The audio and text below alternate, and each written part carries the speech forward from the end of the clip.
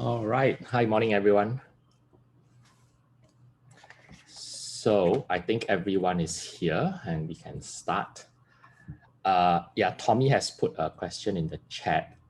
I need some refresh on the understanding where to extract the data to fill in the Excel table for the product shortlisting. Some column, I'm not so sure. Yep.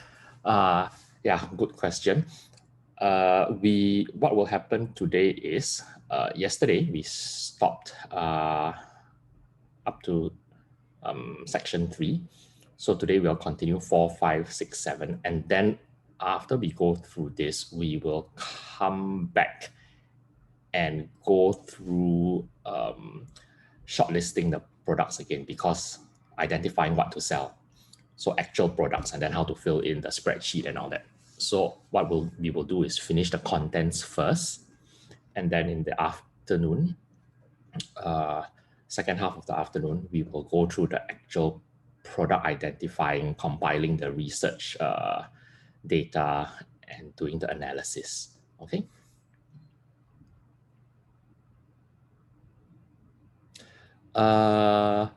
Yeah, the extent, Tommy's other question, that you're using an iPad Pro and it doesn't work.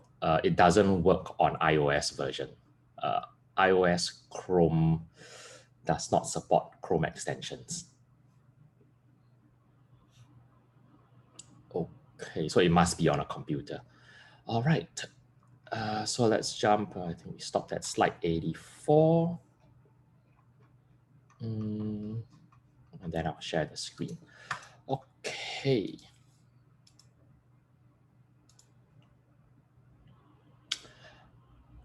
All right. Just quick second before we continue. Just make sure if you have not requested to join the Facebook group, please do that sometime today, so that you can access the link to this shared folder. All right. So yesterday we stopped here. We went through some of this, and then we did briefly the filling up of the spreadsheet. So later on, we will, as I mentioned, at the end of the day, we will do that again, because that's the most important part. So let me just sum up what we did yesterday at the end. You want to compile a short list of ideas for analysis, and then for each product, you want to identify at least 5, okay, or more keyword terms. So usually out of the 5, you will have one primary keyword term. So like, what is this product? What's the main thing that this product is? So that you put this at the front of the title, so that potential customers, when they are browsing through the search results, right, when they see that, they know exactly what that product is. So that's the main keyword term. And then you identify, like, usually maybe about another 2 to 3 or 4 others that are also very important. These are also the main things people might call them.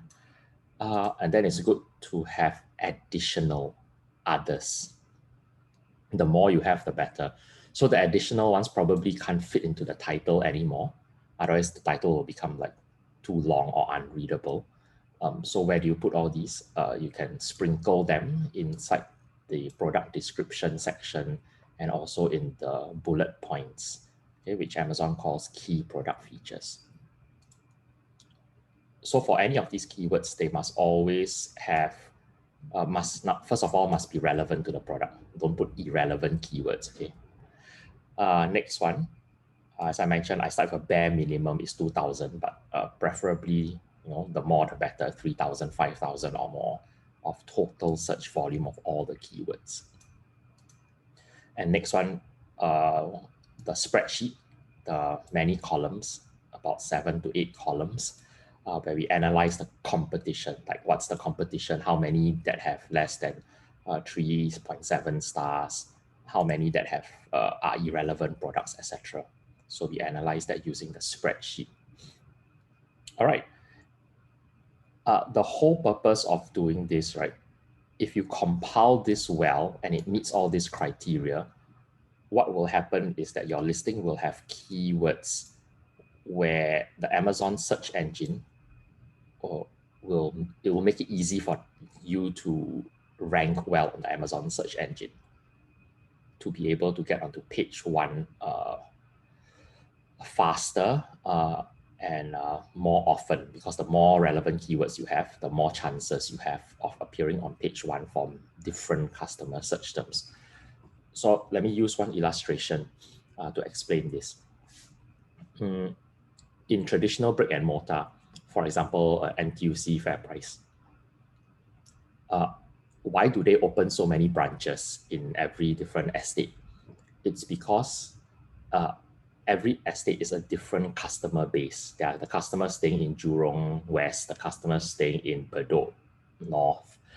So those customers typically will only search for products within their neighborhood. So the same thing with online.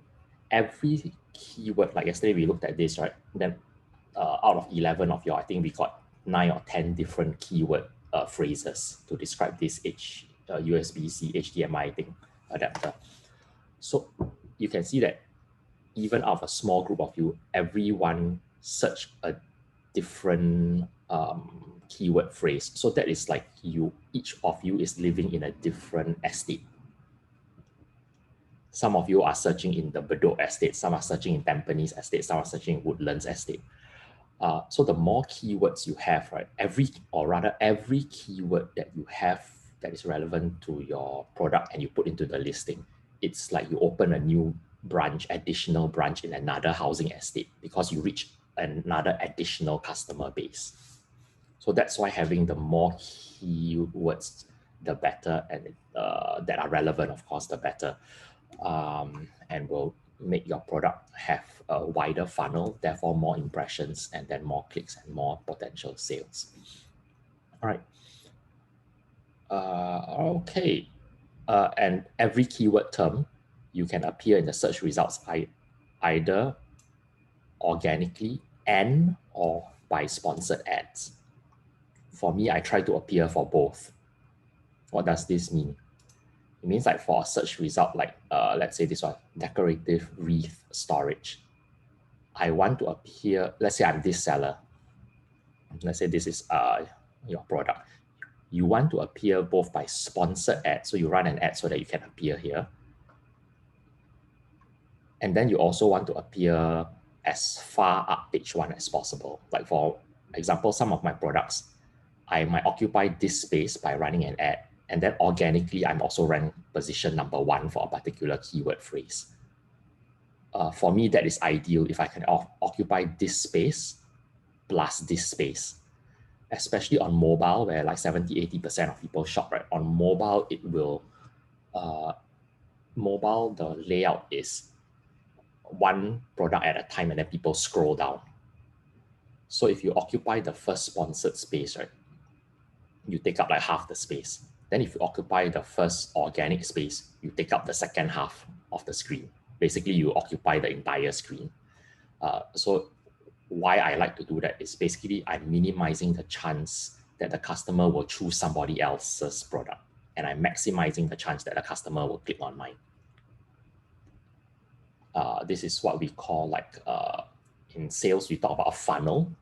You want to channel as many customers as possible. So by doing this, I make sure my funnel has minimum leaks.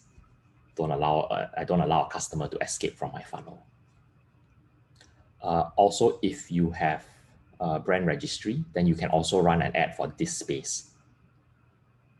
So that would be even better if like my product is here, and my product is somewhere here. On mobile, this will also appear at the top, but it only occupies like a small space at the top, maybe like 10-20% of the screen space. But again, by doing 1, 2, 3, that would be the best possible. Okay, so that is what I mean by trying to rank for as many keywords as possible in as many places as possible, both the organic spaces as well as the advertising PPC spaces. Okay. Okay. David says, should be optimize each listing for one group of keywords, or is it better to optimize all in one listing? I'm not sure what your question is. Do you want to unmute and maybe elaborate on the question? Hi. What I mean is because we can do multiple listing for the same product, right? So if let's say like yesterday your cat the scent. So you mentioned that the scent thing can be used as a cat litter pickup thing and also at the beach. So should we optimize everything in one listing, or is it better that we split into two listing and then each of them have their own groups of keywords? Okay, yeah, I understand your question. So I think it's going to be case by case. Whether you, depending on the product, I guess then you decide whether you want to pitch it as something that is those two purposes or not. I think like for cat poop and the sand scoop, I might market as two separate listings and market them differently, because it's a bit weird, I think, to or it's a bit hard and also weird to market them for dual purpose on one listing. So for example, let's say I did a box, right? Or I have a card. Let's say I put it in a plastic bag and then I put one piece of cardboard with the picture. It would be a bit strange to show both like children playing on the beach as well as scooping a cat poop from the litter. So in that case, I probably do two separate listings. Whereas for some other products that might have dual function, let's say some kind of storage thing that can be used, let's say in the kitchen as well as the study table or the bathroom, in that case, I might put it all as one listing, because it sort of still fits within the same like household use, and you can use it anywhere in your house. And another another thing is, do we get penalized by Amazon if we do keyword stuffing? Like we do a lot. Yes. Oh, we do. Okay. So Jungle Scout did a case study a couple of years ago where they found that, especially for a long tail phrase, right? That is like, for those of you who are not familiar, short tail, that's in search engine optimization, we have short tail and long tail. So let me use an example. Like for example, if I'm trying to rank for this kind, I'm making an aluminium scoop. The search phrase or term aluminium scoop is what we would consider probably a pretty short tail. The phrase is short. Whereas aluminium scoop with contoured handle, that would be a long tail phrase. So it's a very long. The longer it is, the more specific it becomes generally. But it's also the case that the longer tail, usually the search volume will become relatively lower than a short tail. Like for example, iPhone case. A lot of customers would search that, but that's very short tail and it will be very competitive. But like iPhone case for iPhone 12, whatever model, right? XXX model, that will become very specific. It's also very, very long tail, and much fewer customers will search that compared to just iPhone case, for example. So especially for long tail keywords, if you keep repeating it, like let's say I have the aluminum scoop with contoured handle here, and then I put, this is a aluminum scoop for contoured handle here. And then in my description section, I say, this is a very good aluminum scoop with a contoured handle. Then blah, blah, blah, blah, blah. This aluminum scoop with contoured handle, if I keep repeating it too many times, the search engine will take it that as keyword stuffing, like you're trying too hard to rank, to game the system.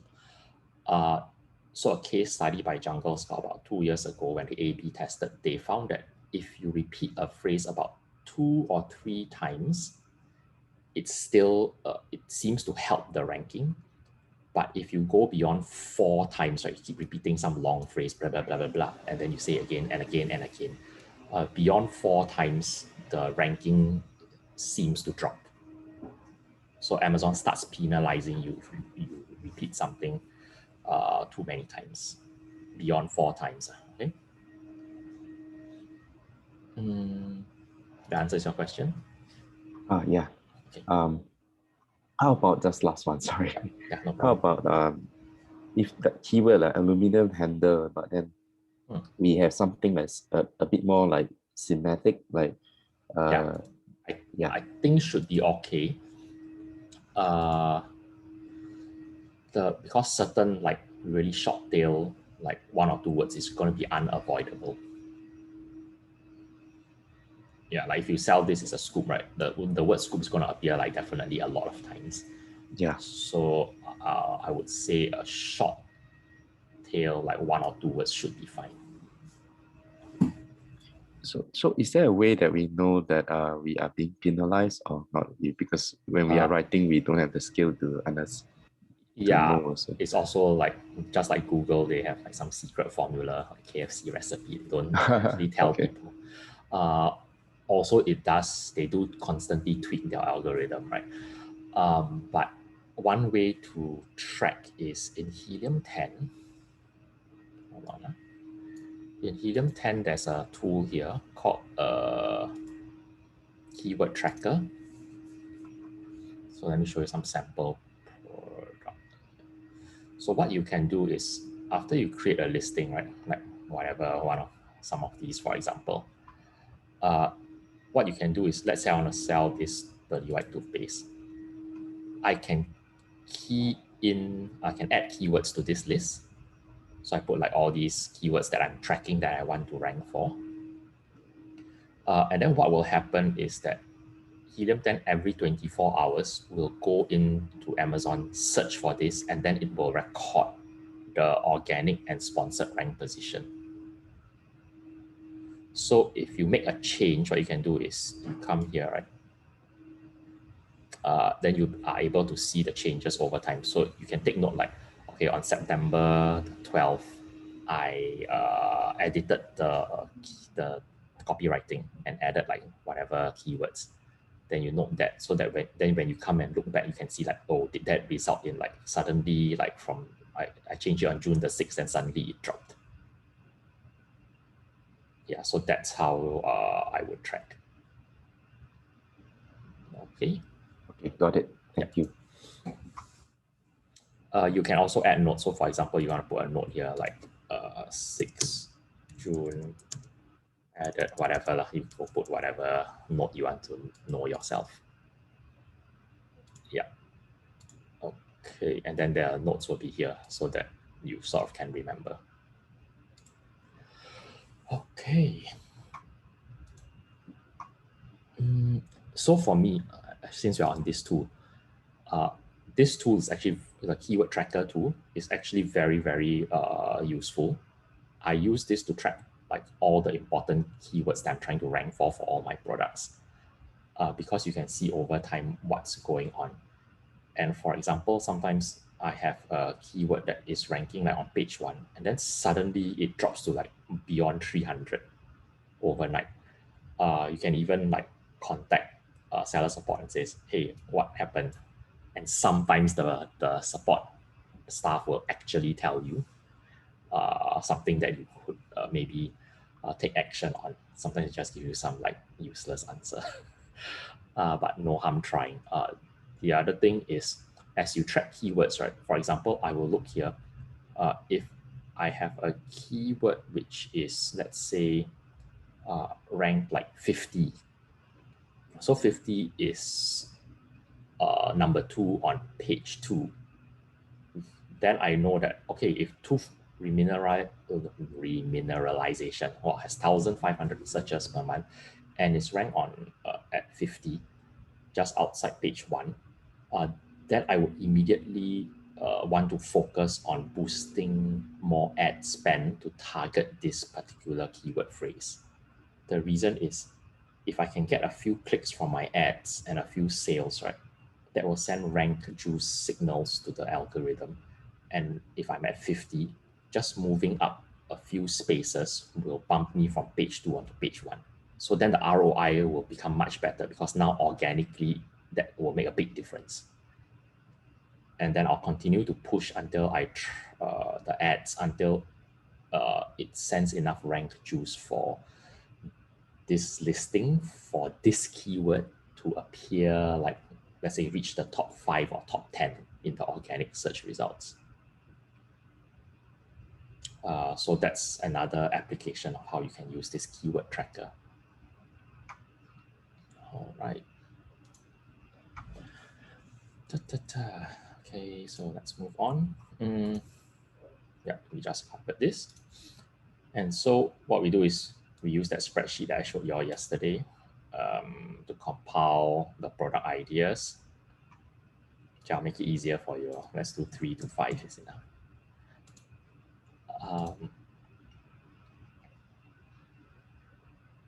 And we'll do this later again in the afternoon. I will hands-on do all that research together. All right, so let's move on to sourcing for products. So where do you find suppliers? The most common question I always get is like associated with people always asking about how do I find products in China? The first thing I want to say is you don't have to source products in China.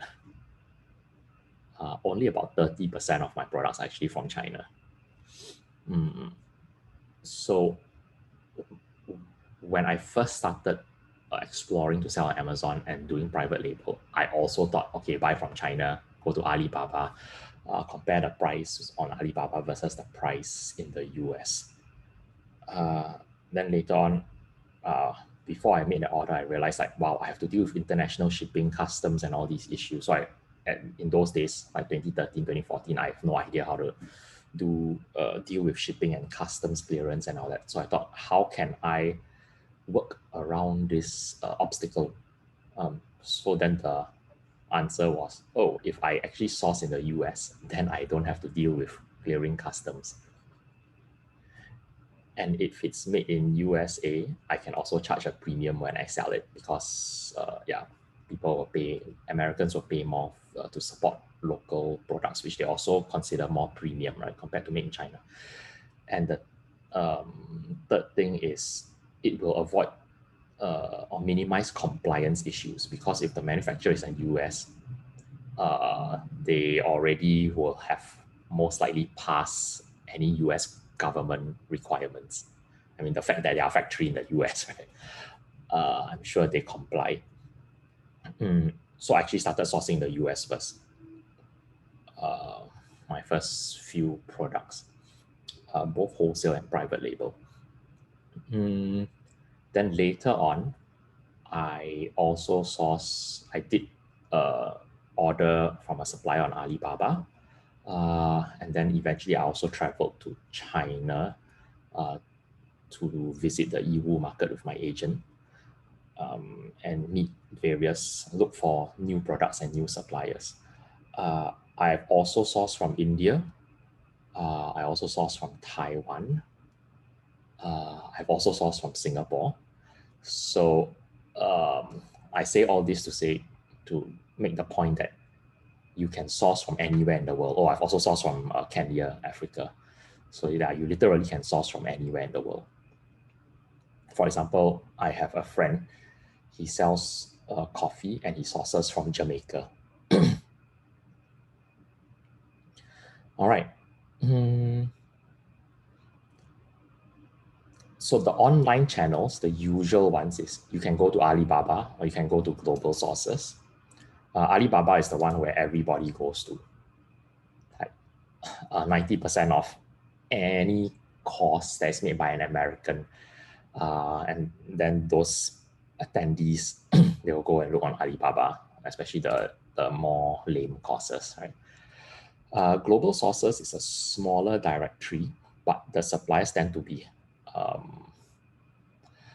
how to say, Alibaba, anybody can go and list on Alibaba. It's not difficult for any seller to list on Alibaba. Global Sources is a lot stricter on who they allow to list on their platform. So therefore, while you can find good suppliers on Alibaba, there are also bad suppliers. Whereas on Global Sources, it's a much higher percentage of good suppliers, but it also means that there are fewer suppliers on Global Sources because it's stricter. Why Global Sources is more reliable is because it's a company that has been around since the 1970s. It started as a US company in the old days for B2B. They compile like yellow pages for B2B. It's a business sourcing catalog, like a book or magazine. And so the global sources team would travel around China to inspect the factories, to get their contacts, etc. And then they will do like a page in the catalog for each factory. So that's why it tends to be like, it's not like some fly-by-night random person in their bedroom pretending to be a factory. So that's global sources. Since about 3 or 4 years ago, they realized that there's quite a lot of that the emerging market is online sellers, and online sellers tend to order a lot less than, say, a traditional client like Walmart. So they, on their website, they now have accept small orders.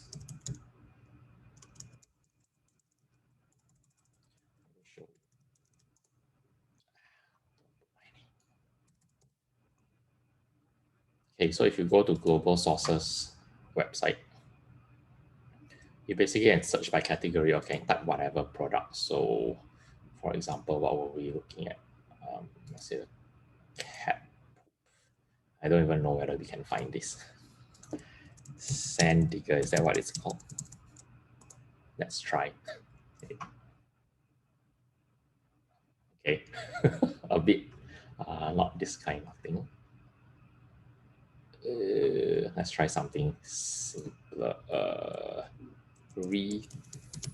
Storage bag. I don't even know whether we can find this. It might be, maybe, oh, yeah, there actually is. Oh, here's another idea. Because usually you buy Christmas tree, just comes in a box, but it's very seasonal. Okay, so for example, this thing, you can see that the price range is about $3 plus minus each. What was the price here? There's this like super ridiculously cheap one. Okay, so if you buy at $3, it's going to be a bit dangerous. But anyway, for illustration purposes, oh, this one is transparent. Okay, that's cool. What you can do is there are various options here. You can tick like, I only want verified, means they have checked that it's a properly registered company. You can tick this accept small accept some orders. There's you. Oh, okay, they just changed the layout. There used to be one of the boxes here accept small orders. So, but anyway, you would be able to see usually like what's the price range and what's the minimum order quantity, which is the MOQ. I would say that sometimes the MOQ is more they like to have rather than a hard and fast rule. Most suppliers would be open to a bit of negotiation. So either you order less, you can always ask. There's no harm saying like, okay, what if I want to order 300? And also like you can always try to bargain the price. Okay.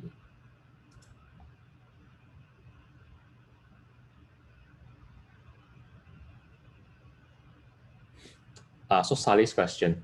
So does it mean, so this is back to the keywords, okay, previously. Does it mean that it's okay to sell a competitive product like iPhone case, but use longer tail keywords like iPhone case or iPhone 12 to eliminate competition? Yes. If you can find that there's longer tail keywords which still have some good search volume, and then when you search those keywords, essentially the key is when you search those keywords, what does the landscape look like? Is it competitive? If it turns out like there's 10,000 iPhone, when you search iPhone case for iPhone 12, and there's hardly any people selling and their reviews are poor, etc., then yes, it means the competition is low, it's weak. Then there's a high probability of success if you do the product. Whereas if you do the long tail and it's still competitive, then it just means that, okay, there's no, unless you can find the key is you must be able to find keywords where the competition is low or weak. Yeah, so it's always about keyword more than product. Okay, all right, so that's Alibaba. I think most of you are familiar with Alibaba. If not, you can let me know. I can open it also. Then global sources, it's more or less, it will look the same like Alibaba. Basically search for whatever and then you look at the listings. HKTDC is also similar, but HKTDC, this stands for Hong Kong Trade Development Council. They also have their own directory similar to Alibaba Global Sources. This is for suppliers that register with Hong Kong Trade Council. If you want to order like really small amounts, you can actually try to use AliExpress. I have ordered from AliExpress B2B before. It can also be useful for testing. So for example, you might find that on Alibaba Global Sources, a particular product like, well, MOQ is so high, I don't want to order so many.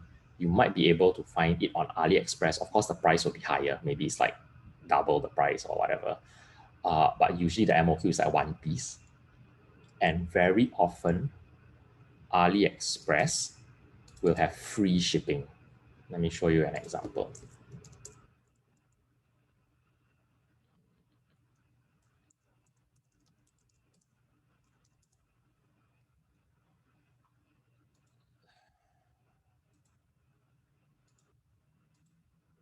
So let's say,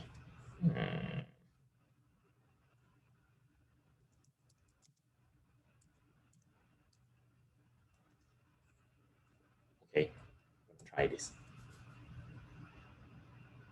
So let's say something like that. This is actually some of these sand scoops. Yeah, green sand scoop for metal detecting. I don't even understand why this can detect metal.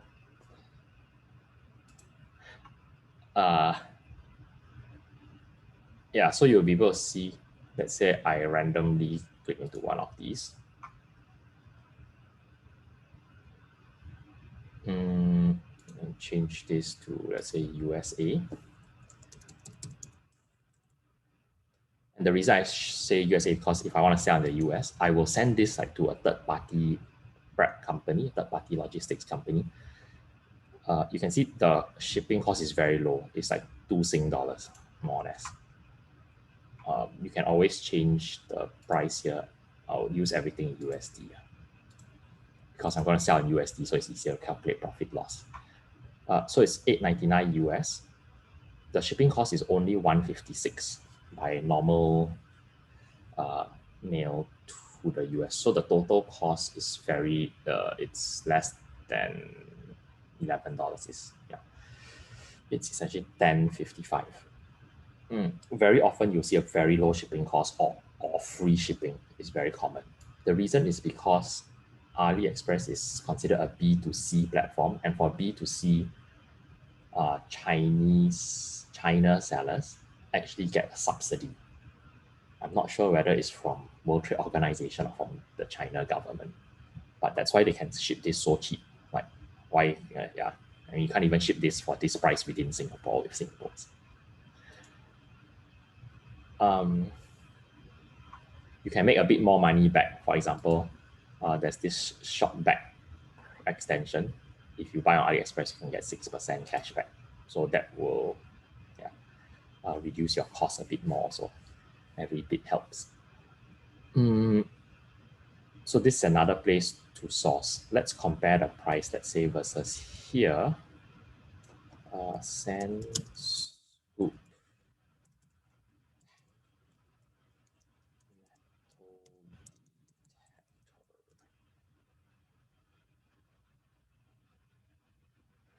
Okay, not really.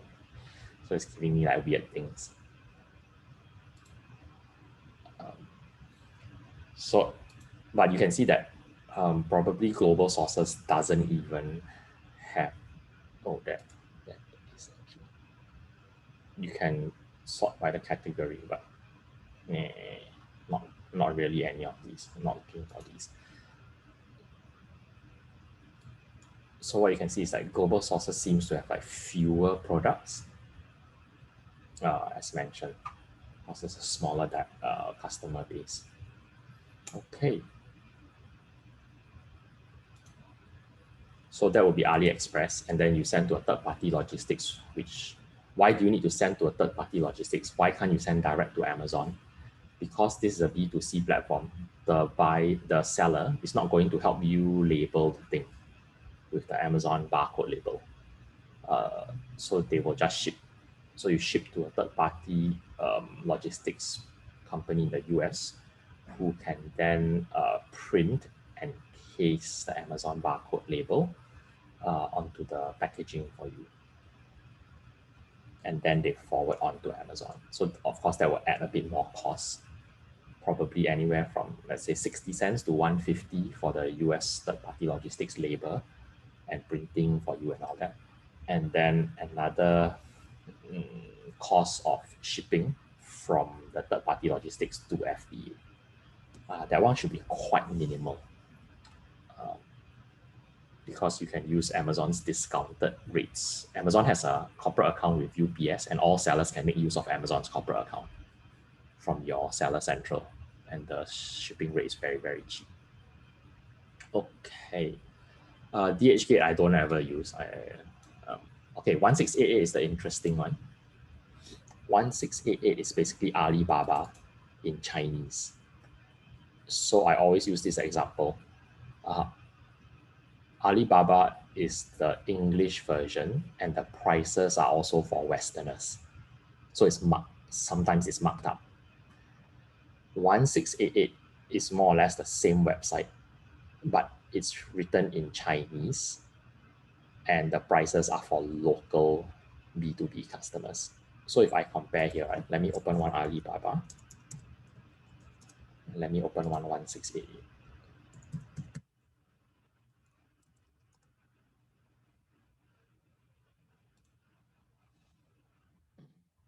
So let's do the same thing. Storage. Okay. I really want to find this cat poop scoop, but what in the world is it called? Let me see whether Sandipper will work. No. Why are they asking me? Why are they show me hijab when I search Sandipper? Sandigger. Okay, maybe I'll try this. I'm guessing it's going to show me children's plastic scoop. Okay. So I can't seem to find it. What I can do is I'm going to save this. I'm going to click on this.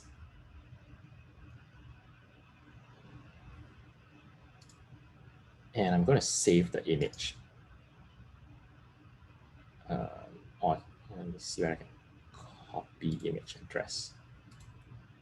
I'm going to use this search by image. Okay, I have to save it. So let me go here and let me download this. Save image. Let me just put in my download, save. And then I go back to Alibaba. I upload this thing that I just downloaded. Okay.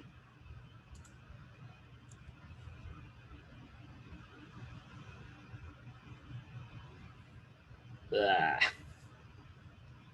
Close, but not close enough.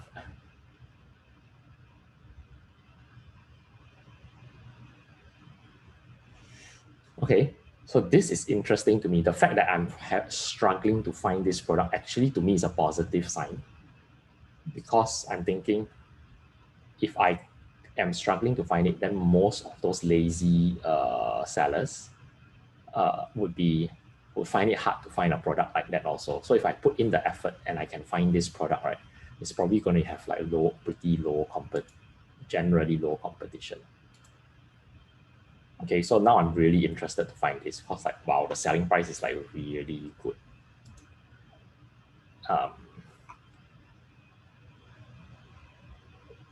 So, but just for illustration's sake, so like these are tracking poles. Oh, I thought they were working. Yeah, they're tracking poles. So let me go on to 1688 and search for the same thing just to let you all see whether there's a price difference. So now some of y'all don't speak in Mandarin, right? So then like what in the world is this? So what you can do is most browsers have a built-in translate. So what you can do is right click and then you just click translate to English. Give it a couple of seconds. And now it's Google translated to English.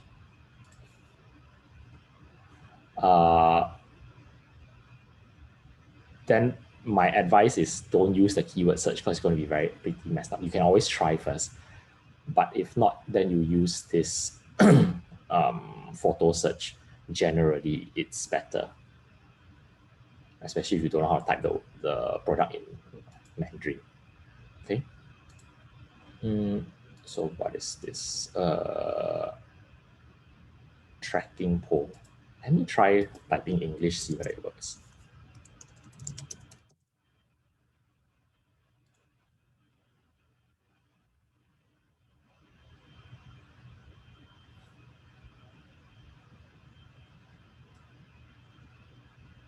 Yeah, sort of it is. Yeah, here.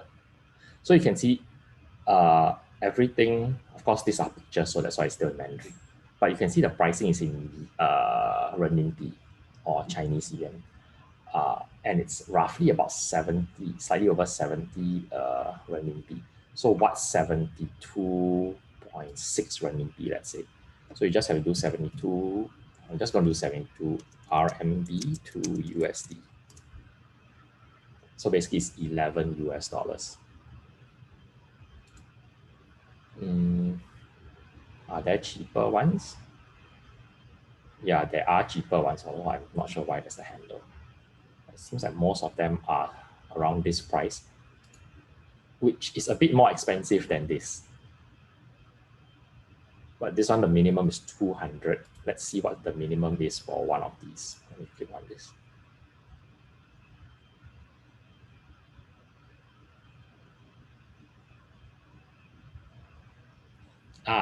So once I click in, right, I can see the price is actually way less.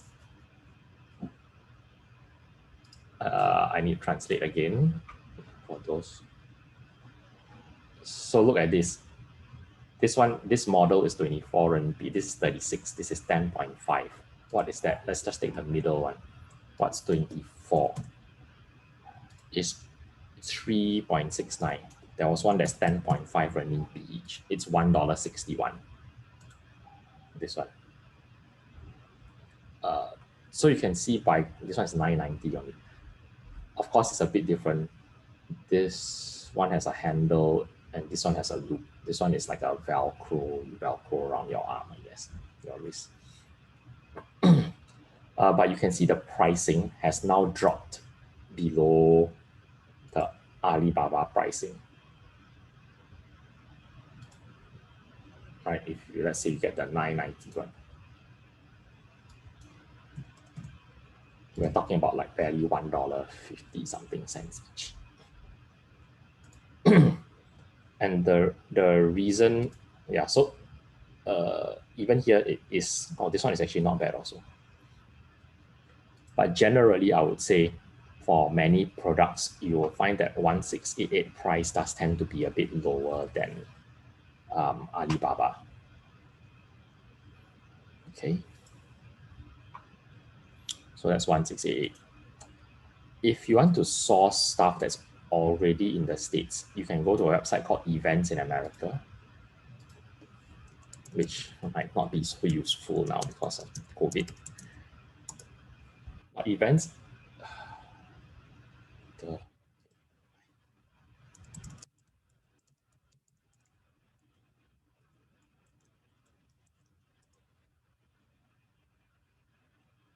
Events in America is a trade show directory. You can see 12,000 plus verified trade shows, conferences, and corporate events that happen in the US. So what you can do is you can look for events that are B2B trade shows. And then you can sign up an account to, like here, you can see like different trade shows. You can search by different industry. So obviously I don't, unless you want to sell like surgical oncology products, then I guess you'll skip this. But if you look at some of them, like maybe you want to sell art and craft products, or you want to sell, I don't know, some retail product that's for wholesale. Let's try this. There. It's loading. Yep. Then you can see, oh, look, there's different trade shows. These are general retail stuff. What you can do is, for, I would say roughly about half of these trade shows is free to join. So what you need to do is you just click on a trade show. And usually just create an account to log in order to attend the trade show. Yeah, see, submit your request to join. Blah, blah, blah. This is where having a company name is useful because these are B2B trade shows. If you just join as Jason Tay, then most of them won't accept you because they don't want consumers to come and try to get cheap things at a discount. Right? It's a B2B event. Then what happens once you register for the trade show, right? Not always, but sometimes. Like this one, it says online. So obviously it's now it's no longer, last time it was physical. Now it's online. Therefore, all the vendors and their product catalog is usually online. And so you are, once you can access the trade show, you are able to see all these, the vendor catalog or whatever. Oh, sorry, this is the exhibitor. You'll be able to see the various vendors that are exhibiting there. And their catalogs and then their contact details. So if you are looking for a certain product, then you look for suppliers of those products. So you can do that through this website, eventsinamerica.com. This is one of the big trade shows in the US. It's called ASD.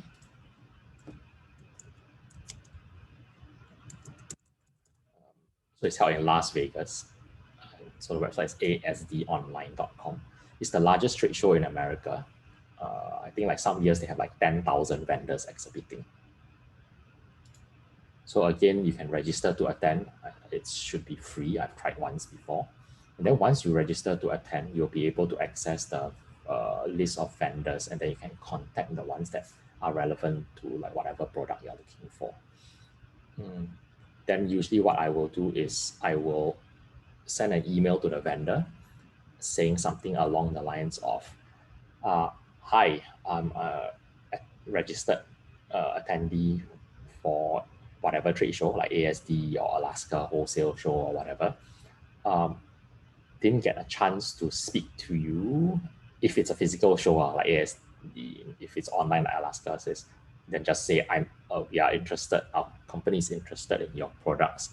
Would appreciate it if you can email your price list and product catalog. That's all. Okay, so keep it simple. I don't write long story because they might be receiving hundreds of inquiries. If you write grandmother's story, I think you just turn people off. Okay. My favorite, honestly, is I usually find it via Google. Actually, most of my best suppliers are just found through Google search. So if I just want to find like a sand digger scoop, then I'll type like wholesale or supplier or whatever. So I just Google search and bam. See, that was even better than searching on Alibaba. At least I think I'm gonna find the thing. Yep, it is that product. So there's a literal, this company is called Sand Dipper Wholesale. You can also do sand dipper wholesale, let's say supplier.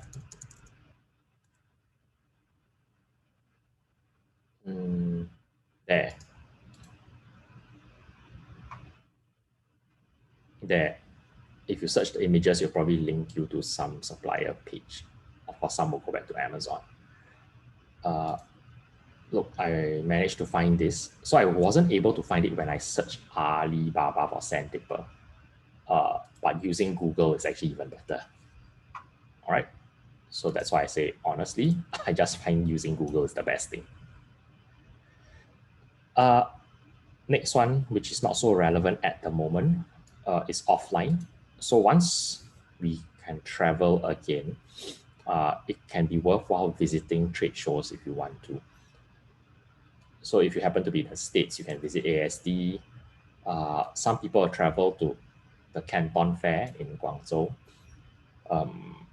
The Global Sources Summit is held in Hong Kong. So Canton Fair and Global Sources Summit usually are held back to back. One is in Canton and one is in Hong Kong.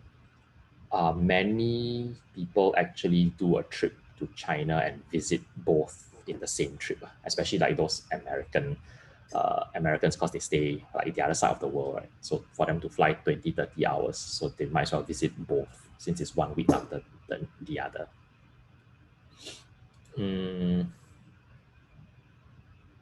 I generally don't recommend new sellers to go to Canton Fair because the MOQ tends to be very high and you'll probably be overwhelmed.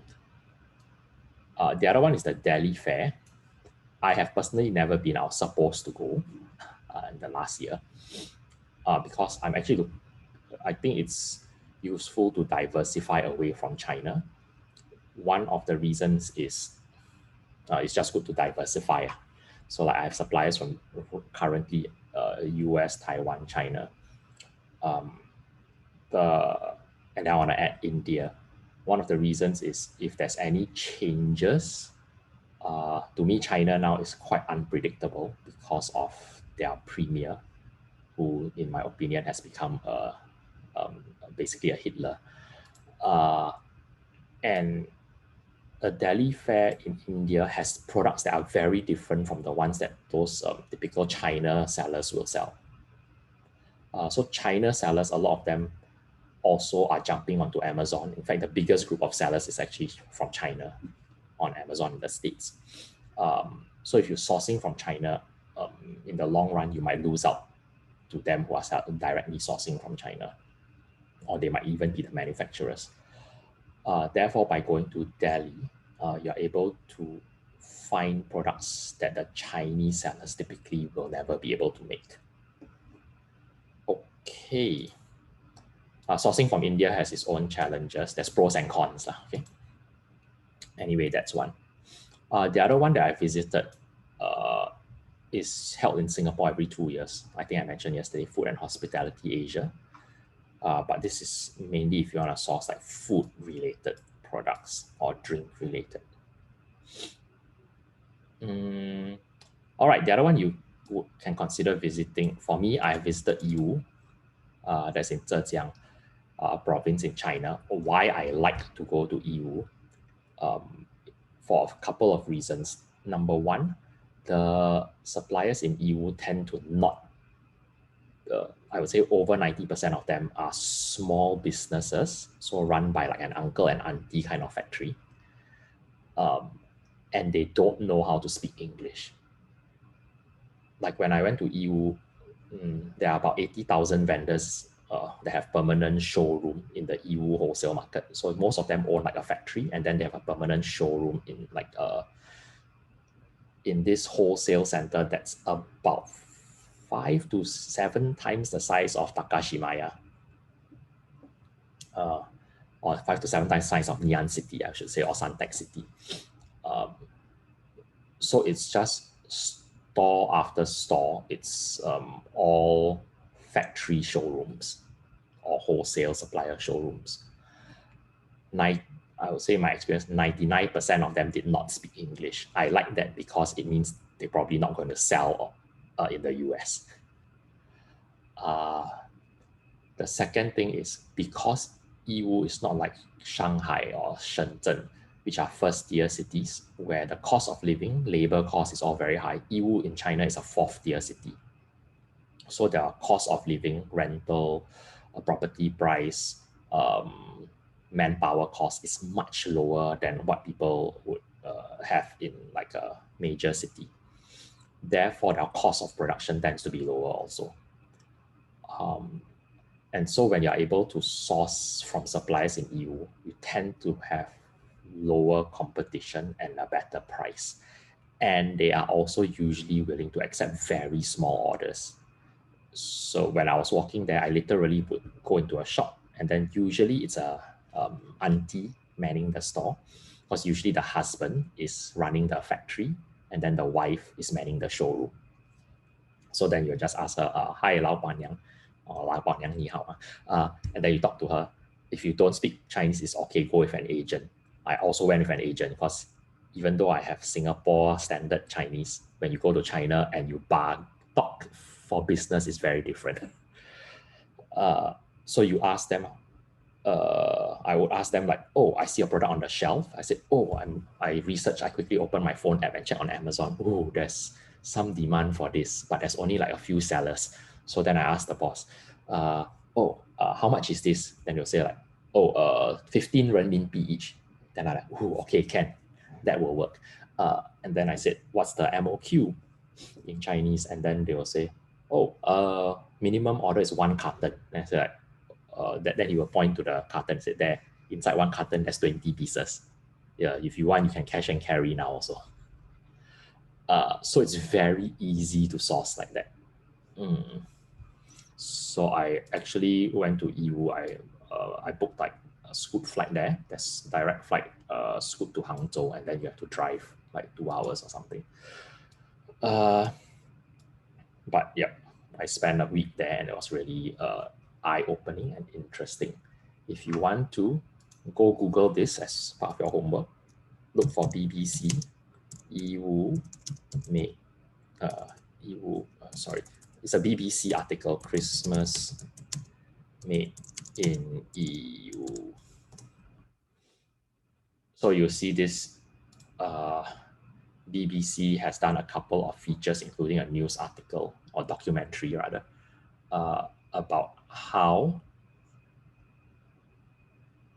basically they conclude by saying Santa Claus doesn't live in the North Pole, Santa Claus lives in EU, because 60% of the whole world's Christmas decorations actually are manufactured here.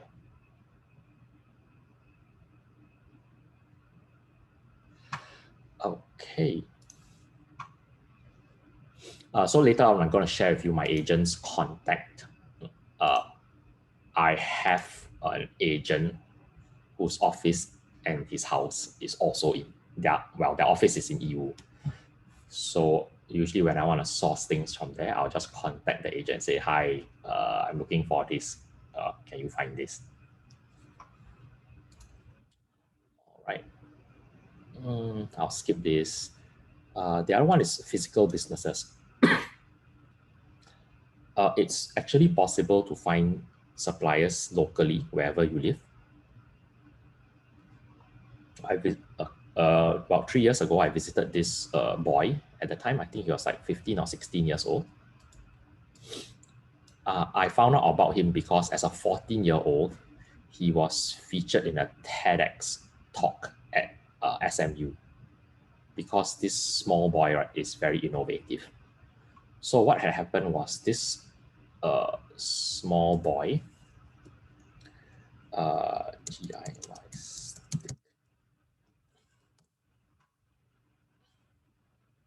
this small boy had created, he drew this and he designed this very simple plastic stick. It's basically just this thing, this red thing. It's a self-watering stick. Basically, he realized this is how you want to think. What is the problem people have? How can I provide a product that solves the problem? So he invented this stick. It's just like an L shape, that's hollow inside, and this end, right, will screw onto any standard like Pepsi bottle or mineral water bottle. They're all standard cap size. Then the other end is just a tube that has a pointed end to stick into a soil. So inside is hollow. You just take your old shoelace or you go cut a piece of your old sock or t-shirt and put the cloth. Can you see the cloth here that hangs into the bottle of water? And so then mosquitoes cannot go in, and it will slowly water the soil without killing the plant, because it will never overwater and it will never underwater because of the natural capillary action, which you will learn in like Sec 2 science or something. So he invented this stick. He drew it, this idea, and then he just went Kaki Bukit or something and knocked door to door on those like ABS plastic factories in Singapore. And basically, finally, one auntie uncle factory, this small boy knocked on door and say, "Hi, auntie uncle, this is my drawing. Can you make this?" And then the uncle auntie said, "Yes, okay, we can help you make like X quantity." And this boy, on launch of his Kickstarter, I'm talking about 15-year-old boy, okay, sold 35,000 on Kickstarter at launch. Even Eric, look at this. You all know who's Eric Cantona? He didn't pay Eric Cantona, okay? Eric Cantona also bought his stick and did a YouTube video for him. That's pretty cool. Yeah, so I went to visit this boy, had lunch with him and his parents, blah, blah, blah. I talked to them like, "Hey, wow, that's cool, man. You want me to help you like bring your stick onto Amazon, etc." And I bought like 10 or 20 of his sticks for my balcony. Okay, where are we? Here. Yep, so physical businesses. So if you have a product idea, it might be possible to just look for a supplier in Singapore also. All right, or any country. So now, how do you choose where you want to source from? If you're going to order quite a substantial amount, then these are suitable possible channels to go and look to source for. If you're going to start really small, then you probably want to focus on some of these as options. Okay. Some options like sourcing through an agent in Yiwu, for example, it could be a big quantity or it could be a moderately small quantity as well. Of course, not like 1 or 2 units or 10 units, but it doesn't have to be like 1 container load or 1,000 units or whatever. It could be 100 units, etc. Yes, Yiwu has online website. The online website, I don't think all the suppliers are on it. Okay. We'll talk, there's a question about paying. We'll get to that later. It's in the slides. So when you start contacting the suppliers, right, of whatever channel, it's good to know some basic jargon. Of course, you ask for price. Don't ask for cost, okay? Some suppliers are irritated when you ask them what's the cost, because it's your cost, but then they are irritated because they feel like, why are you asking me what's my cost? My cost is confidential to me. So ask them what's the price. Ask them like what's the MOQ. And then if their MOQ is below what you intended to order, you can ask them like, okay, if I order X amount, can you give me a better price? If the MOQ is higher than what you want to order, then you can bargain, say, oh, okay, because this is our first test order, is it okay? Let's say MOQ is 300, but you only want to order 100. Then just say, since this is our first test order, I would like to order 100 first. Yeah, is that okay? Next one, you talk to the supplier about the packaging options. Just ask them, can you put this, depending on the product, can you put this in a box? Or can you put this in a, if you look at my video, poly bag? poly bag is this kind of plastic bag that has the sticky, one end is the sticky self-sealing type.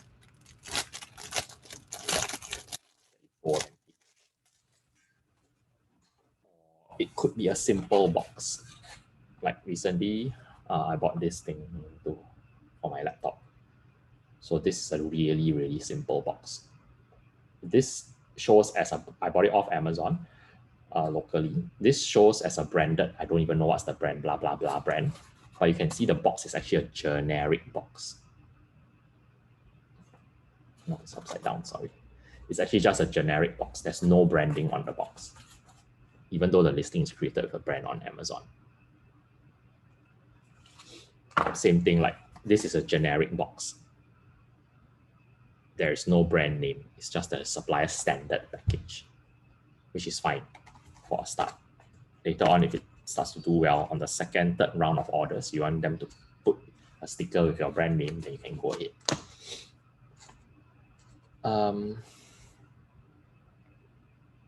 Okay, so packaging is either a box or a poly bag. That's the requirement from Amazon. Next one, customization if required. My advice is, as a new seller, please try not to customize, especially if it needs a mold. The moment you touch a mold, right, it's going to cost a few hundred, if not a few $1,000s for customized mold, especially if it's made in China. If it's made in India, you customize the shape, maybe there's no additional charge. Because in India, okay, the difference is manufacturing in China is done by machines mostly. Manufacturing in India involves a lot of labor, manual, hands-on manufacturing. Therefore, it's easier to customize handmade stuff in India compared to China. Yeah, because you just need to show them the drawing and then the people will make it. Whereas in China, they need to change the whole mold for the production machine. Okay. But to keep things really simple, just do very simple customization. Like for me, like maybe change the color, maybe put a sticker on the product or something like that. If you're selling some product that requires compliance, for example, when you import wooden products right into the States, and most countries there are actually compliance requirements because wood is an organic material that it might have like insects or some kind of bugs or pests hiding inside. And so most countries will require a certificate to show that this wood has been fumigated or dried to a certain degree. Therefore, it is clear of all contaminants or pests or whatever. So if it's a reliable supplier, usually they will have the certifications. If you're not sure, then use an agent who knows what they're doing to check for you. Next one, you need to ask about payment terms. So typically, if you just approach a supplier, let's say on Alibaba or whatever, yourself, very typical, if they don't know you, they'll ask for 50% payment upfront, 50% balance upon completion of production before they will ship the thing out. Okay, that is the most unfavorable terms.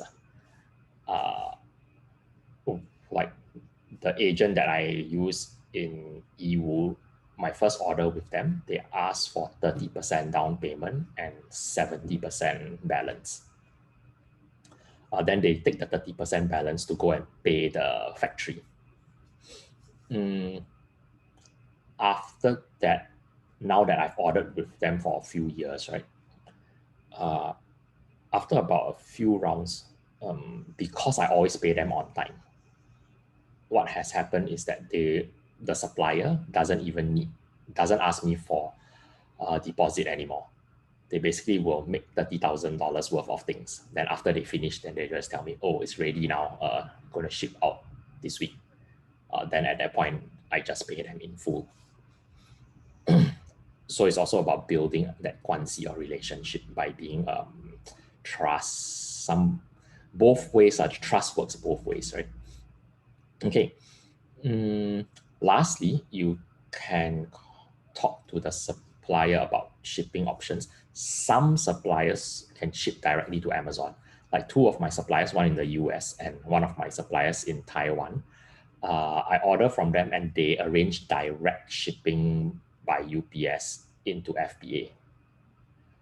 But I also have another supplier in Taiwan and other suppliers in the US who don't deal with shipping to Amazon. They don't all deal with packaging and all that also. They just supply me the what I call the naked product, so the unpackaged product.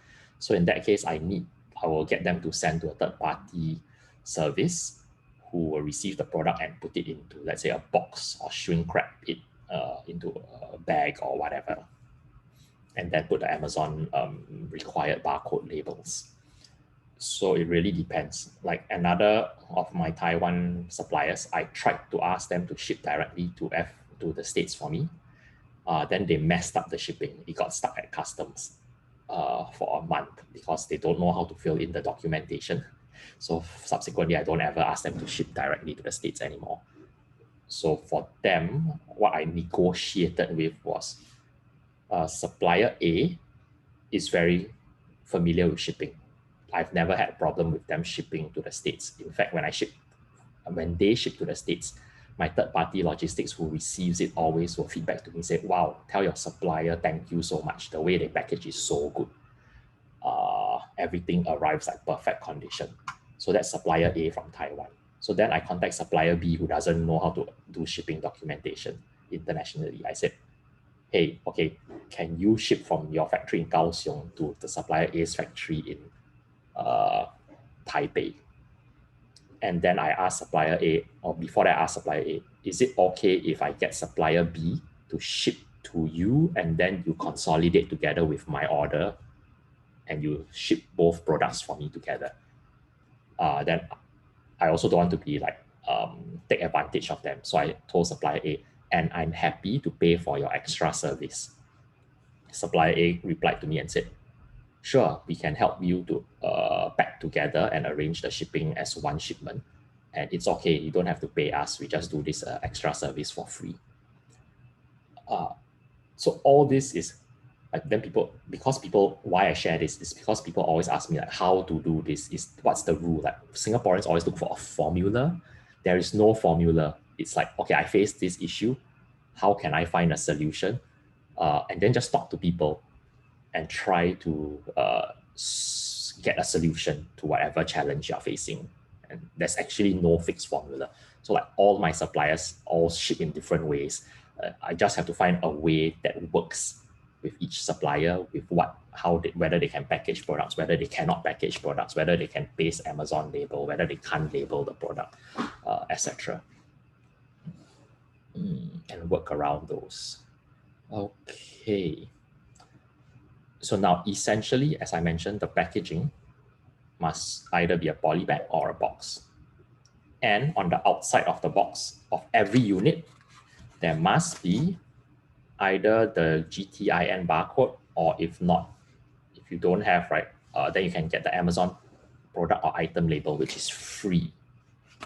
So for example, this laptop stand thing, right, that I bought from Amazon, you can see on the back, the seller has pasted the GTIN barcode. This is Amazon's barcode. Whenever you create a listing on Amazon, once you create the listing, you can download the unique barcode for the listing as a PDF file for free. Then you just send this to your supplier or agent or third-party prep company to print out and paste for you onto the product. Okay, so like that. Same thing like, again, this USB HDMI. You can see this seller is super lame. They didn't even paste a sticker. They literally just print on plain A4 paper and they just use a piece of Scotch tape to stick like that. They didn't even bother to at least stick properly like that so that it won't like fold. But you see, they even got away with this. Same thing, even if you buy a pretty branded like Anchor kind of product or whatever, they also use the same Amazon barcode label behind. How do I know this is the Amazon barcode label, not the GTIN? because Amazon barcode label always starts with X00. Okay.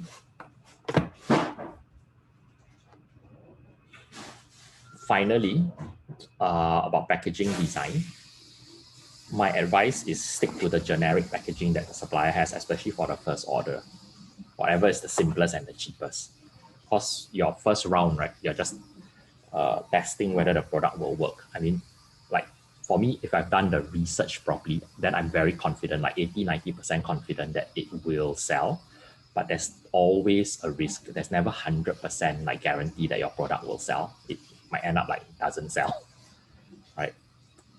Therefore, I don't like to spend money on packaging, design, customized product, etc. unnecessarily until the product proves, like let's say I order 100 units for the first round and all 100 units sold out in 1 month. Then I know, okay, I'm right. This product actually can take off. Only at that point would I consider to do custom packaging.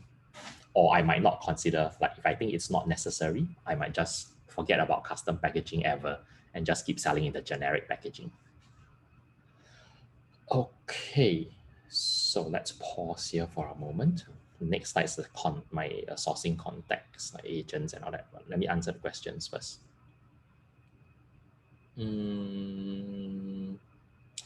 Arthur says, quality-wise, how to be sure it is from the same manufacturer? I'm not sure what the, yeah. I refer to the AliExpress when you said order in small quantities. You won't know that it's from the same, it's not really testing from the same manufacturer. For AliExpress purposes is if I was really not sure whether the product will work. It's more, I want to order like, let's say 5 to 10 units, which is too small from the direct manufacturer. AliExpress, you're probably ordering from a third-party reseller already. But I'm just ordering 5 to 10 units to send into Amazon and see what happens.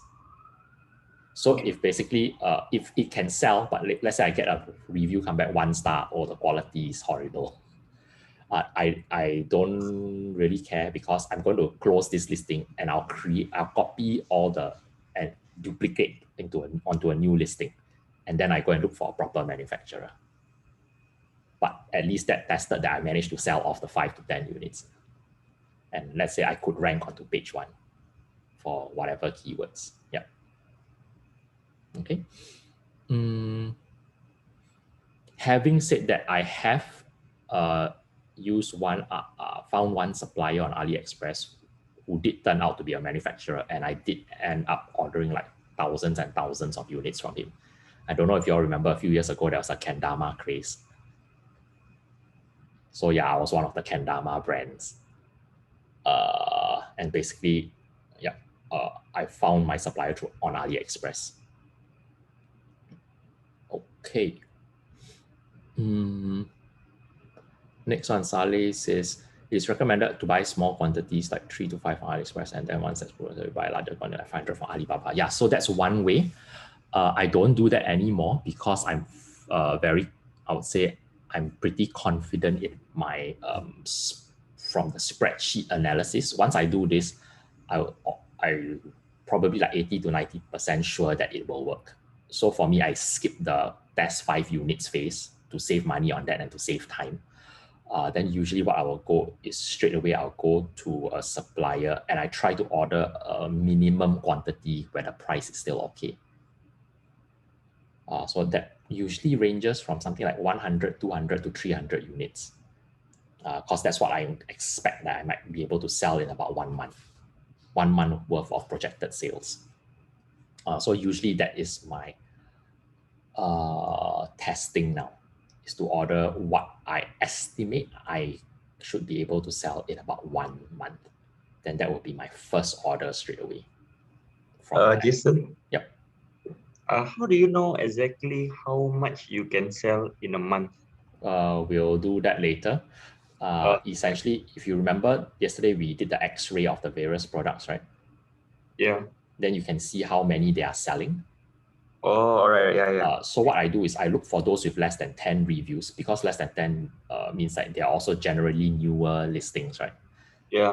They don't have much social proof. Then I benchmark against like, okay, if I find like in the first, like let's say 4 or 5 rows of the search results, there are 4 sellers who have like 0 review, 2 reviews, 5 reviews, 8 reviews.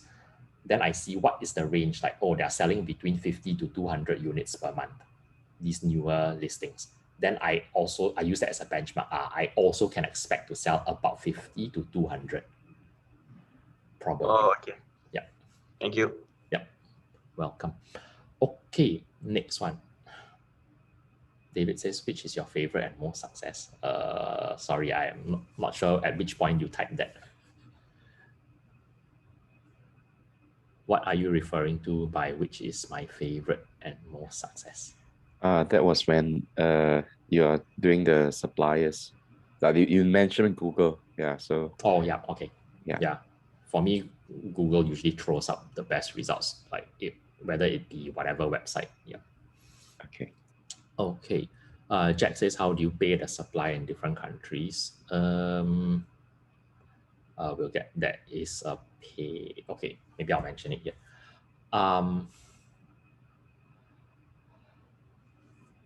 Okay, try to follow. It's a bit complex in order for it to be efficient.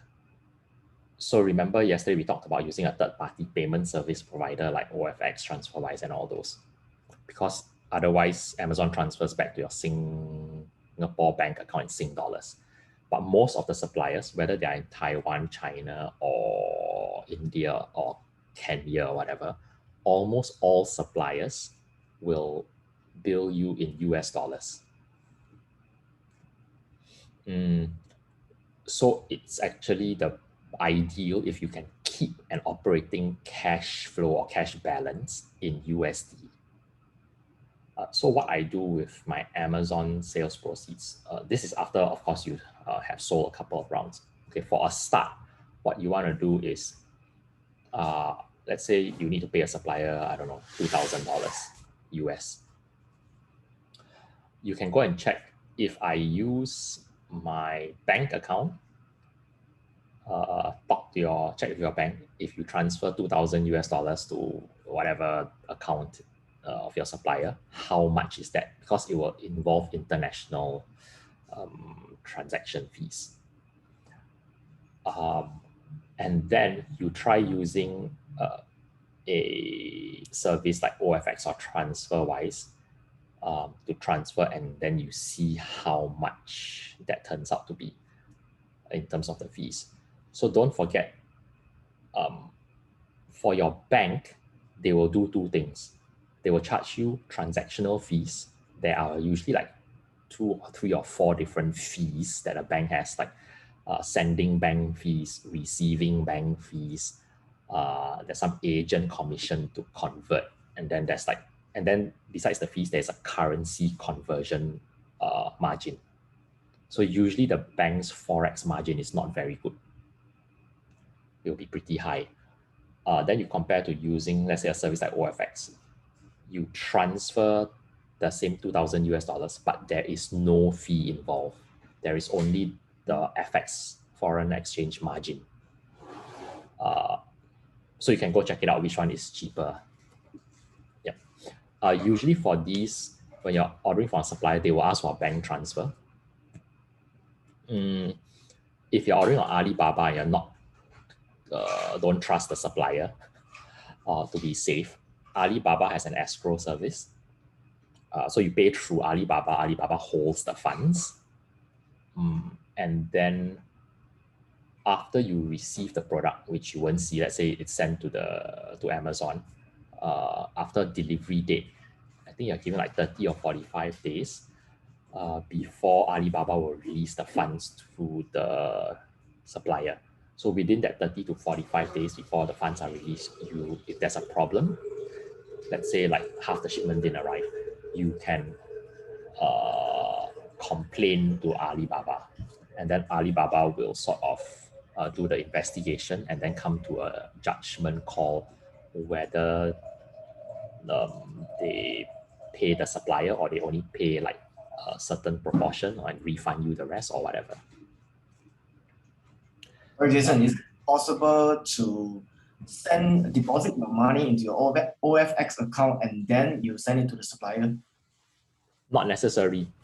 Let's say your first round, your money is in your Sing dollar, let's say DBS. Basically, you want to transfer to, let's say, ABC supplier's account in Hong Kong, US dollars in Hong Kong bank. So all you need to do is you log into your OFX account, you click the make transfer button, and then they'll ask you how much do you want to send. So you just put you want the recipient to receive like $2,000. Then they will tell you, okay, you need to send $2,030 or something. Yeah, so if let's say for a start, you don't have any money in the OFX account, so are you able to put any money inside? No, you don't have to. So how it works is once you make that transfer, right? So you log into OFX, then you have no balance in your OFX accounts. You just have to click make transfer. And then you state how much you want to transfer.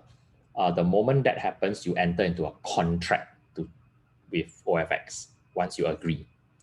And then OFX will give you 24 hours to transfer money to their account so that they can forward the money on to your payee after you make the you submit the buy or the transfer order.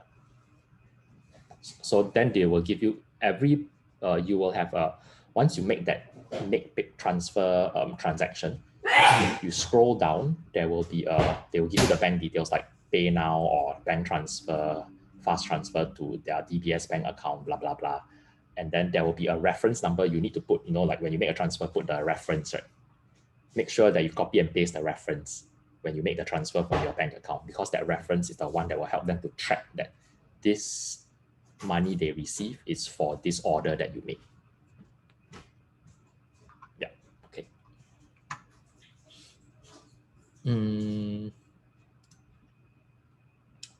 Okay, so here are my sourcing contacts. If you all also have access to this slide, so you don't have to write this down. But this is slide 91.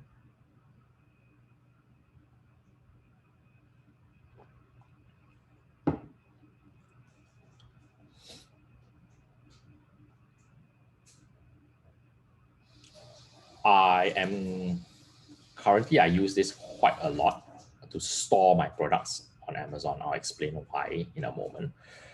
So, but let's go through this first. Okay, so in Yiwu, the agent I use is called Minden International. I will make this disclaimer. Some of the previous batches, a small number of the people have had not so great experience because the agency has various agents. It's like you send your kid you can send your kids to RI, Raffles Institution, best school or whatever. But within the school of the 100 teachers, there will be like 10 teachers that are not really good, right? So there are people who get some agent that they feel is not very efficient, or like tends to not quote them very good price. So yeah, that's my disclaimer. Actually, I'll add another one here. So some of the previous batches, they have tried this also. I have contacted them before, but I've never used them before. But the feedback of Jing sourcing is actually quite good. So far, I've not heard anyone. People have tried using them and they're pretty happy. So no complaints. And some students from previous batches actually recommend them to other students. Okay.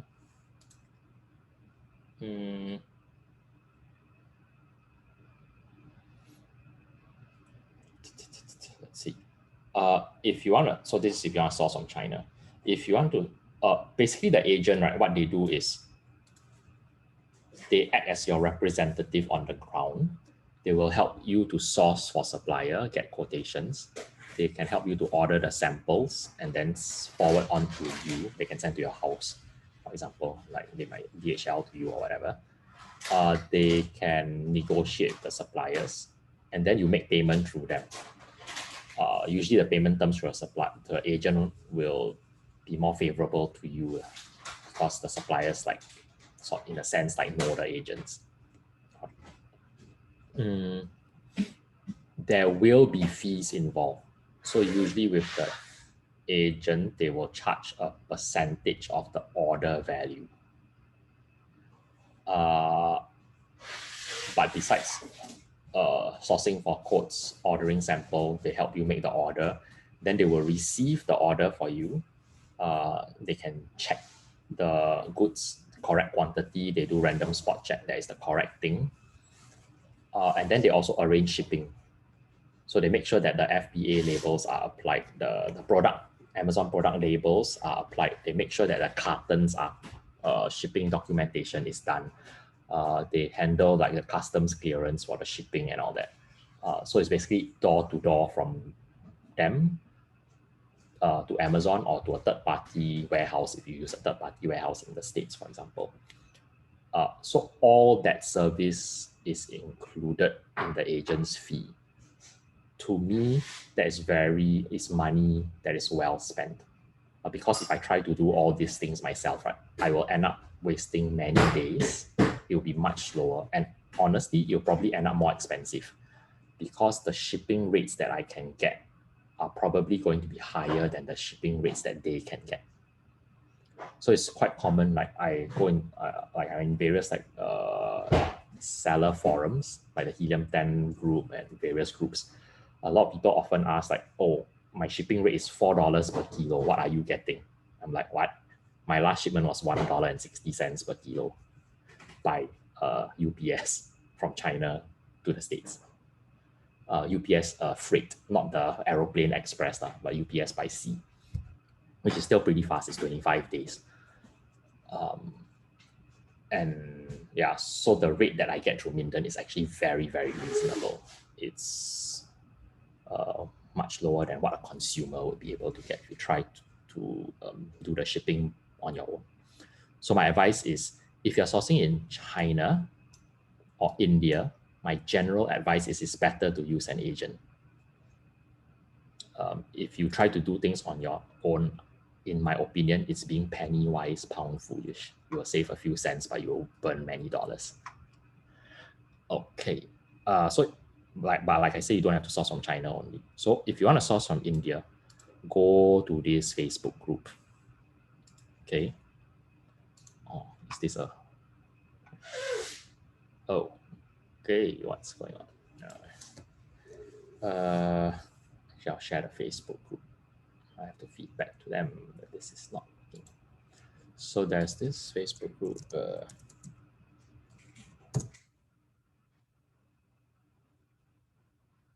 sorry, it's sourcing from India. Yeah.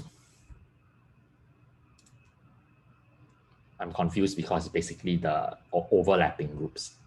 The other one is for those who make the trip to visit the Delhi fair. So please go and join this group. I'm going to paste the link in the chat. It's free to join. And I would say this group is is very trustworthy. Okay. It is run by, the admin is this lady called Magla.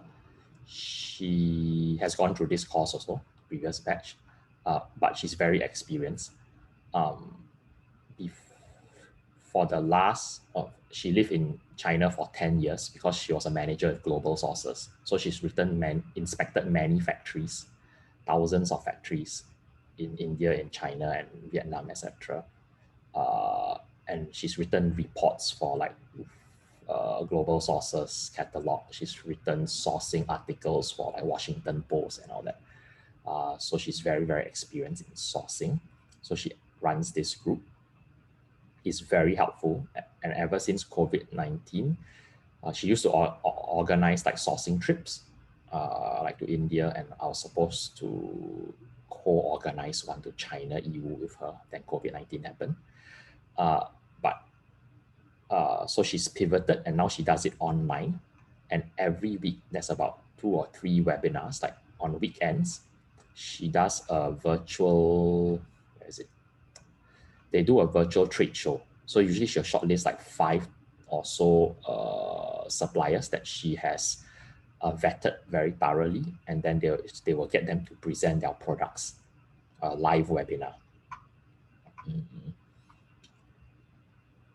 So go here, and then if you look in the, in Facebook, there's this like resources or whatever. Under guides, there's a lot of helpful information. There's also like some of the files here will be contacts to trusted sourcing agents in India and trusted shipping companies. Okay, so that's the India sourcing group.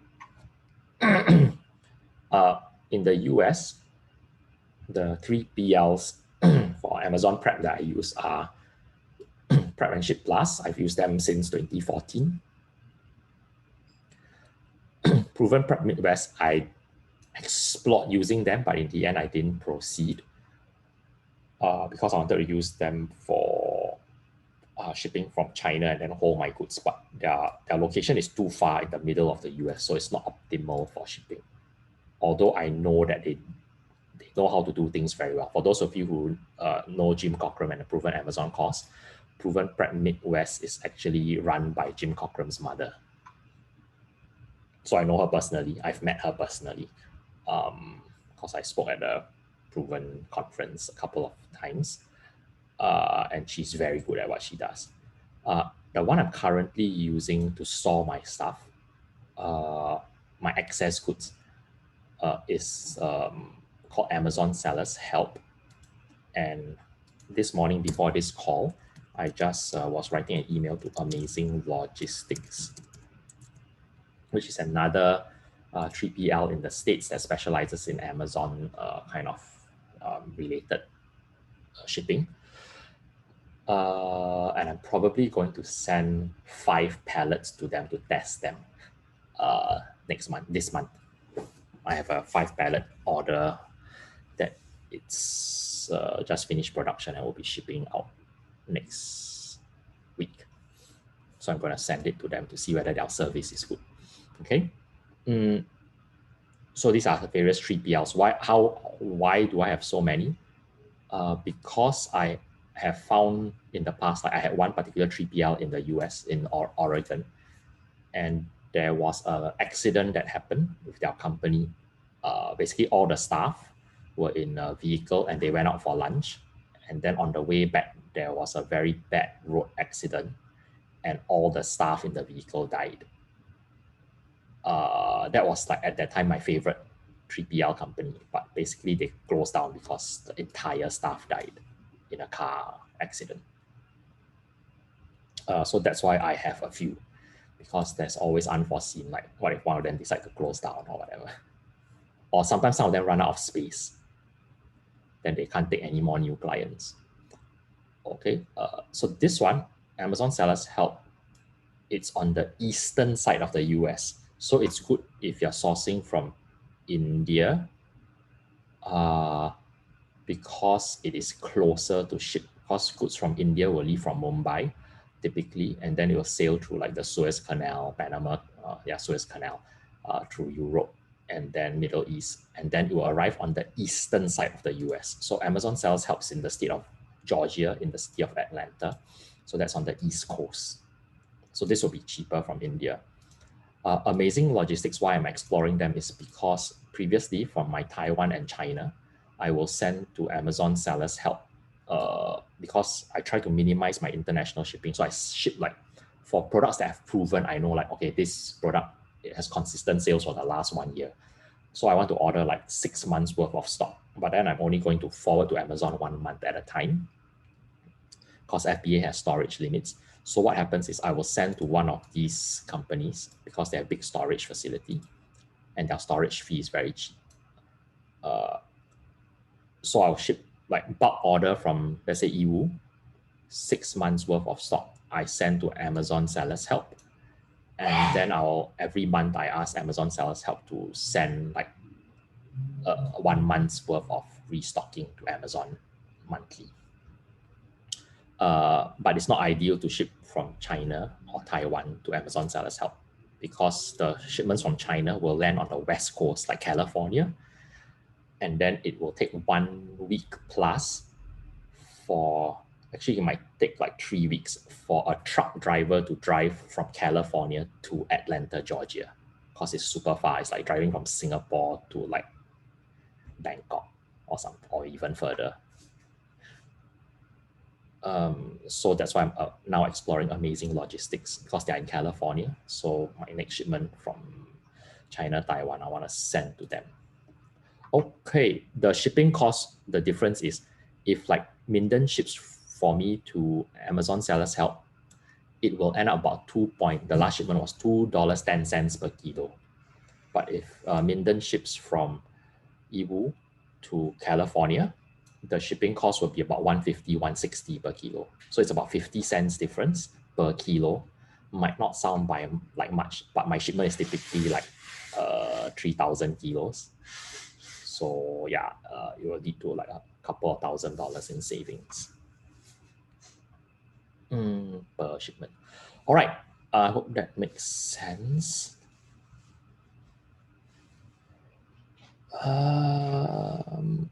Let me look at the chat now.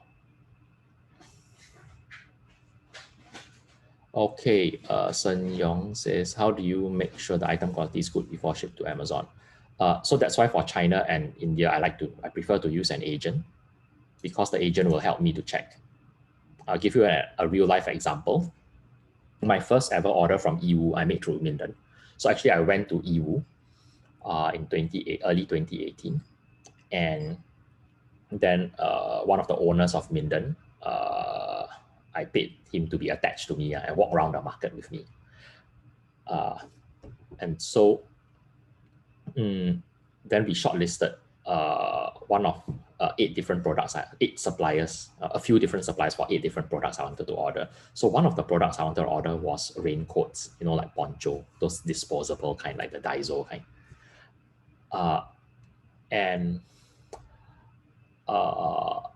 I actually brought a sample of what I want them to make. So I said, I want this quality. Can you, basically, it's easier if you have the product in hand.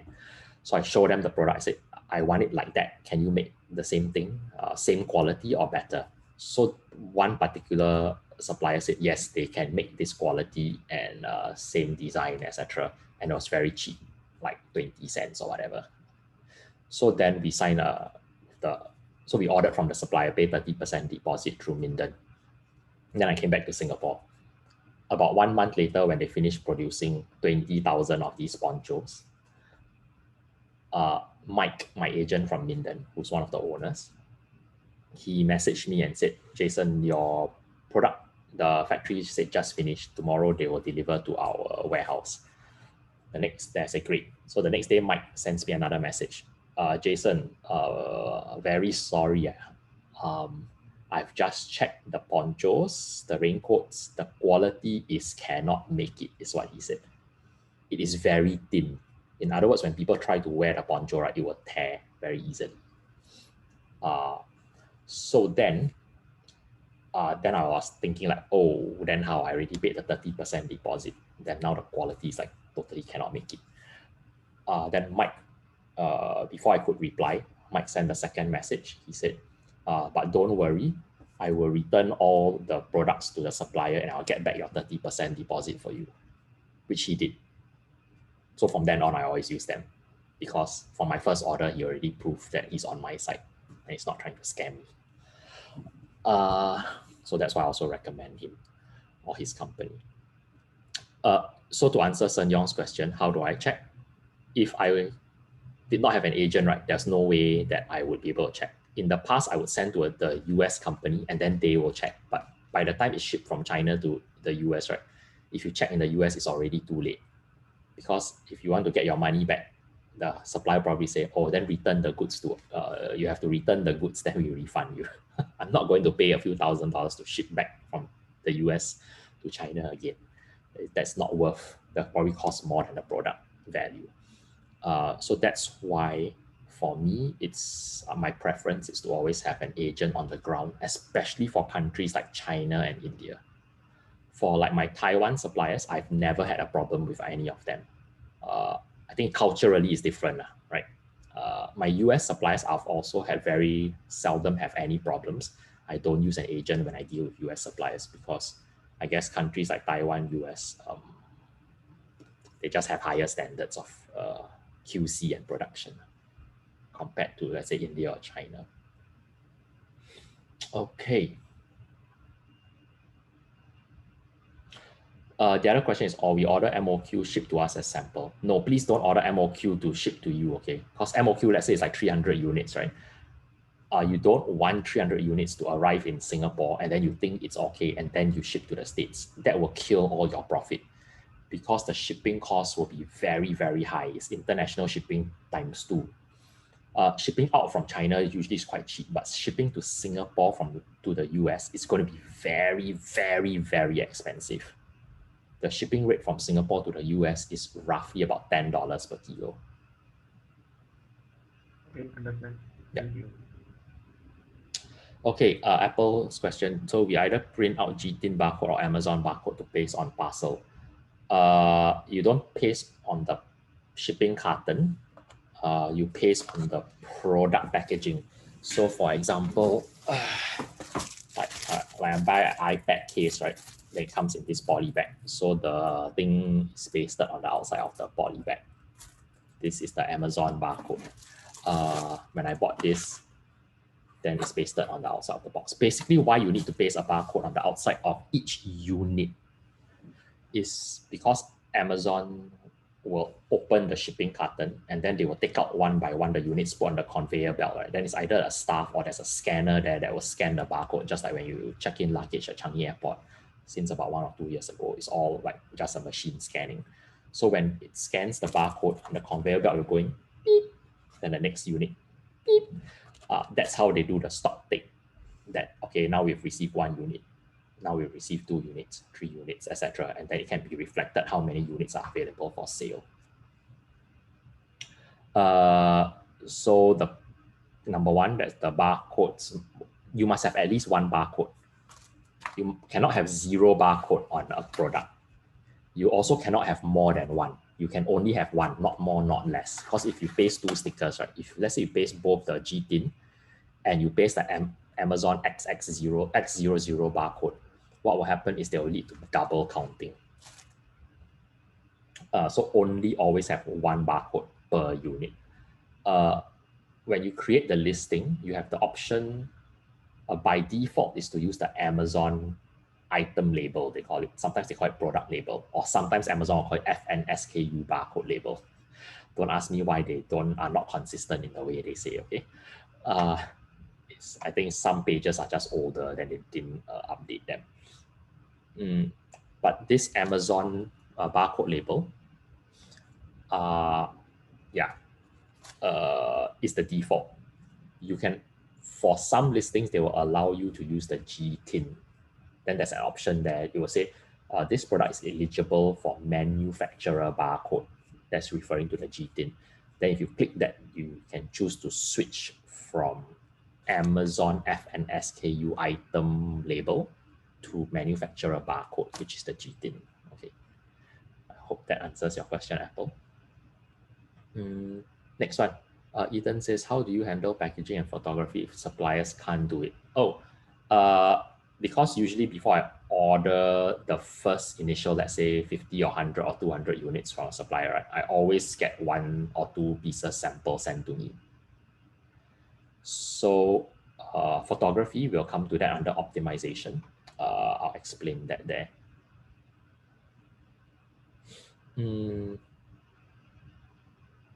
If the supplier's packaging has their own brand, right, then you cannot use that packaging. Then I'll ask them, can you put it in a plain box or plain poly bag or something? So like in my opinion, like this is more or less a plain box. Even though it's the laptop stand, it actually doesn't have any brand. I think nowadays the suppliers are also quite clever. They know like there's a lot of online sellers that will buy from them and they require some kind of box, at least say what the product is, but don't put any brand. And then if you need the brand, you can make your own sticker and then like, I don't know, paste it here or something. Or oftentimes what I'll do is I will download this Amazon label, right? The barcode label. And then I'll use like a free software like Canva, for example, I often use.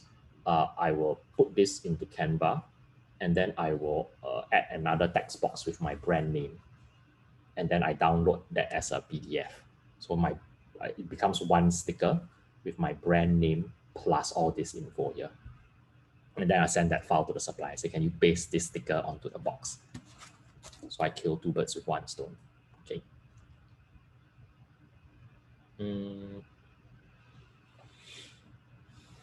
Tommy asks, do you experience working with suppliers that are not legitimate? Do you always go for a direct manufacturer?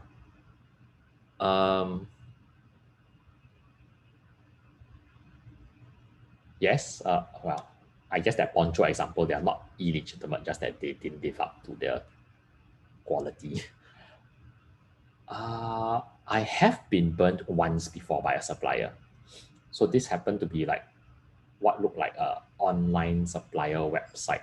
Good thing my order was just $30 because they never shipped the product. And then when I emailed them, go to their contact page, nobody ever replied. So I don't know, maybe the company closed down, but the web page is just sitting there and could still take orders. I have no idea.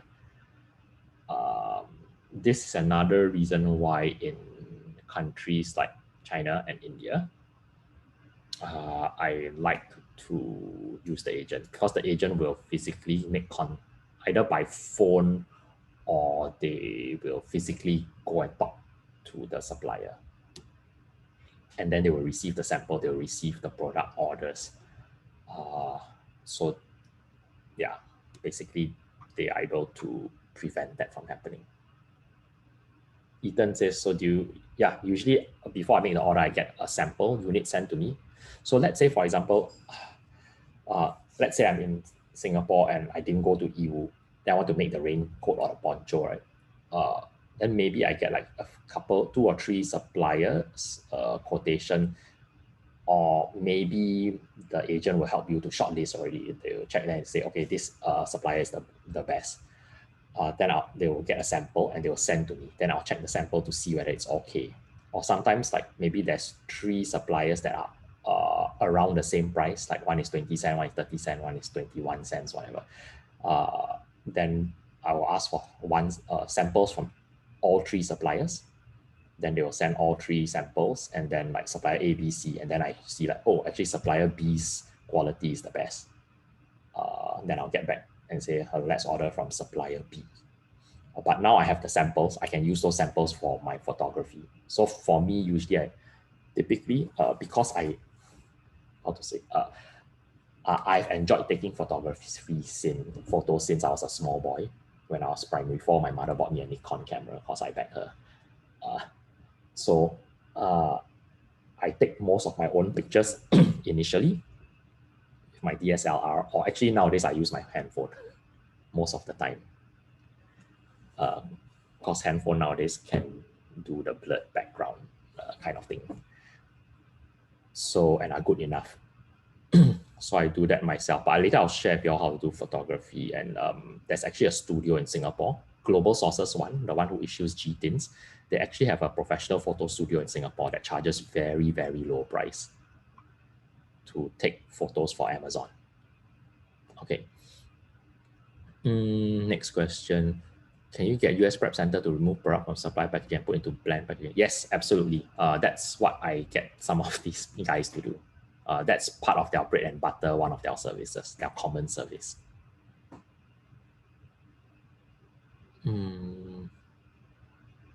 The sample is normally free or you have to pay. Usually the sample itself is free, but you'll be required to pay for shipping from China, or India or whatever to your house or to your local address. So typically, because samples, right, usually they will ship by express. Express means like DHL, TNT, Shunfeng, etc. Usually it will cost roughly between $30 to $50. And that's just because the smallest DHL carton is already that price. Like there's no like $5 DHL shipping option. Yeah.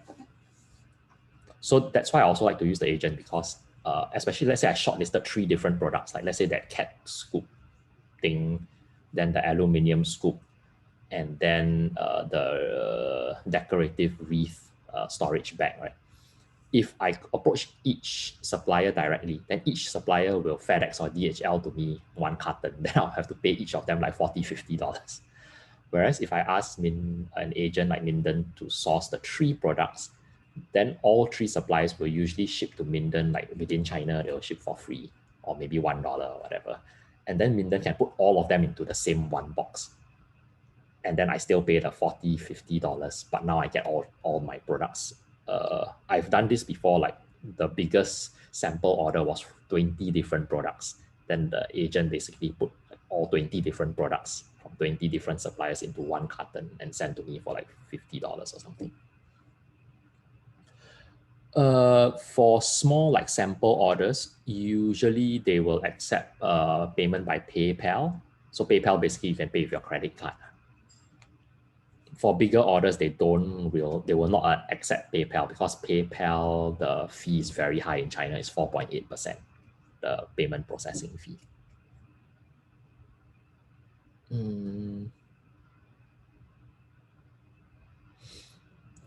Is it recommended to send samples direct to photography service on Fiverr in USA instead of shipping to Singapore? Depends on what is the purpose of your sample. For me, I want to get the sample because I want to check whether the product is something I will proceed with. I might get a sample, then I think like, whoa, it's really crap. I don't think I want to order anymore. So I want to receive the sample. The other thing is, it's good to receive in Singapore. Because all of you are in Singapore, you have a big advantage. Like some batches, I have people, let's say, live in Indonesia and all that, or Korea. But in Singapore, GS1 has a photo studio in Bukit Merah.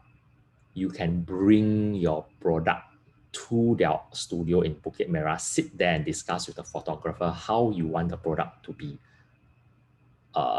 taken. And they charge only $40 for a set of 4 photos, including doing photo editing and infographics for you. For 1 flat fee, $40. You cannot find a cheaper price anywhere in the world. It's cheaper than Fiverr. Okay. Yes, if you live in Singapore, because of the GS1 photo studio, it's good to have a unit in hand, because you can bring it there to do the professional photography. I'll share the link later. There's creating an optimized listing, which is basically the next section here. We will talk about copywriting and the photography. Yeah, it's GS1, but it's called, their photo studio is called DNA Hub, to answer Tommy's question. But anyway, the link will be here. Okay. All right. It's going to be 11. Shall we take like a short 5-minute break? Actually 7-minute break. We come back at 11:05. It's 10:57 now. Okay. No, Ethan, they don't do wedding photo. But if you want, I can recommend a friend. Okay. So let's take 5 and then we'll come back.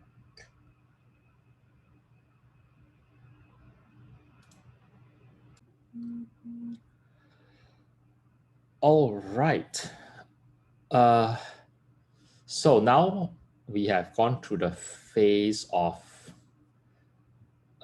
let me just show you all the contents. Thinking of a brand to use, how to identify what to sell. So then we shortlist, let's say, a few different potential products, and then we start sourcing for them. At this stage, right, between stage 3 and 4, I want to just forewarn you all. Sometimes you might shortlist a product, but then you are not able to find a suitable supplier. Don't be discouraged if that happens, because that's just reality. Okay, because number one, let's say you shortlisted a particular product you want to that has low competition, good demand. Then you try to look for a supplier. It could be that number one, you cannot find any supplier. Number two, you can find some suppliers, but the price is too high. So it's not profitable. The cost price for you is too high, and compared to the selling market price on Amazon is too low. So then you won't proceed. Next, you might find a supplier who can make the product. The pricing might be good, there's enough margin, and then you receive the sample, the quality is very bad. Then you also decide not to proceed. So this whole process, right, before you actually end up paying for stock of a product, you want to make sure that it passes all these tests each round. The requirement for you need to be strict about passing each round, because if you don't if you just like, oh, I don't know whether the competition is too high, never mind, I'll just try, then you are taking an unnecessary risk with a product that you might end up getting stuck with, right? Unsellable stock. Or if you find, oh, the quality seems a bit like not very good, but never mind, just proceed with the product. Then what can happen is you sell the product, it takes off because your analysis was right. But then the reviews come in and a lot of customers complain. And what will happen is, if Amazon gets a higher than around a 10% return rate and customers complain, right? Like they say, the product does not match the description, for example. If they get too many of these kinds of returns, Amazon will suspend the listing for negative NCX, they call it. They measure an NCX rate. NCX stands for negative customer experience. Yeah, so usually, like right now, I'm dealing with one of my products like that. It has like a 10.68% return rate, which is very unusual. Only one of my 30 products is now encountering this. And then you can see the reason the customer gave for returning and getting a refund. But I'm trying to argue with Amazon now that it's actually the customers just trying to scam you. Because like one customer complained, don't like the product, ask for a refund because product is too big. Then the next customer's reason for return is product is too small.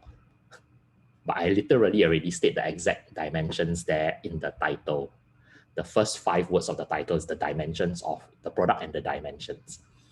So these customers are just like unreasonable. I already told them it's this size by this size. But yeah, but they still get it. Then, oh, they realize, oh, actually it's too big. Then they return. Then another one say, oh, actually it's too small. So it's not that my description is inaccurate. It's just they are unreasonable. But what to do? My listing is currently suspended, and I've been sending email back and forth with Amazon support for the last few days. Okay. Anyway, so we sourced the product. So concurrently, like I said yesterday, before usually I pay for the sample shipping cost, right? Oops. I like to start creating the listing first. And the reason for that is I have encountered before 4 times where I paid for the samples. They came to me in Singapore. And then what happened was I liked the samples, so I go and create the listing on Amazon. And then the next morning when I wake up, I have 4 emails from Amazon, one for each of the 4 listings I created.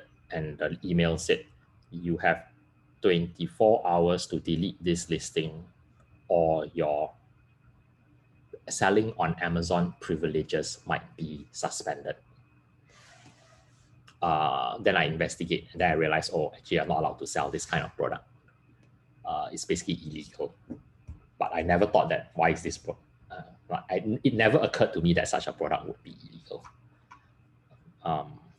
So those were actually lock pick kits, like for picking locks. Okay.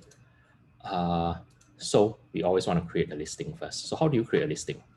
We will look at the different steps, and then we will go into step by step, like how to do this in the system.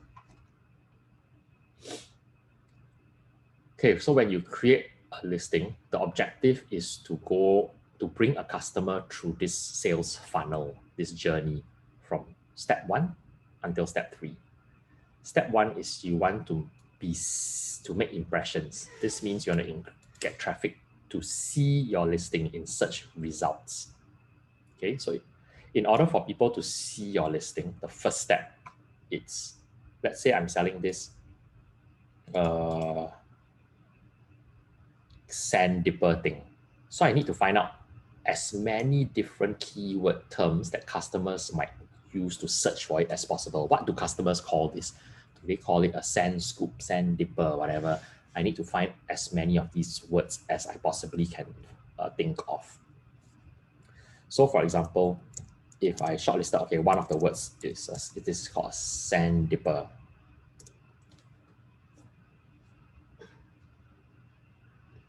So all the customers, let's say there are 2,000 customers every month who search for this product by the term sand dipper, roughly, plus minus.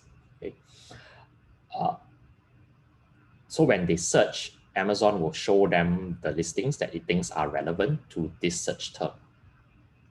If your product is also a sand dipper, the only way for you to, the most important way or biggest way for you to capture sales is you must appear as near to the top of page one as possible, because most customers will buy from the first row. They will look here and then they'll click one of these and then like, oh, okay, then I buy. Maybe they compare price. Or they scroll down. At most, I think, oh, look, this is the one we saw on through Google on Alibaba. At most people will scroll down like a few rows, let's say 3 or 4 rows. I don't think a lot of people will scroll like forever and then click next. Hardly anybody will click next. So if you're on this page, right, and they are at the bottom of this page, you're probably not going to be seen by 99% of the potential buyers who search for sand dipper. So basically, if you are sell sand dipper, you must try to rank on page 1 for sand dipper and various other related and relevant keyword terms. This is to get impressions. Okay.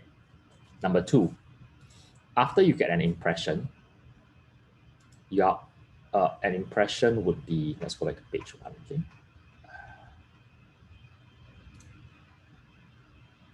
An impression. Now, for all these listings, right, when the sellers, if they go into their back-end reports, they will see that basically what I have done is I have increased all of their impressions by 1 for every one that I scroll through. They now record in the system, this has gained 1 impression. It won't double count, meaning just now I was on this page, then I went to page 2, then I came back to page 1. The system compensates for it's the same user browsing within the same 24 hours. So it still count as 1. Even if I click 10 times, it'll still count as 1 click because it's the same person clicking. Okay. From making the impression, you want to bring the customer to do step 2, which is you want to make them click. So what do you think are the factors here that might influence a potential buyer? Let's say that's me now. I'm looking at this screen. What do you think would influence me to click? Basically, a customer would see this. Customers don't see this info, okay? This is only because I have a Helium 10 Chrome extension. So it shows me the rank and all that. But customers would just see this. So what are the different things here that might influence me to click?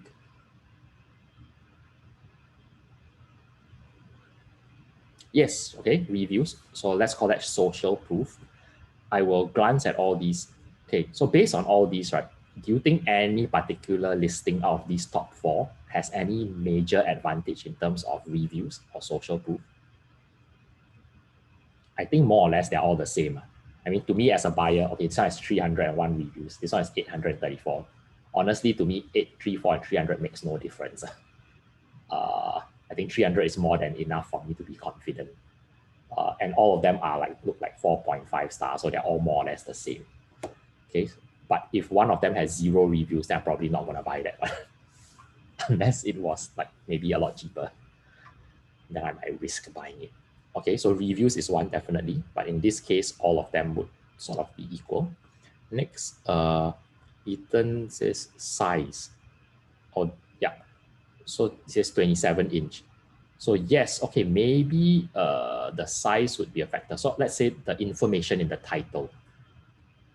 So what you write in the title is another big factor, whether people would click on the title or not. Like this one just says Sandpaper Blue. It's a really bad title. Like that, I'm not sure I want to click on this. Like, but then if I look at this, then I see that, oh, it says junior. Then if I'm buying for my child, let's say I have a, I don't know, 8-year-old child or something, then this would attract me because I think, hey, this is the size for a kid. Okay, so title, what you write in the title is pretty important. Like this one, you can see, like this one, for example, is $19.99. It's the cheapest here, but it's probably the length might not be adjustable. Whereas this one, you can see has the knobs here. So this one, the length is adjustable. So this seller is actually wasted an opportunity to say that this has adjustable telescopic handle that can be like set at whatever, 27 inch, 35 inch and 20 inch or whatever. This is a wasted opportunity, not highlighting that in the title. So, okay, we've talked about reviews and title are two factors. What else? Photos. Yes, the photo is actually the biggest portion. So the title and the reviews and the price, right, only take up a small portion, like 1/3 of the space is shared by all this, but 2/3 of the space is actually taken up by the image. So the main image actually is pretty important. You want to have a photo that will jump out at people or catch people's attention to make them want to click. And lastly, Saleh says price. Yes, absolutely. So there's 4 factors. There's price, there's the reviews, there's the title, and then there's the image. Basically, only these 4 things can influence the buyer.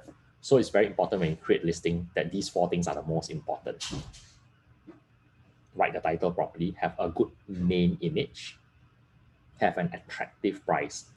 These 3 it's up to you directly. It's in your power 100%. But the reviews is is only partially or indirectly in your control.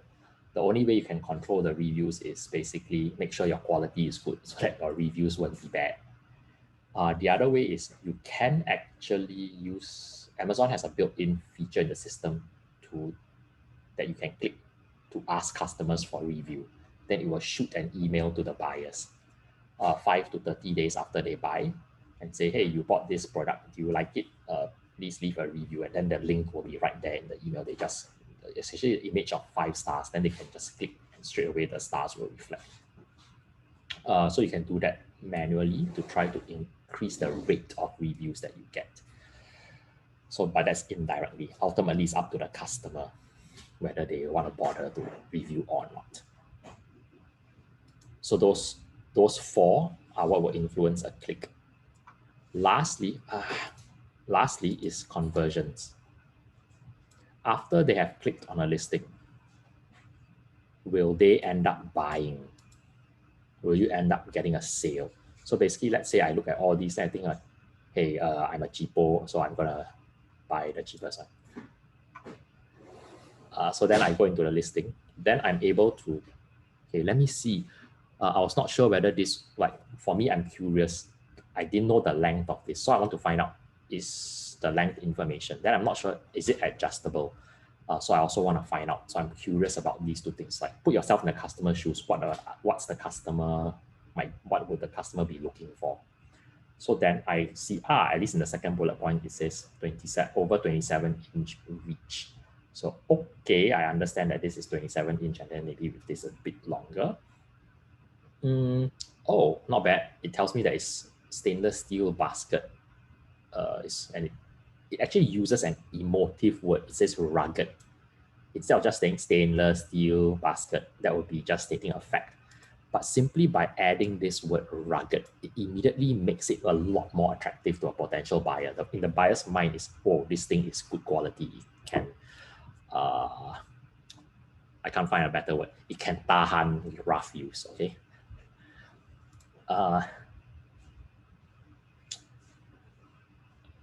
See, all these are emotive words. It tells you that it can last very long. It's superior quality, etc. instead of just saying marine grade stainless steel, that will not say, it will just tell me a fact, but doesn't really mean anything. Okay, and it states here 1 year warranty, okay. And then you look at the, many buyers will scroll through the images. They want to see like close up. Oh, okay, at least this image, can you see when I mouse over, if I go on this image and I put my mouse here, it auto zooms. Later I'll explain how to enable this feature also. It depends on the resolution of your photo. So if your resolution is too low, auto zoom will not be automatically enabled. Then it'll be very irritating to customers if your product requires them to like see a close-up, more details. So this seller is pretty good. First image shows the whole thing. Second one shows a bit close. Hey, why? This is weird. It looks like a different product. The second image actually I think is pretty bad. Because as a potential buyer, I was thrown off. I'm like, wait a minute, is it this length or is it this length? The third image, okay, is good. It shows the handle. So at least I know, oh, there's a handle and then there's a wrist strap also, so that it won't like get accidentally, if I drop it, it won't wash away in the sea. This is a pretty good image. He put it along with a measuring tape to show the length very clearly. So another way that sometimes I use a measuring tape for my products like this. Sometimes I will just put a text box. I put a number here and then I put arrow, right? Like in a building drafting drawing kind of thing. And then it has a close-up of the brand. Oh, so Sandipper Junior is an actual brand. And Sandipper is their website name. This is another useful image. It shows the size of the basket. So people might want to know how big or small the basket is, the scoop. And then they actually have a video to show how it's used. So that's again pretty good. Oh, it shows that I can fit in a small carry-on bag. Actually, that's a pretty bad video. I thought they would show like how to use it. Why doesn't it show how to use it? Why does it only show that it can fit in the luggage? That to me is like really weird video. Okay, so this thing is, I would say 80% well done. But there's a few areas of improvement, like this image is weird because it cuts off at a weird position. This video is like also very weird to me. I mean, showing it can dismantle and put the luggage is useful for packing or traveling. But I think they could have added another 5 seconds to show it scooping up stuff. Okay. Anyway, so the info here in the bullet points, the info here in the images and video. So you can see they have 6 images plus a video. And the info here in the description section. These are the main areas where by your copywriting and by your photo and video, you can try as much as your best to try to influence the browser to decide to buy. Okay. So basically you get them on this journey. First, you want to make impressions. Second, you want to make them click. And third, you want to make them convert. If you want to learn the details of this, go to my website under Amazon FBA Guide. There is this page here called How to Increase Amazon Sales, Traffic, Click-Throughs, and Conversions. Go to this page. I did this presentation for Global Sources Summit as their guest expert for that year. So it's only just over 20 minutes. So you explain that in a lot of detail, each step of impressions, clicks, and sales. And then if you like to read, you can also look at this section where I break down how to get the impressions, clicks, and sales. Okay, one other thing I want to add here. In order to boost the number of clicks and the number of conversions, it is very helpful and powerful if you did a coupon. What is a coupon on Amazon? You can see here that for the search results, when I search Sandipper, all of them just have the price. This one has a strike through. Why? Because they are smart enough to put when you create a listing, one of the boxes is what's your selling price, which will be this. There's another box to say what's manufacturer's standard suggested retail price, MSRP. If you put MSRP, sometimes, not always, it will display the MSRP. And then if your selling price is below MSRP, Amazon will show the MSRP struck off and show that, hey, look, see, this is cheaper than the manufacturer's suggested retail price. So this can be helpful to influence people. But as I scroll down, I notice none of them are there. This seller is using a coupon. A coupon is this bright green coupon thing. And you can set either $1 or percentage off discount. In my opinion, this seller at least is smart enough to use a coupon to make his listing more attractive. On mobile phone, this is even more obvious. The green tag is much bigger. But in my opinion, this seller is not very smart in their use of coupons, because 5%, in my opinion, is not very helpful in increasing clicks and conversions. All the experienced sellers that I know, we all almost without fail, I would say 90+% of the time, always prefer to use $1 off amount. $1 off amount generally always performs better than percentage off, because most customers see a 5% off. What's 5%? First, they have to have the headache of calculating what's 5% of $14.99. Most people cannot think. And then they don't know what's the actual discount. So 5% of this is actually 75 cents, which is a pretty, if they bother to calculate, then that's actually a pretty lame discount. Like 5% also sounds really lame. What I would probably do is I would rather put a coupon, I'll say $1 off, because $1 is much more tangible savings. So it's much more attractive compared to 5%. The only time I would use a percentage discount instead of $1 amount is if my percentage discount is substantial, meaning if I give at least like 11% off or 12% off, then I might consider to use percentage instead of dollar amount. Why? Because I think psychologically, most customers are used to seeing 5% and 10% off and they are numb to it. But if you give 12% off, at least that seems like quite substantial now. But most of the time, for a lot of my products, what I do is, if I find like the market price is, let's say, everybody is selling around $14.99, what I might do is I might pitch let's say I want to come into this market, I would probably pitch it to compete at $19.99 for a start, because I have no social proof, and I'll probably give a $2 discount coupon. So if I have a $2 at $19.99, immediately I become much more attractive.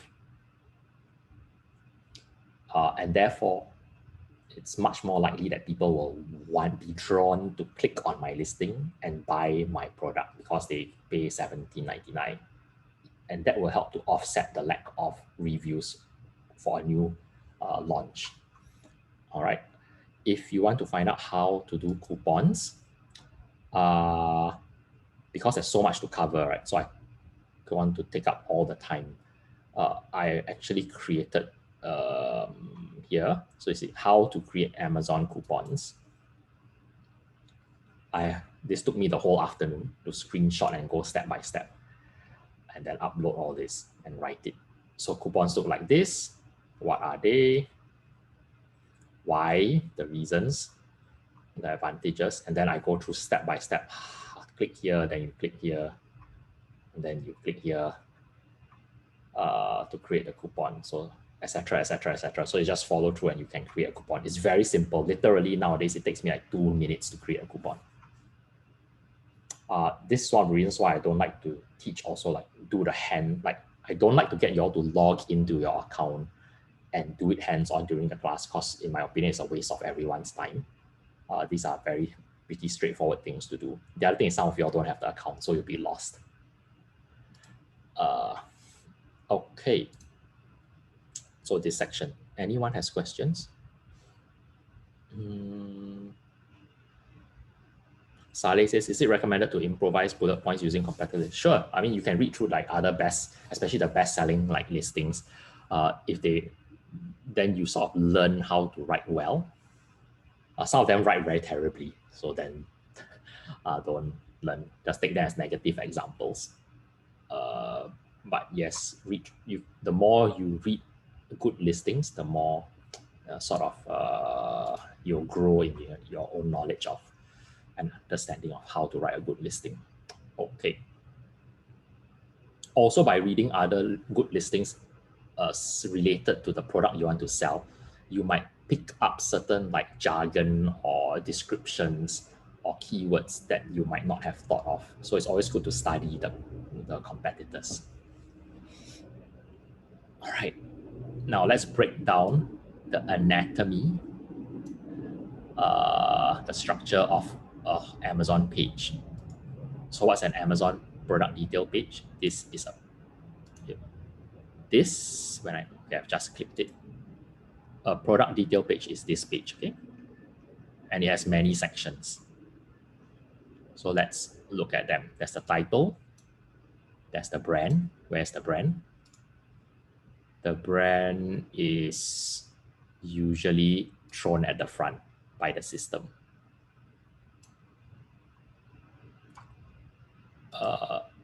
There's the images, you already saw that. There's the bullet points. Typically, they allow you 5. They have recently started experimenting, and some listings they allow you to create up to 10 bullet points. I think 10 bullet points is a bit too much because bullet points are supposed to be short and sweet to make the point. Then 10 bullet points is like reading some essay. So I would still keep my bullet points short and sweet. I probably not want to do too many. Probably stick to about 5. Next, you have the buy box. So the buy box is this box, the gray outline here, with the buy and add to cart buttons and showing the price. Next, you have below that, there are cross sells. It says frequently bought together, and then there's also related sponsored products customers also bought. So it's important to get familiar with this. So if you scroll down, you see there's Amazon suggests similar item to consider. So Amazon is basically like showing other competitors' product on this page. Like say, hey, oh, you're interested to buy this? Some people bought this in the end. Oh, by the way, this is Amazon's own brand. Haha, playing dirty. And then there's this section. Customers will actually see this section straight away. The reason why I have to scroll so much is because we have the Helium 10 Chrome extension installed. So it inserts this data into the page, but the normal buyer will not have this, right? So they will see this directly under the product images. Amazon will try to cross-sell and upsell. So they'll say, hey, you're interested in this product. People who bought this also bought the bag, and then they also bought this other one. So then they have the button, add all 3. Then Amazon is very happy because they earn the commission from selling more things, right? Or customers might say, hey, actually, yes, I buy the scoop. Actually, after I scoop up the seashell, I need to put it into a bag, right, to collect. And oh, this one is very good because the water and the sand will drip out. Then I can dry my shell before I put it into my car or whatever. So people might actually say, okay, but I don't want another scoop. So I just buy this one and this one, and then they add to cart. This also gives you a clue. Like, let's say you are interested in selling a sand dipper and you want to differentiate yourself from a competitor. Amazon already told you that many buyers, they're literally saying many buyers frequently bought together. People who buy this often also buy this and check out. So now I have an idea. I'm actually going to create a listing where I sell this and this together, and I'm going to sell it for $29.99. Can you see how my brain is working? Because if I offer this for $20.99, I know that people who buy this like to buy this. People who buy this also often buy this. And if I sell it at $29.99, I give a much better value proposition. So people will, if they see my listing, say, hey, this is a better deal. Let's just buy the package. And how much does it cost to make this bag? Again, probably less than $1. and I can up my selling price by like $10. Okay. So this is the frequently bought together. Then another cross-sell is Amazon says, hey, there's more stuff. Why don't you browse these things? Maybe you also want to buy all these things. See, there's more stuff. So Amazon will suggest this, and then it's like this, what we call a carousel that rotates. Okay. So Amazon cross-sells. For me, another reason why I like to launch like 2 products that are complementary, or let's say I have one listing that's the small one and one listing that's the big one, or a different color, is because I can run an ad to take up this space. Then I don't allow a competitor to occupy this very prime spot. So if customers see, then they get distracted. Wait, there's another one. Then they click. And if they, in the end, they decide to buy this one, it's still my product. So this is another way I plug my funnel from leaking. Because if you don't take up the space, right, then somebody else will. So that's cross-sells. All right, next one is special offers. Besides the coupon, there's another thing called promotions are there. If you create an Amazon promotion, then this will be shown here. I would advise all of you go into your Seller Central account and enable the sell as a business function, because then businesses can buy from you and they don't need to pay GST or sales tax. Give me a sec, my doorbell is ringing.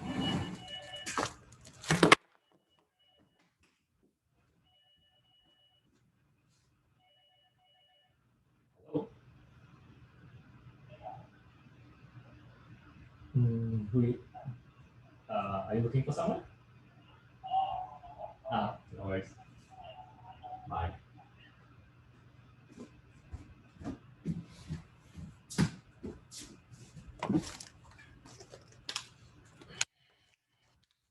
Oh, sorry, some delivery guy pressed the wrong number. Okay. All right. But this section actually, yeah. When we do the one-on-one, I'll just show you how to do it. All right, next one. There's a Q&A section. So here, customers can ask a question. Like, let's say I'm a customer right now. I can say, where is this made? Is it made in China? For example. Then once I press enter, right? The seller, as well as everybody who has bought this product before, will receive an email with this question. And Amazon will say, hi, can you help out this shopper by answering the question? Yeah, I often get this. People always ask, where's this made? Is it made in China? Because I think some shoppers, like, they don't want to buy made in China. If they ask me, is it made in China, then I ignore them. I don't want to answer. Okay, next one is product description. You already saw that here. After the Q&A is the product description. So you see this guy, it's actually pretty good. He has done paragraphing, and also there's bold. In order to do this, right, you must use HTML. If you don't know how to use HTML, go into our alumni group that you all joined yesterday. There's a search function in Facebook, okay? And you search like, maybe just search HTML. One of the guys has shared before there.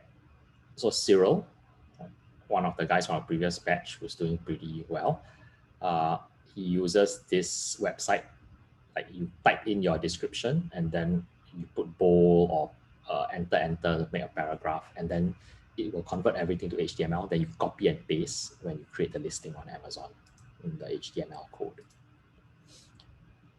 All right, next one, product reviews, ASIN, BSR, and other info. So this is this section. If you scroll down there, product details, they'll say like, is it discontinued? No, it's still available for sale. When you create the listing, you have typed all this in. When you type in, please use American measurements. Okay, don't put grams or kilos, don't put centimeters, put inches, and use ounces or pounds. The date that the product first launched will be just auto-showed here. When you create a listing, you put what's the brand name, what's the manufacturer name. For me, manufacturer and brand name, I always put the same. And then the ASIN, this is automatically the automatic Amazon page number that will be assigned to this page. And you'll be able to see what's the bestseller rank. Do you all understand what the bestseller rank is? Yes, no? I cannot see your faces, so I don't know whether you all understand.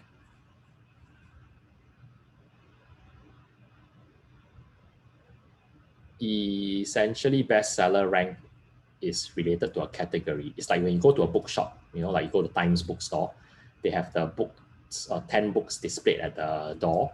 They will say like, this is the #1 bestseller, #1, and then #2 bestseller. So basically this particular Sandipper product is the 12,757 bestseller in the last hour. Basically this is updated every hour on Amazon. Don't really need to care about this number. Okay. And then the next section is the reviews. So if customers scroll down to this section, they will be able, after the Q&A, they'll be able to read the reviews. Some customers also post like pictures. So then they can sort the reviews by the top most recent, or they can click here to see what's the negative review, etc. Or they want to see what's the 5-star reviews. And lastly, another carousel where Amazon will cross-sell all the way at the bottom. They say, these are, here's more stuff, similar stuff. Why not consider buy these as well, or instead? Okay, so that's the full anatomy of a whole product page. The only ones that you need to type, I've put in bold. So you only fill in the title, the brand, the images, the bullet points, the price, and the description. All the other things are auto-populated by Amazon. Okay.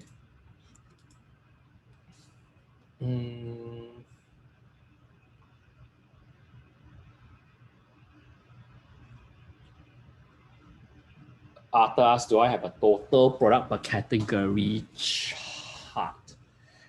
It used to be available. I'm not sure whether Amazon shows that anymore. But honestly, it's not very, in my opinion, it's irrelevant, because even if a category has like 10 billion products, it doesn't really matter, because all I'm looking to is ranking for the keywords. Like for example, home and kitchen category is very, very big. It has like millions and millions and hundreds of millions of products, but it's such a wide category because everything from bed sheet to light bulb is in home category. So it will be much bigger than, let's say, or like electronics accessories, also very big, because every model of phone has like 10,000 different cases and designs. So it'll be like a gigantic category. So the question, then how do you determine BSR if it is ranked in 100K, but you don't know whether I have 1 million products? So I don't really care whether it's 100K BSR or 10,000 BSR or whatever. More important to me is, because BSR doesn't tell you anything, how to say, BSR is like your report card of what has happened previously. But for research and analysis of products, it's more important to know like what's the number of sales. Last time people will use BSR to estimate whether the product is selling well or not. Like if they see like, oh, the BSR is 2,000, that means it's selling a lot. Let's say in home category, the if BSR is 500,000, means it's not selling so many. But I don't need BSR because I just pull up X-ray, and I use this, it's much better. Yeah, so I have not bothered to care about BSR efforts probably for the last like 5 years.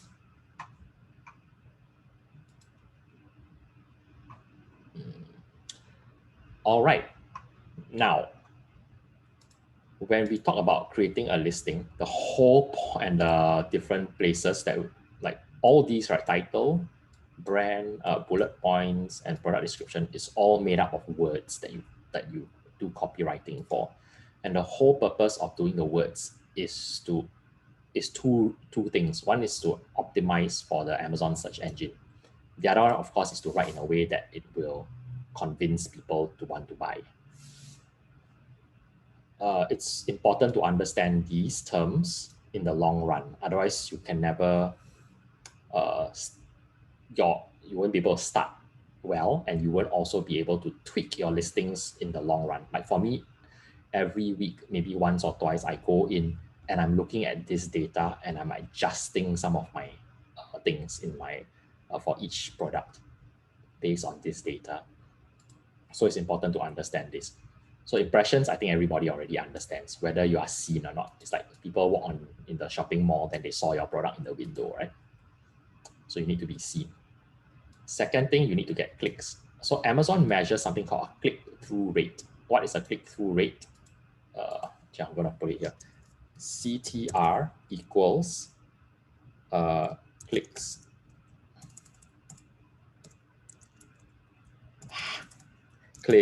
divided by impressions.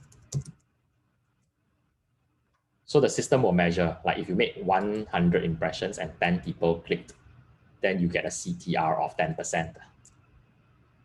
Okay, simple. Next, Amazon calls it sessions.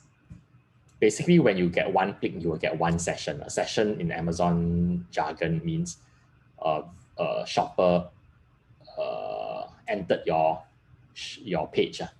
So you have one session. Then a conversion rate is the sales or orders divided by the number of sessions or by the number of clicks. It's the same thing. So for example, if 100 people saw your product, 100 impressions, 10 of those people click, you get 10% click-through rate. If 2 people out of the 10 who clicked bought, then 2 out of 10, you get 20% conversion rate. All right. Then sales is, of course, sales. So what's important with this is to constantly keep track of what's happening with your conversion rate, your impressions, your number of clicks, and the number of conversions and the rates, because you don't want it to become very bad. For example, if you check your back end, you'll be able to see over time. Let's say you list your product, then it's live, the stock is in, you have 100 units, and then after 1 week, you still have no sales. So then you have to check. Like I get this question a lot, like in the, let's say various on Facebook, people say, I have no sales, what should I do? Should I throw away my product and go to another product? Then my answer would be no. First, you have to determine what is the issue. Go into your back end and see the reports. Is it because you have no impressions, or is it because you have no clicks, or is it you have impressions and clicks but you have no conversions? Because each of those data points will give you a clue like what you need to change. If you have no impressions, then it means that, or very low impressions, then it means you need to do something to be seen more. Maybe you need to be more aggressive in advertising so that your listing will appear at the top of search results. So for example, if I, like for the word sand dipper, if I sell this kind of scoop, maybe I can't actually call my sand dipper, because sand dipper is a registered trademark probably. But let's say but I can advertise for the word sand dipper. And then I notice here when I search sand dipper, right, there's no sponsored ad. Can you see there's no banner ad? And in the search results, there's also no sponsored. It means nobody is running any ad targeting the search term sand dipper. Therefore, if I sell a scoop like this and I start an ad campaign and I target a keyword sand dipper, even if I bid very low, like minimum 10 cents per click, I will immediately appear here because there's nobody else running an ad. No, I'm not competing my ad bids against anyone. If I can appear here, right, bam, then I can address the issue of getting impressions straight away. So that's how you study and understand the data and then have the wisdom to know what to do, what action to take. Now, if I get a lot of impressions, let's say I got 1,000 impressions, but then I got no clicks, then I need to come here and like, okay, so 1,000 people saw my ad here. How come nobody wanted to click? Why was it not attractive enough that not a single person or very few people click? Like, let's say your click-through rate is very, very low. So then you need to analyze, maybe I need to change my main image if it sucks, or maybe my price is too high. People see my price, they run away. What can I change? Or is it my title is not good enough? So then you can adjust your main image, title, price to try to get more people to click. What if you analyze? Yes, there's people who click, people who saw impressions. I also get clicks. 100 people actually clicked in the last week, but then I got no sales or only got 1 or 2 sales. Why is that? And then you need to go into your listing and see like, is there any area in my listing that I can improve to increase the conversion rate so that more people will be convinced to buy after they read my bullet points or see my images? Or maybe I didn't do a video. Maybe I can do a simple 10-second video with my handphone or something in order to like improve the thing, right? Like literally, if you sell a product like this, it's so easy to do a video. Just get a cute kid or just don't show the person, just show the hand and the feet. You walk to the beach and then you already plant one seashell there or something, right? You just scoop the thing up and then the video shows the sand dropping out and then the seashell is in the basket. Then that's the video, 5 seconds, then it just keeps looping. It's just a video like that could possibly double, triple your conversion rate because actually 86% of people say that they're more likely to buy if they see a video. That's Amazon statistic from their big data. Okay. So that's why I want to explain this, okay? It's important to understand. Again, like after your product launches, like we can, I often work through this with people on usually the 3rd or the 4th consultation, because after our product is already live, then we have some data to work with. Okay, so in summary, in the foundation, which is to get the impressions, right? First of all, is step 1. Everything rests on the keywords, which is why this spreadsheet of compiling and analyzing keywords is so important. So how do you find the keywords? Number 1, you could do it manually. Like Saleh said, you could read other people's listings and manually compile just by observation, like, okay, sand dipper, blah, blah, blah, what else, cat litter scoop. You can see all these people are optimizing for both dipping sand and for cat scoop on the same product. What are some keywords that you might think, okay, maybe people look for stainless steel is another keyword you want to include. They're looking for a long handle, maybe a particular length to include in it. Do you want to put like, is it for kid size or is it adult size? Maybe the adult size is longer than 27 inch. I'm not sure. 27 inch is what, like 60 cm more plus. So it's quite short, etc. So you read and try to pick out keywords manually. Or you can use a software tool. So let me show you now how I would run. So let's say I want to sell this kind of sand dipper. What I'm going to do is I pick a few of the best sellers. Here is where looking at BSR can help. Like just by glancing at the bestseller rank here, this is the 42,500 bestseller. This is the 12,757. This is the 12,600 and etc. So this one is actually the best seller. This one is probably selling just as well, the second one, but it's very close, right?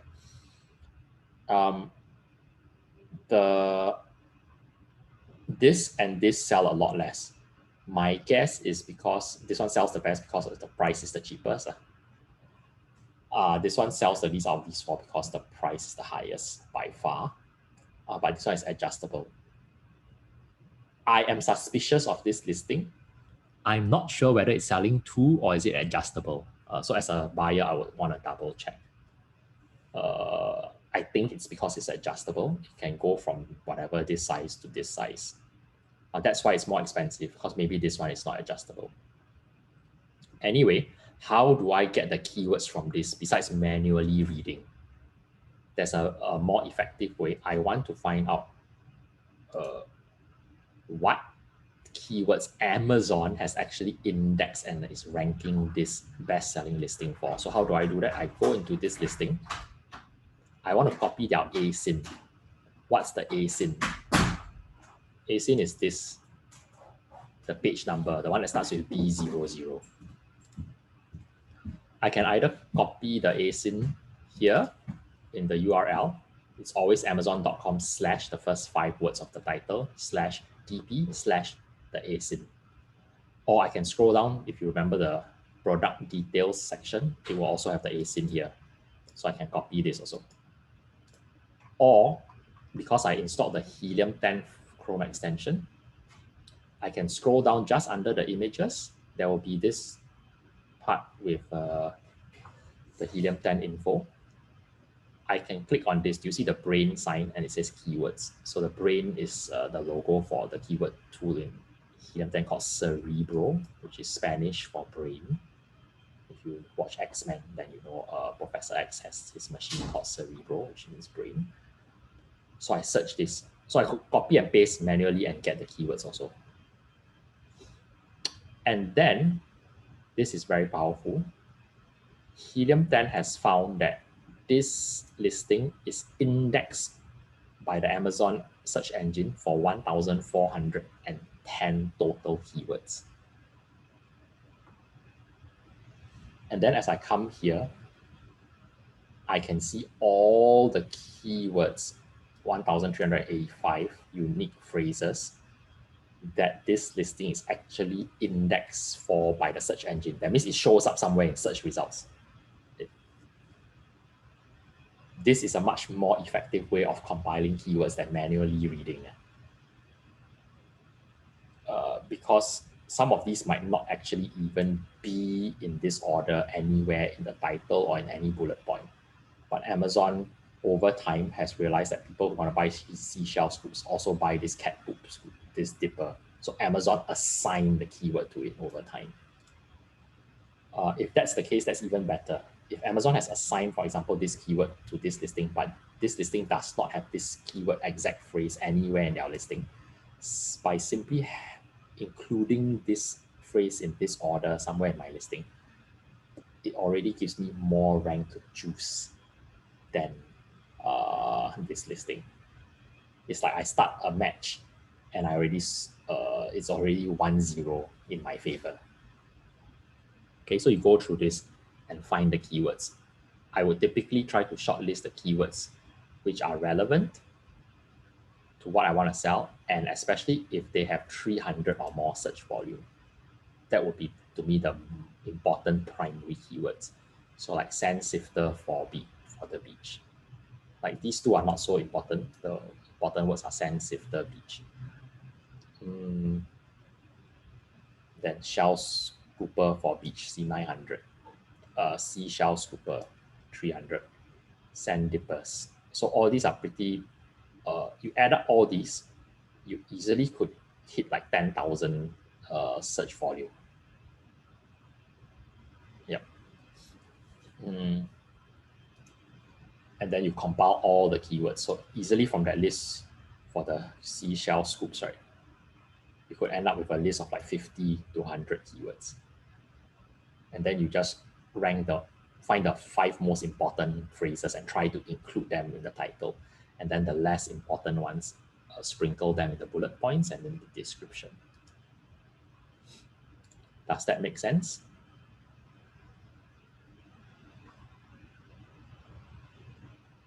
Okay. Another way to find keywords is Magnet, another tool in Helium 10. So instead of Cerebro, right? Cerebro is you reverse engineer the existing listings, which is very powerful, like, because these are proven keywords already. I would probably also go down, yeah, so it's sorted by the rank for that product, which is also useful because obviously if they rank number 1 or number 2 for all these keywords, these are their money-making keywords. The other tool that you can use in Helium 10 for keyword research is called Magnet. And so for Magnet, you don't put in a listing or an ASIN to reverse engineer the keywords. Instead, you put in like what I call seed keyword. So for example, sand dipper. Or later we can put other keywords like sand scoop or seashell scoop or whatever. But let's try sand dipper first and then get keywords. So what this does is the Helium 10 search or algorithm will go and pull in what it thinks are related similar keywords. This is another way to discover keywords. So give it a while and it returns the results. So it has returned 1,632 keywords. So you can see, I would not have thought of this mesh scooper, which is pretty relevant. Oh, it can also be used to catch crab, possibly, but maybe the basket is a bit small. Maybe you need something bigger, like so you could, now I have another product idea. If I find the supplier, right, they can do that pole with a scoop. The small one is for seashells. If they do a bigger basket, it can be used to catch crabs. Wow, that's really cool. I now have a new product idea. Just looking at this. Look at this, cat litter sieve. So we also know that this seashell scooper is often used to scoop cat litter. I would have never thought of this cat litter sieve. So now I will take note of this. Mesh shovel, I will also have never thought of this. This one is irrelevant, I think, somehow laser. And then this one, I probably would never have thought of this phrase. So cat litter scooper small holes. So people actually look for a cat litter scooper with small holes. Now I have all this like gold mine of different keywords that I can use to incorporate, to type and compose my product description and my bullet points and my title. All right. So like shoulder sling obviously is irrelevant. Even though it's like very high search volume, it's probably like more related to a bag. Although why is it related? Why did it come up with sand dipper? Probably because in many of the sand dipper listings, it includes a sling. So maybe somewhat in the bullet point says also has shoulder sling for carrying or something like that. See another one, sand dipper beach scoop. That's also pretty good.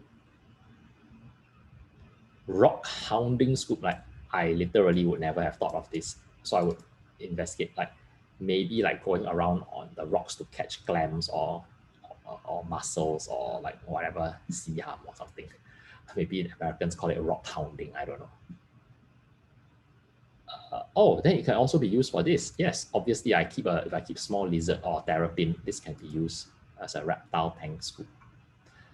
So you can see these tools are so much more powerful than if you try to do it manually. If you do it manually, right, like you literally miss out on like 90% of the possible keywords.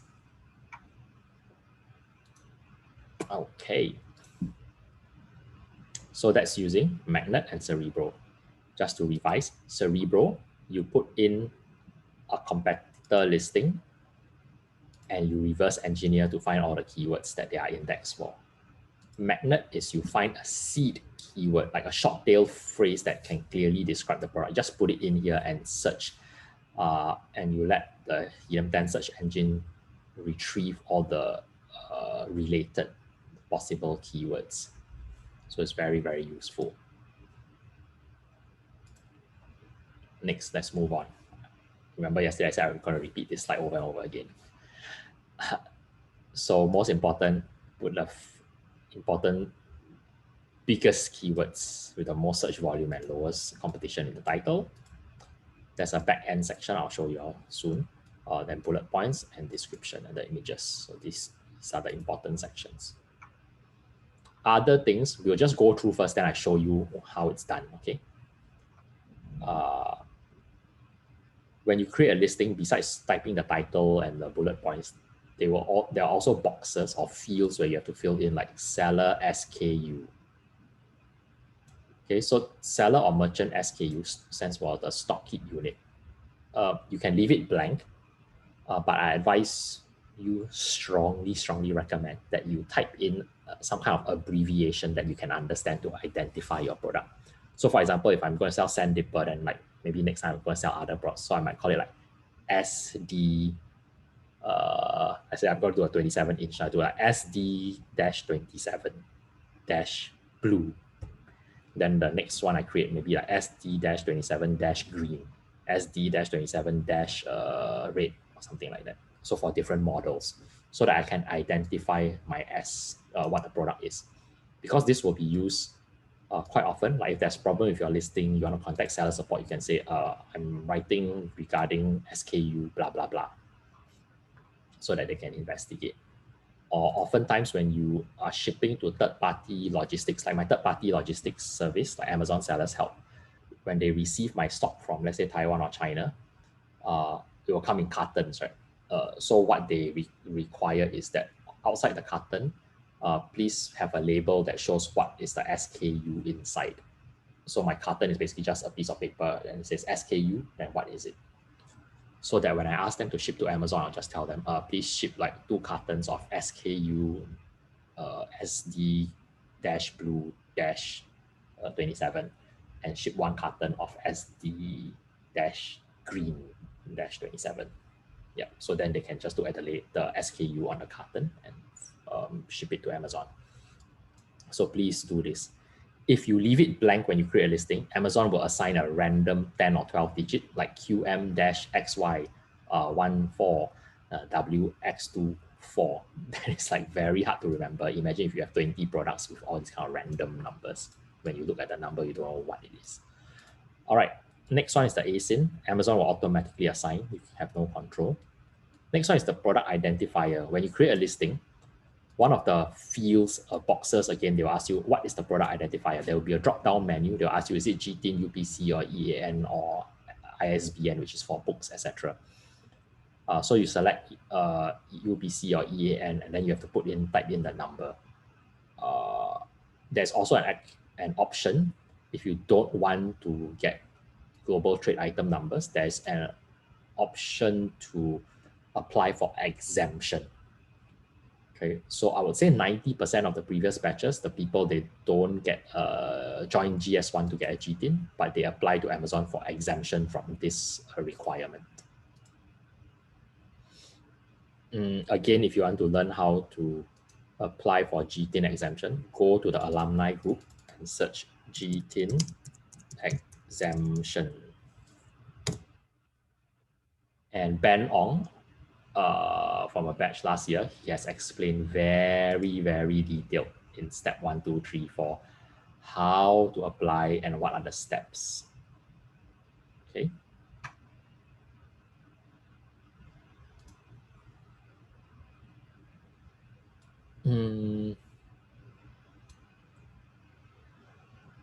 Lastly, after you create the listing, you'll be able to download.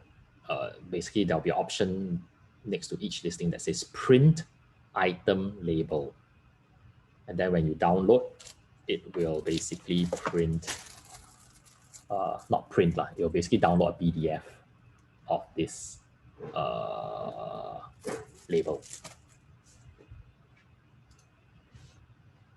All right, so the 2 administrative challenges when you create a new listing, especially if the first one is product identifier, GTIN. Second challenge is the brand name. Why are these challenges? Okay, let's deal with the first one, product identifier. Because Amazon is part of the GS1 network or system. So that's why by default, they ask for what's your UPC or your EAN. The easiest way to meet this requirement is actually to go and get actual UPC or EAN barcodes. So how do you do that? Is the only way to get an official GTIN is you must join GS1. Let me show you. GS1 Singapore. So if you're in Singapore, and you search for what am I doing? GS1, by default, they will show you, it will bring you to gs1.org.sg. If you go to gs1.org.sg, right, let me go to the home page. They will say get a barcode. So you click and say, okay, if you plan to have less than 5 product listings, SKUs, then click here to apply, then there will be a certain price. If you want to have 100, then you click here, it will issue you 100 global trade item numbers. If you think you're going to have more than 100, then you click here. Okay, so if you click, then you'll see the price. I would say please don't apply for this, okay? 5. You almost will certainly have more than 5. So I think the minimum you should start with is 100. I have 1,000. So if you click here, you will see the price. And now you'll be shocked. Why is it so expensive? First, you need to apply to join GS1 as a member. That fee is 535 Sing dollars. Every year, you have to keep renewing your membership for $535 per annum. And you have to leave a deposit with them $500. So basically for your first year membership is 1,570. And then every year you have to keep paying this. That's crazy expensive. This will result in you being given 100 GTINs, barcode numbers. So it's super not worth it, okay, if you go to the Singapore site. So when I was doing this, when I first got my GS1 barcodes, I also searched around and I thought, wow, why is Singapore so expensive? So I went to check gs1.org. Let me go to the main site. Then I realized, okay, it's American. So gs1.org is the American site. Then let me see how much. Get your barcodes.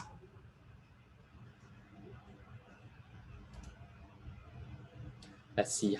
Okay, because it's reading my IP. But basically, the American price is also like $1,000, $2,000 is the minimum entry point. So then I continued to search. And then I found out that gs1.org.uk, which is the link is in your slide here. Okay, let me just click here.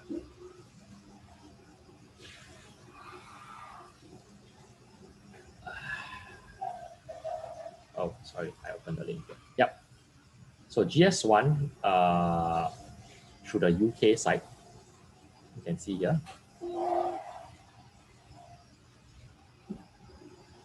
Oh, of course, it reads I'm a member. It asks me want to log in, but I just want to show you all the price. Bam! For 100 barcodes. Wow, now they include the images. Last time I have to pay £5 for the barcode image if I want to download the barcode and not just the number. It is £100 all in.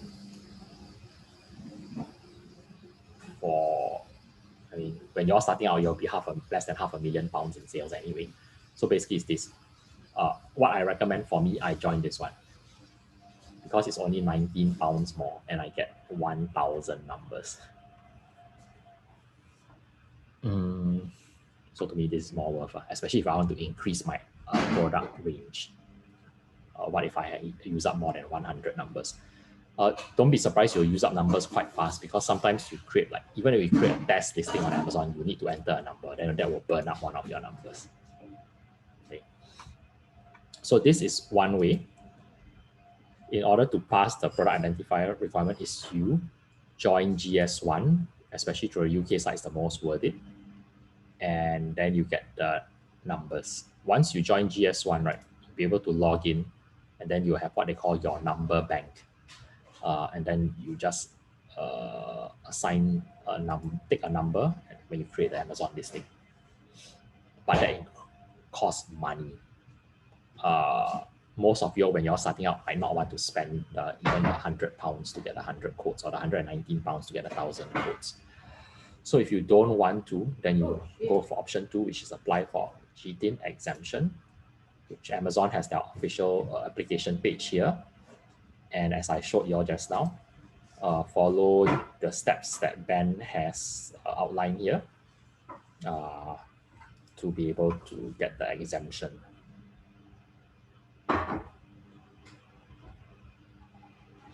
All right. Any questions? I know this part is a bit confusing for many people. Maybe some people want to ask. Okay, yes, this question was Saleh. Can we also buy barcodes from sources like Nationwide Barcodes? Technically, okay, I mean you can, but officially they are not accepted by Amazon. So if Amazon actually checks, right, they do random spot checks. If Amazon catches that you are not using something that's in the GS1 database, they can delete it literally says when you create a listing, only GS1 barcodes are accepted. If you use any non-GS1 issued barcodes, your listing can be deleted forever without warning, in more or less to that effect. GTIN exemption, I think 100%. As long as you can explain why you do GTIN exemption and you do all the steps that they require, there's no reason for them to reject. Even if they reject the first time, just apply again. With Amazon, it's like that. It's like, how to say, like you submit your essay to your school teacher, right? Maybe one teacher is like very nasty, then they give you 49%. But then you submit the same essay to another teacher who is more lenient, then they pass. So even if you get rejected, but you met all the criteria, just submit again. Okay. Why would you want to apply for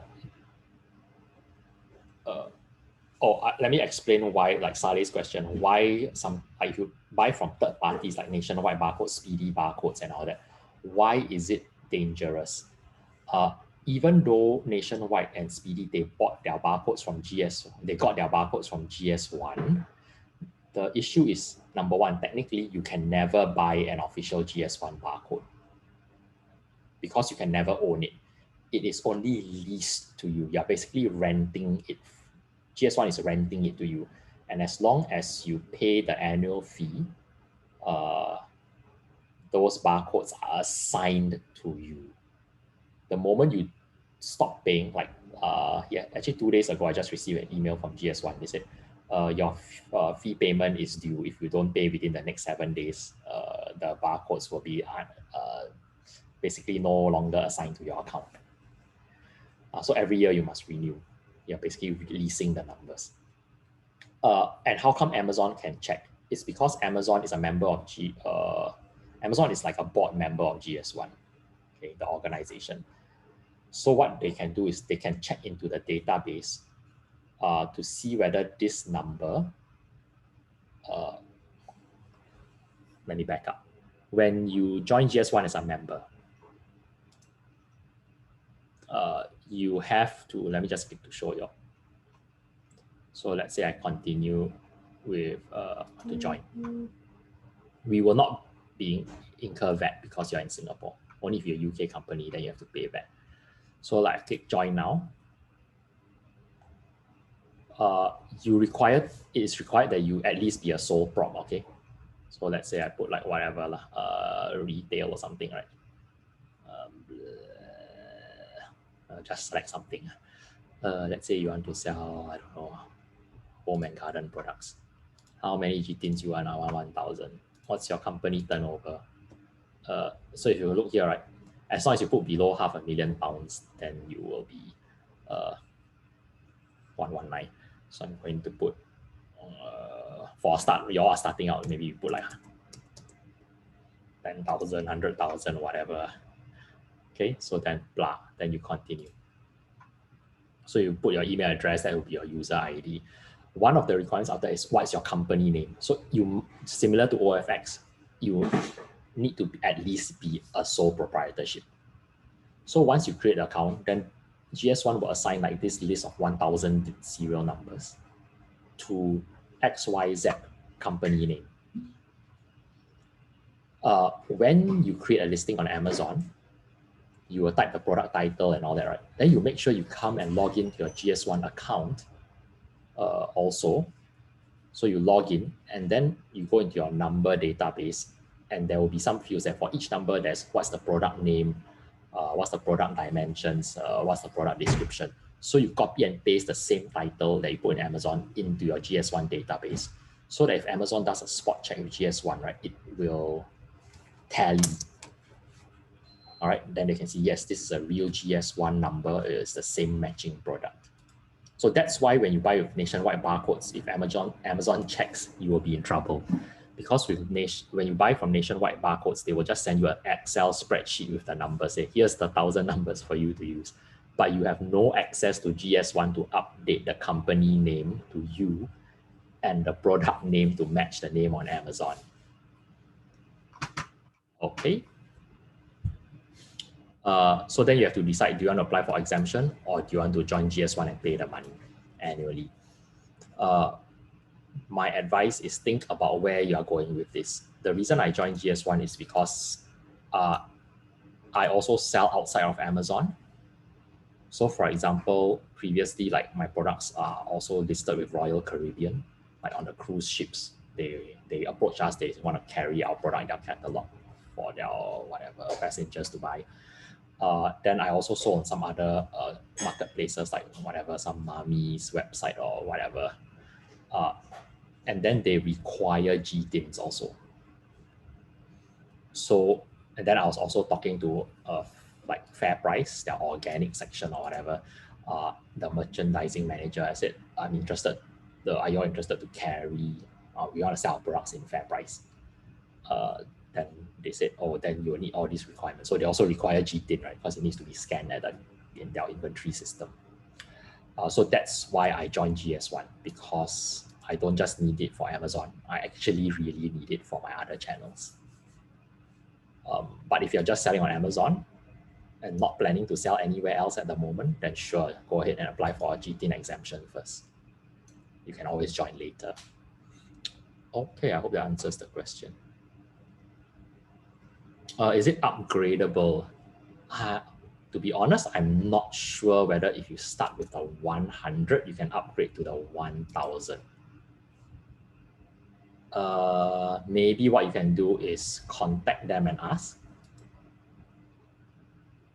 Yep. So they have a help page, right? Then like maybe you want to contact them, drop them an email or something. Yep. Okay. Yeah, the email address is here. I've dropped them email before. Like I said, I changed my company name. Can I transfer the GTIN to another company? They say cannot. It's locked to the company. Oh, fine. So for me, all my GTINs are registered under my LLP, but all my sales of the product is sold by my private limited, because I can't port over the numbers to the system doesn't allow you to port to a new company, which sort of basically sucks. Okay.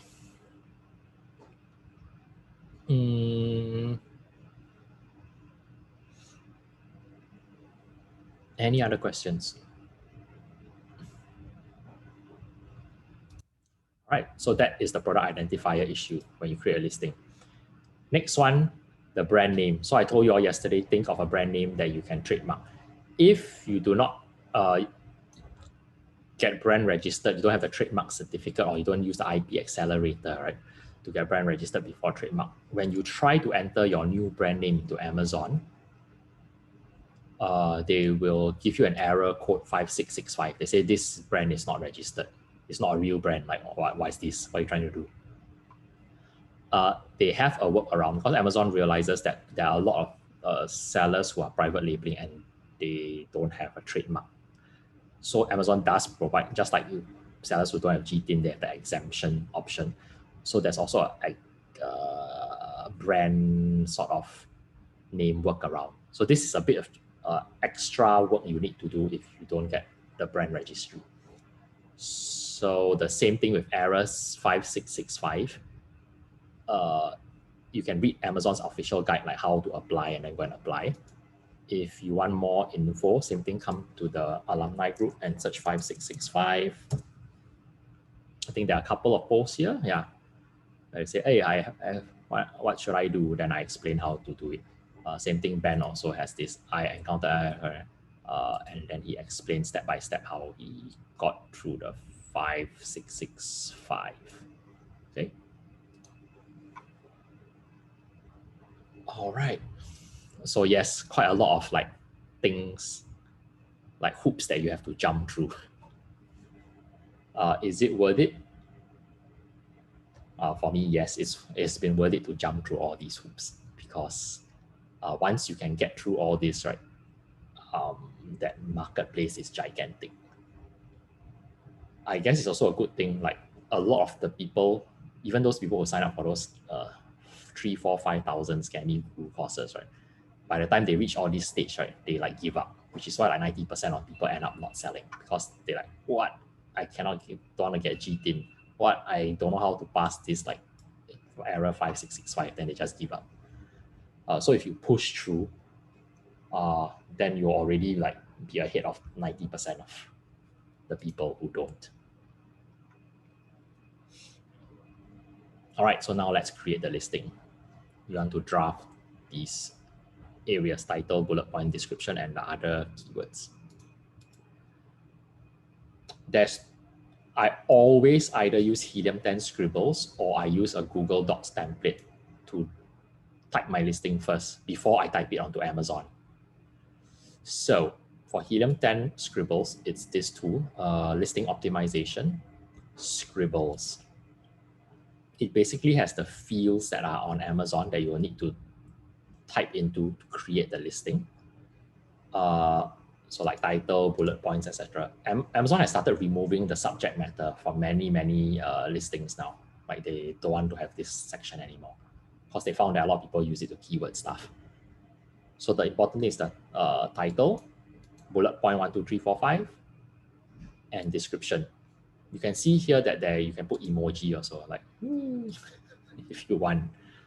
Amazon actually does allow emojis, but please don't over emoji, okay? It looks very like childish. Why do I do it in Scribbles? Or, oops, I do it here. You all access this chat folder, right? I have this Amazon product listing template, which is the same thing.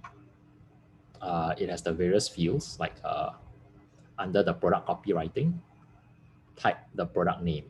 So you can type it here. This is an example. This is the instructions in italics, and then the example here. Type 5 bullet points, instructions, and then type bullet point 1, type bullet point 2, etc.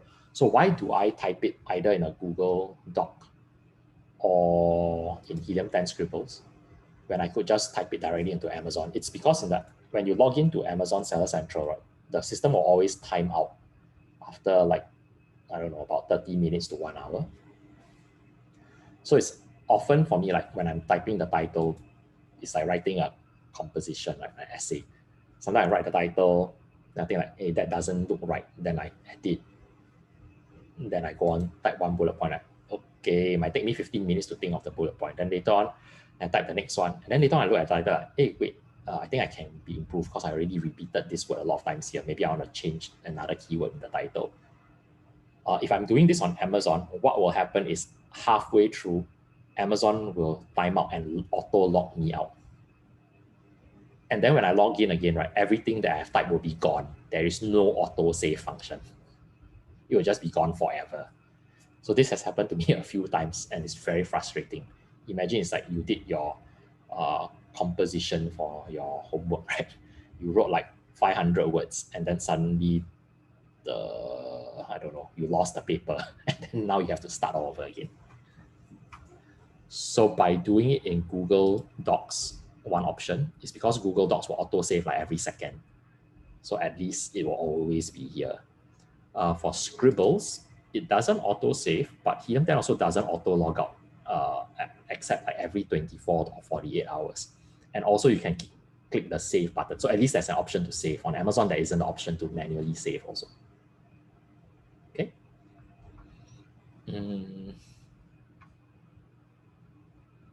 Another useful thing with Scribbles is, let's say I have a short list of keywords here, right? For example, let's say I want to do the USB thing. I can go into Scribbles, I can paste all my shortlisted phrases from my spreadsheet here. Then I click apply. Now, as I type the title, let's say I'll call it USB-C to HDMI adapter. Can you see as I type the words, it starts to cross out. So basically it helps by copying and pasting all my shortlisted keywords from my spreadsheet here, applying, and then as I type, it will cross out. So I make sure that I don't miss out on any keyword. If certain phrases are very important, like people actually type exactly USB, HDMI, USB connector, then I also want to at least try to have the phrase occur one time in my listing in the exact order. So let's say, for example, in one of my bullet points, I say high quality HDMI USB connector. See, when I put the phrase, it highlighted. It was one of the things that you pasted here that you want to include. And now you have used it, and it shows cross out, and it shows that I've used it once. If I use it twice, let's say I put it in the description. I was typing a description blah, blah. See, it shows that I've used it twice. So I also can avoid not stuffing, because it will keep track of all this. So this is pretty cool too. Alrighty. So that's using Helium 10 to draft first. So go ahead and write the thing, etc., etc. So don't just write for the search engine, okay? Don't just like put phrase after phrase after phrase. Also make it in a way that's readable for a human, so that it's attractive to a human. I had one person from a previous batch before. He sent me during consultation, he said, hey, Jason, can you check my title, whether it's okay? I look at his title. After I read his title, I didn't even know what he was selling, because his title is just a bunch of descriptive words like green, high quality, stainless steel, best for bliss, user friendly. And then after you read like 20 words, it still hasn't said what it is. So that, even though it has a lot of keywords, it's like a really bad title, because it's important, like in the first 5 words of the title, that you make it clear exactly what people are buying. For external traffic purposes, it also has a very small effect, because the first 5 words, the first time you save the product, typically the first 5 words in the title will end up as the URL. Amazon will make this the URL. So this has a really, really tiny effect on ranking for Google search. Okay.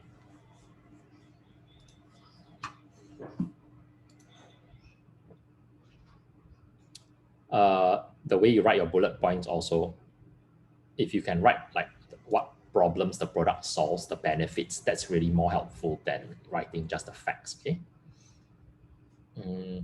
And do include, if the product has like certain features that you put yourself in the customer's shoes, if there are important points they want to know, like for example, you sell tissue paper, people want to know how many tissues in a box, right?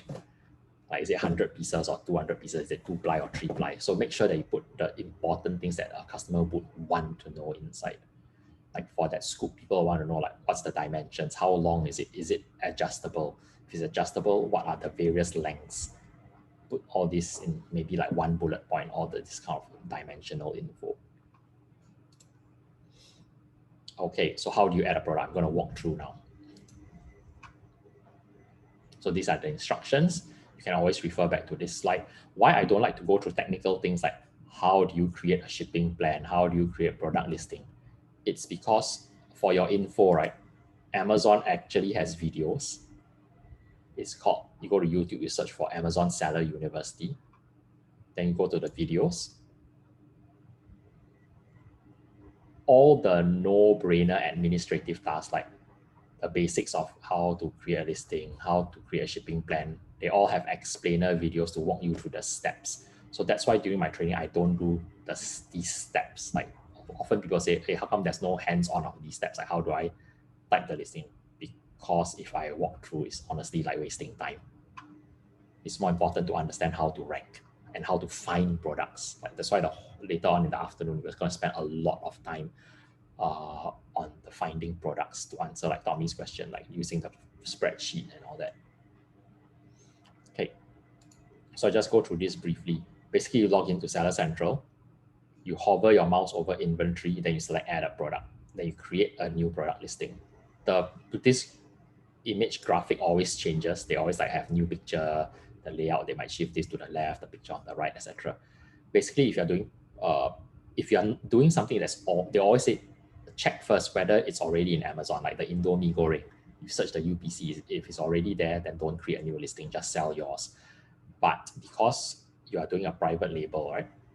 So your product is not yet on Amazon. So therefore you click, I'm adding a new product. Click this button, it will bring you to this page. They'll ask you first to select your category. So you can scroll down this section in alphabetical order to select what category your product should be classified under. There is also this search bar here. For example, if you're selling the sand dipper, you just type sand dipper, and then it will shortlist to tell you, okay, there's these 3 or 5 categories that we think would be suitable, rather than you scroll through like 100 categories and manually find. All right, so then you just pick the one category. You can only pick one that you think is most appropriate. Don't have to stress too much about this. Just pick whatever you believe is the most appropriate and avoid the restricted category if you're not approved. Then, yeah. So like for example, I type silicone cooking utensils, then it shows me there are 3 matching categories. You could choose either this, or this. Which one is correct? There's no right or wrong. All are okay. Just choose whichever you think you want to. If some of these are, if one of these happen to be under grocery, I will not pick because that's restricted, right? And if I'm not approved for grocery. So then home and kitchen is not a restricted category. So essentially you can pick any of these. Then once you pick, it will bring you to the next page. In the next page, notice that there are 4, let me actually expand this. There are 4 tabs here. What you want to do is click this button to switch on. Once you switch this, the 4 categories become double. Previously, you only have vital info. Vital info is title, what's the manufacturer, what's the brand name, what's the UPC EAN, right? Variations means if you want to create like different variations that are linked together. Then offer is put your price, like what's your selling price and all that. What's the manufacturer standard suggested retail price. And then images, you have like 9 boxes to upload the images and videos. But if I click advanced, that's where I can type in the description, the bullet points. And I also can type in the keywords in the back end. Keywords here are in this tab. Whatever keywords you put there should be, is not shown to buyers. That means it's not displayed on the page. It is only stored in the back end for the search engine to read and index. So what is the purpose? Why would you put keywords in the back that you want the search engine to index, but you don't want customers to see? The most common use is put misspellings. So certain products are commonly misspelled. So obviously you don't want to put wrong spelling in your title, right? Because then you look like very unprofessional and people will be scared to buy. But maybe like sometimes when you look in Helium 10, Magnet or Cerebro, you'll see like there's a misspelling that happens like 500 times per month. People keep typing this particular wrong spelling. So you put that misspelling in the back end under the keywords, the search terms box. Another thing that I often put inside here is I will put the Spanish equivalent, because I think about 40% of the US population is like Latino by race. So they're like either from Mexico or Cuba or whatever. So for them, in the US, the biggest second language is Spanish. There's a lot of people from Mexico and Cuba, for example, refugees that are granted political asylum, etc., or like who never went to school in America, so they don't know how to speak English. They like living in Florida or Texas, they literally don't know how to speak English. Okay? So for them, they might search in Spanish. So I put the main Spanish equivalent of my main keywords also in the backend. Another thing I often put in the backend is I'll just put the words Prime, free, and shipping. So Prime, free, shipping. Why? Because this is just my own guess. Okay, many Prime members or many people who want free shipping, they will actually type like Sanddipper free shipping or Sanddipper Prime shipping.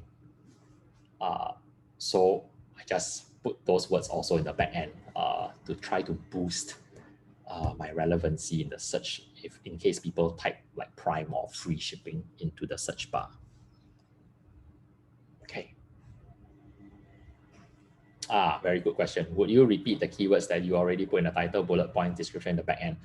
Officially, Amazon says do not repeat, especially if it's in the title. Occasionally, I've only seen like 1 or 2 cases where when you repeat the keyword that's in the title in the back end, there's a negative impact. That means your rank drops for that keyword. But I would say 90% of the time, it actually boosts the ranking for the keyword. So how to know? It's case by case. You have to A/B test and see what happens. If so like let's say you don't have the keyword. Let's say the keyword's in the title but not in the back end. You put it in the, and then you see what happens with the rank. Let it settle for like a week, let's say.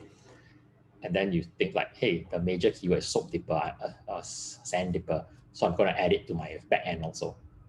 And then you add, and then you observe it for the next like 1 week. And then using keyword tracker, right, you can see from that date whether the rank improved or deproved. If it deproved, then quickly take it out of the back end. If it improved, then fine, leave it. So a lot of things you just have to experiment and test. Because on Amazon, a lot of things actually are not consistent. I suspect like when they want to update the algorithm, they often test it on like certain group of products first, or certain categories, or like different categories have like the algorithm is slightly different.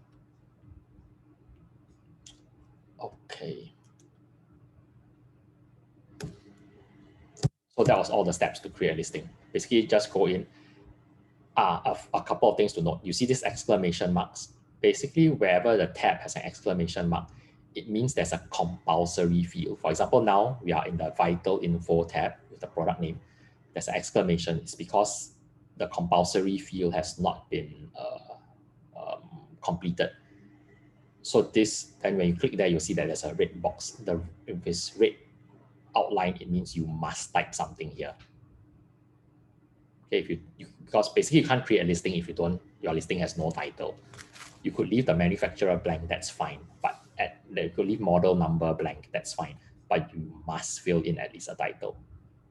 All right, same thing for offers tab. You have to have a selling price. Because Amazon cannot list and then there's no selling price, then what are they supposed to charge the customer? All right, so you must state the selling price.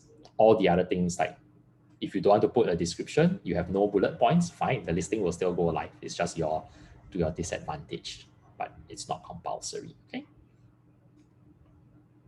If you don't fill in all the compulsory fields, you will not be able to click the save or create the listing button, which is under here at the bottom. There's one button that will be grayed out. It will only turn to orange and you can click after you filled in all the compulsory fields. Okay, so now let's talk about images before we break for lunch. So earlier, one of you asked about where to take photos, etc. So let's go through this section.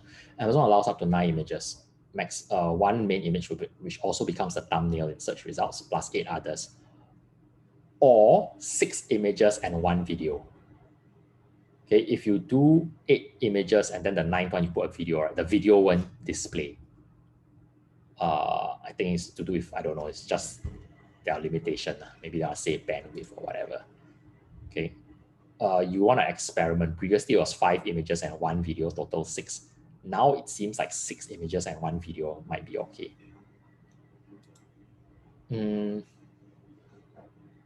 They do have some image requirements. You can click this link on your own time if you want to read the boring policy page. The main thing, actually the main requirement is just that for the main image that becomes the thumbnail, the background must be pure white, and you cannot have infographics for the main image. So for example, this, as you can see, this is the main image is just the product. You can take whatever angle you want, but it must just be the product. If it comes in a box, you can also have the box behind the, like next to the product with the product. But the background here must be pure white. All right, cannot be colorful background. Cannot have infographics like bestseller, lifetime warranty or whatever. That's all not allowed. Okay. If you see some listings that have that, it's because they haven't been caught yet. But basically, if they are caught by the system, the listing will get suppressed, meaning it will no longer be searchable until the seller changes the image to comply. All right.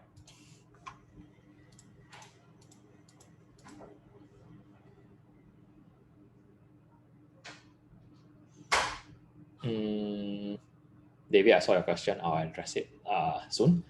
Okay, next one, taking the product photos. Option 1 is take yourself. Option 2 is pay a professional, right? Why did the link not work? Okay.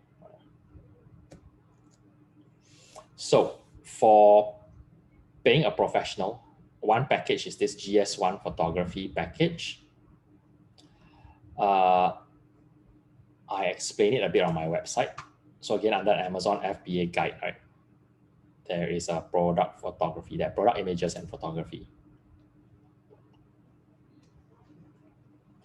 Blah, blah, blah. I summarize the image types. You can take product images, infographics, and lifestyle images. So all these are product images. This are infographic combined with lifestyle. So lifestyle means showing it in how it's used. Okay. Infographic is like, oh, you put some words to describe the features, etc. So how do you do it? The GS1 one is this place called DNA Hub. Basically, they're offering a special offer if you click through this link. Here, it will go to a Google form, which goes to their office. And then you contact them. If like, let's say after you submit 1 or 2 days later, they still haven't contacted you, there's a phone number here. You can go like disturb them. Say, hello, I sent this to you. Haven't heard back from you. And basically you go to their office. You have 2 options. You can just mail the thing to them and they just take the photo for you. But they prefer for sellers to actually go to their office and do it with them, because otherwise it's very troublesome. Like they take the photo and say, hey, I don't like the photo. Can you like rotate the angle 35 degrees to the left and like tilt 10 degrees down? And then they have to take again. It's very, very like back and forth, tedious. So they prefer that you go to their office, sit down with the photographer on the spot. He takes. You don't like, he just take again, adjust and take again. Okay, so 4 photos for 40 Sing dollars. If you're not confident to do your own lifestyle photography or infographics or marketing video, you can also ask them about it. Video, of course, more expensive than $40. I don't know how much. I've never asked them before. All right.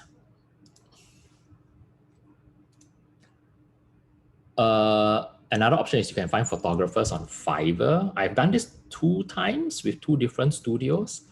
I didn't like the result both times. So what happened was I had my basic image I took with my handphone first for my sample. So my listing is live on Amazon. Then I ship the product to Amazon, right? It's in FBA. And then I actually found 2 photographers in the US. These are American photography studios. So I contact them and say, hi, I want to take photo for Amazon product. They charge very cheap, like $30 US or something. So then because my stock is already in Amazon, right? I can go into my account and I can create an order for Amazon to deliver to their address. So then Amazon delivers to the photo studio, and then the photo studio takes the pictures for me. But then to me, the photos really are very poorly taken. To me, like, wow, I can actually take like way better photo with my handphone on my dining room table. So I've not actually found any good photographer on Fiverr, to be honest. There is this service that I have used. I've been quite happy with it. They can do product photography and they can also do a hybrid, meaning you can take your own photos, you send them all the files. So you take your photos like from different angles, top down, front view, diagonal, etc. And then you send the images to them, and they have a graphic artist who will edit the photos.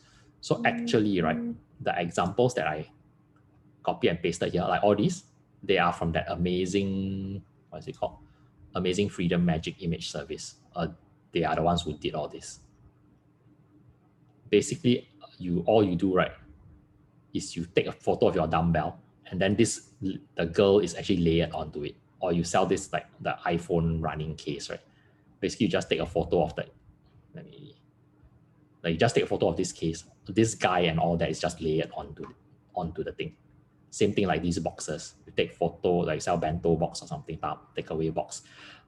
You just take a photo of it, they crop out portion, and then they layer the ingredients into the box. So pretty cool. Yes, this part can be for A+, and it can also be for here. It could be the second, third, fourth, fifth, sixth, seventh, eighth, ninth image. See, like this. So anybody also can use it. So it's quite useful to have infographics. Like, honestly, I think like an infographic like this to show like this set is a set of 6 and it has like different sizes. Yeah, this is a simple infographic. Like, honestly, if it's like that, you can do yourself, right? Okay. Another 2 services that I have used and I've been pretty happy for my A+ content also is eStoreFactory.com and SellerDrive.com. I liked their graphics. Basically, I supply them the photos and they photo manipulate it. Their price is pretty cheap because they're in India. I think it's definitely cheaper than Amazing Freedom. Like the A+ content, I think A+ content is pretty complex. I showed you all yesterday the anchor one, right? So if we do like any random anchor product, all anchors listings have A+ content, which looks like this. So the Seller Drive, I usually use them or eStore Factory. They can do all this for like 99 or 80 US dollars or something like that. To me, to do all that graphic work, they do the copywriting and all that also. Oops, it's very worth it. I only will caution that both eStore Factory and Seller Drive, their graphic work is very good, but their English is very terrible. I have, after they do the copywriting, I basically rewrite everything for them. For Amazing Freedom, it's written by an American. So the English is usually okay. This one, the English is very terrible. It's like when I used to teach. I used to teach in secondary school. Mostly I teach all the streams. It's like in a normal tech class where I will fail your compo because it's so hard to read. It's totally unreadable in English. That's the standard of their writing. All right. Lastly, let's finish this. Oh wait, that's the next section. We'll deal with this after lunch. It's almost 1 o'clock. So earlier, like Jack asked about payment, right? We'll deal with all this in the next section, which will cover how to order, and all the prep work required, and shipping, how to ship to Amazon. So the time now is 12:58. We take let me see any questions. I'll answer 1 or 2 questions, and then we can break for lunch exactly 1 o'clock. We come back again at 2 o'clock. Any last questions before we break for lunch? Yes, no? If you have, quickly unmute and ask, or quickly type no. Okay. So let's break for lunch, 1 hour, and we'll see everyone again at 2 p.m. sharp. All right.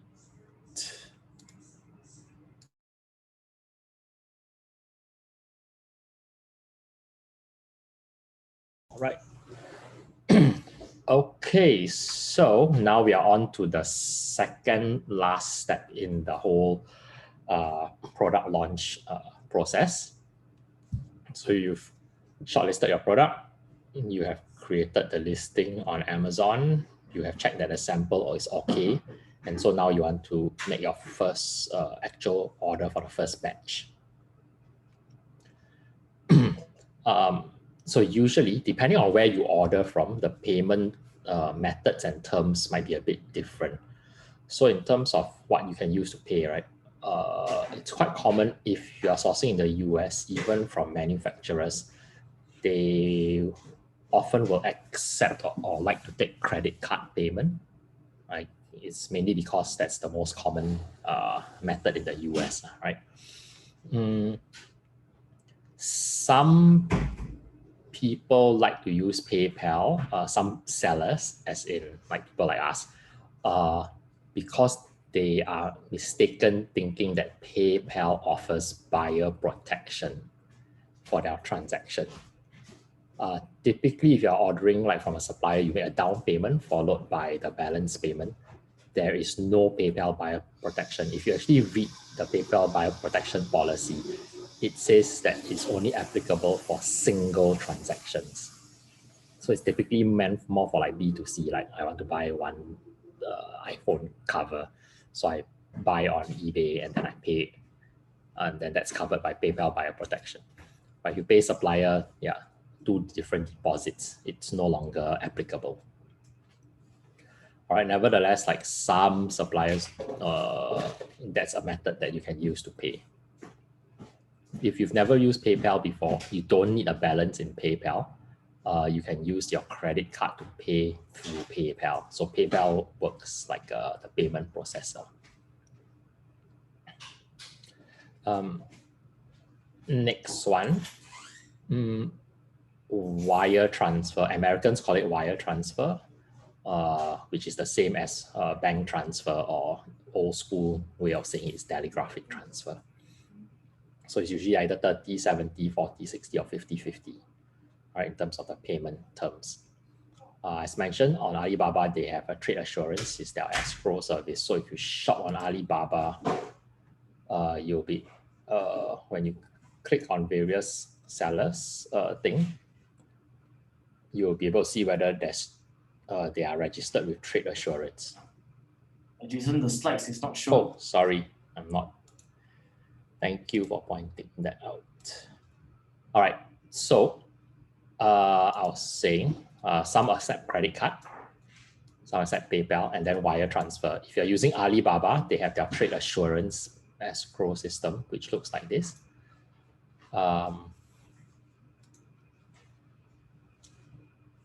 So when you click into a listing on Alibaba, right, you'll be able to see like whether they have trade assurance.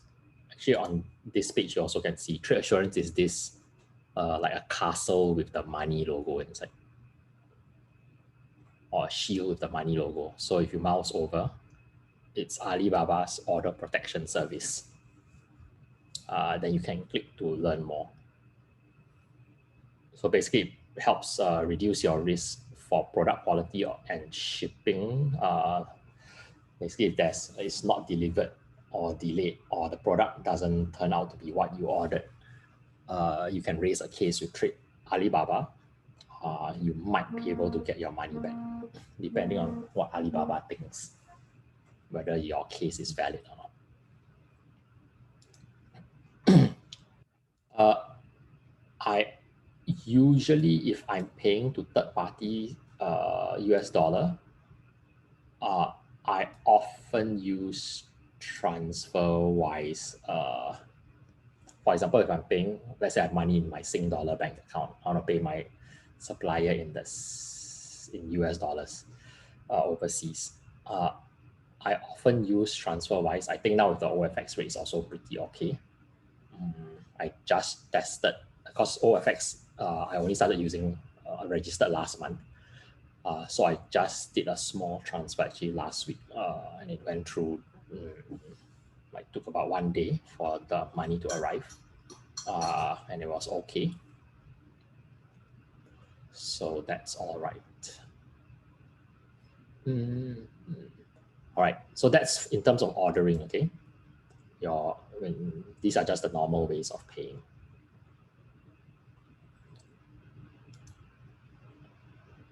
So what's the workflow?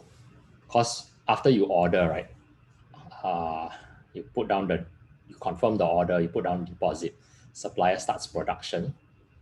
Then after they complete the production, the product is ready, you need to send it to Amazon. So there's a few different workflows. Let's talk about if you're ordering within the States to sell in the States. The same will apply, let's say if you want to sell in the UK and you order from a UK supplier, so it's domestic. One way, there's no fixed way, but these are the two common ones, is you contact the supplier produces the product, and the supplier ships directly to Amazon FBA. So this is one common workflow. The other common workflow is supplier does not do shipping to Amazon because maybe they don't do the packaging that Amazon requires. Maybe they're not willing to, or they don't have facility to receive your PDF of the label and then print it out and then package and stick on it for you. So in that case, the supplier makes the product, you have to send to a third-party logistics company to prep it. The common American term, they call it prep, so prepare the products for Amazon. So whether it involves packaging or putting in a plastic bag or shrink wrapping, and then sticking on the barcode label. And then usually all the prep companies, I would say, if they specialize in this, they always have UPS will come to their warehouse every day, usually like 3, 4, 5 p.m. to collect everything for that day, and then UPS will send to Amazon. And the reason why it's UPS is because Amazon has a contract with UPS now for like many years, where basically Amazon outsources a lot of the collection, inbound shipping, so collecting stuff to deliver to FBA at a very, very low shipping rate. But the low shipping rate only applies domestically in the US. Okay? So it doesn't work for international shipments. Any questions about this workflow? So it could be the supplier does everything and send directly to Amazon, or the supplier doesn't do anything except make the product. Then you have to arrange the packaging yourself, and then from there ship to Amazon.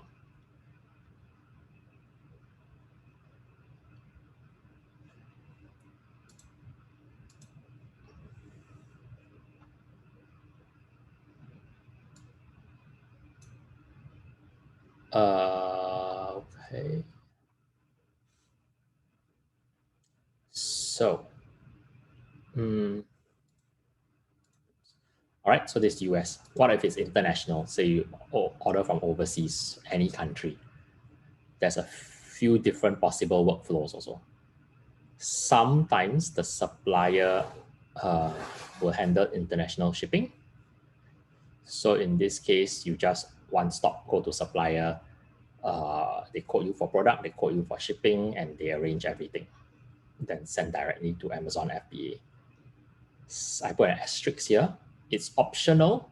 Some people will, if you feel like the supplier, especially first time, you're not sure whether they are reliable, some people will hire a third-party inspection company to go and check on the goods whether the quality is okay or not before it is shipped to Amazon. Okay, next few slides, I will share a couple of inspection companies.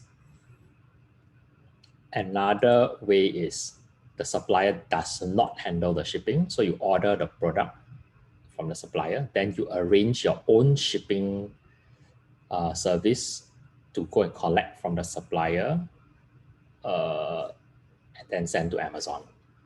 I will share a few shipping companies also in the next few slides. The third way is you use a sourcing agent. The sourcing agent will deal with the supplier and will deal with the shipping and do everything for you to send to Amazon. I have done all before. The most troublesome is the second method. If you work with this one separately and then this one, you work with these two like separately, it's a lot more work involved because you have to deal with two separate parties.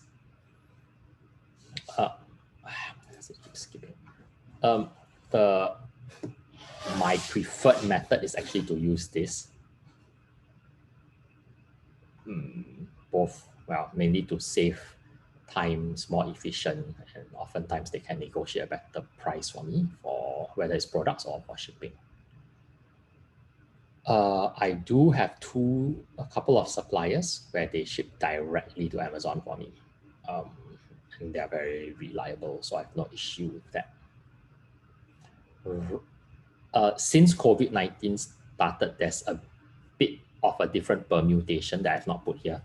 It is that Amazon, for the first time ever, they're now limiting the number of units that you can send into their warehouse. So for a new listing, the capacity is 200 units. In other words, if you create a new listing, they won't allow you to send more than 200 to FBA for a start. Then if the sales velocity is high, right, the algorithm will calculate, and then it will increase or decrease. Actually, it won't decrease. It will increase accordingly, depending on the sales history. The higher the velocity, of course, then it will increase the capacity. Like for some of my products, they allow like 1,000 over units to be shipped in the capacity. It's because it's selling like 1,000 over units per month, for example. So what happens if your first order, let's say you want to order 400 units, which exceeds the Amazon capacity? Then what you need to do is probably send the shipment to a third-party logistics company in the US. So earlier I shared with you all, right, some of the third-party logistics like Amazon Sellers Help and Amazing Logistics, etc. Don't know where's the slide, but you all can look there. Basically, you send to them from your supplier. They hold the things for you, and then they forward a smaller amount, or some people call it, they drip feed to Amazon. Okay. Of course, once that happens, there's a bit of additional cost, because now you have to pay the third-party logistics provider. This is why it's so important. Yesterday, when we did the profit margin calculation, it's very important to have a big buffer of a profit margin. If your profit margin is very tight, right, when there's unforeseen circumstances, what if the shipping costs suddenly increase? Like last year, a lot of people were caught out because shipping costs, like air freight, some people they were using air freight. But because of COVID-19, the cost of air freight at one point was 5 to 6 times higher than normal. That means people are paying like last time people might be paying $10 per kilo for air freight. And then like in the middle of last year, it was like $50 per kilo. And because of COVID-19. Okay.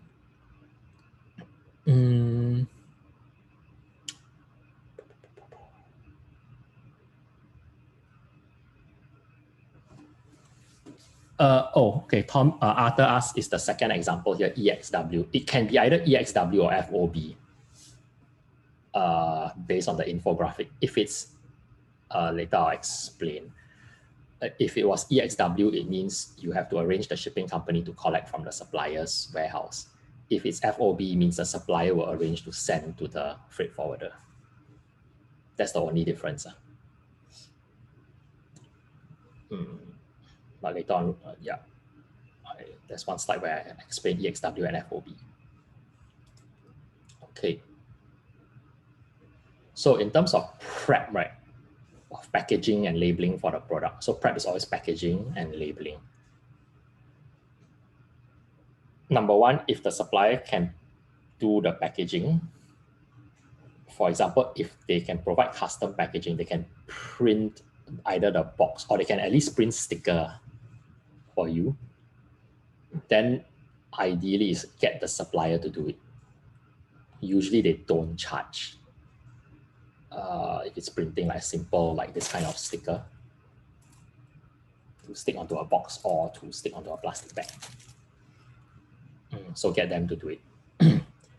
If the supplier cannot do that, then you have to send to a sourcing agent or prep service to do it. Okay, so pretty straightforward. If can, then do. If cannot, then you just have to find a way to do it.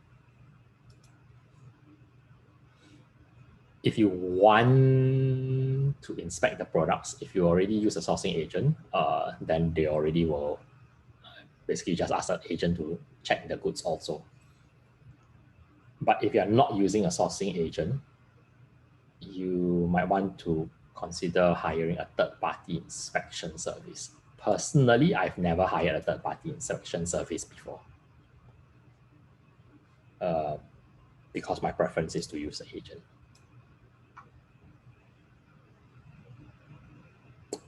Okay, so we're going to get into shipping, and that's where we'll talk about EXW, FOB, etc. So in shipping, you have two major things. You can fly or you can go by sea, and then within that, there's a few other options. So here's an outline of the three main ways to ship. There's express. Express means all these companies, typically door-to-door, very fast, usually within 1 week, but it's also the most expensive. Okay, to give you all an example, to ship a standard carton of anything less than 25 kilos, DHL has something called a jumbo box. It is about $400 from Singapore to the US or to somewhere in Europe. So that's $400. Plus, if you want them to clear customs for you, which is a necessity, it's $34 admin fee. So it'd be $430 something plus GST, whatever. So express is very, very expensive. Next option is air freight. I don't use air freight anymore for many years because to me, the price of air freight, as you can see here, the last time I used air freight, this was what I paid, 34 Ren from China, from EU, it was 34 renminbi per kilo, versus if I send by a fast boat, it's about 10 to 15 renminbi. So it's more than double of this, 2 to 3 times higher. But the speed, right, you can see 10 to 14 days versus 20 to 25 days. Honestly, it's not that much difference. To me, it's not worth to pay 3 times more for like, let's say 30% faster speed. So I don't use air freight anymore. Right now, if you use air freight, it's going to be much more than this. And the reason why air freight is very expensive during this period is because air freight is usually it's a third-party freight company.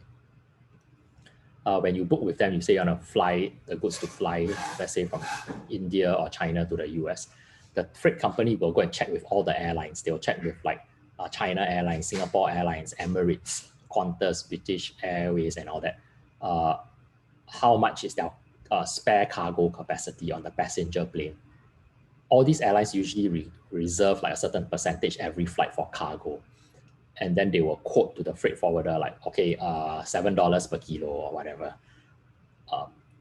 and then the freight forwarder will mark up a bit, of course, and they need to make money also, right? And then they will quote to you, and then your goods are actually shipped on a passenger flight from one country to another. Then after they reach the airport of the destination, they have to be loaded onto a truck and then driven to the final destination. So because of COVID-19, right, are there many passenger flights? No, right? There's almost like none. It's almost like zero. So because of that, it's basically a demand and supply issue because there's no flights. Therefore, supply is super low, and that's why the price of air freight is so high. For me, if I ship from China, nowadays I always use fast boat. So it's usually ranges in price, like time, about like that.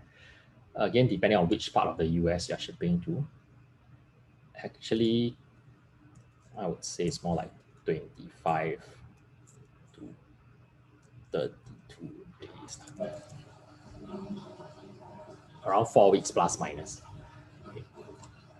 The price range is about US 150 to 220 per kilo. This is DDP, okay?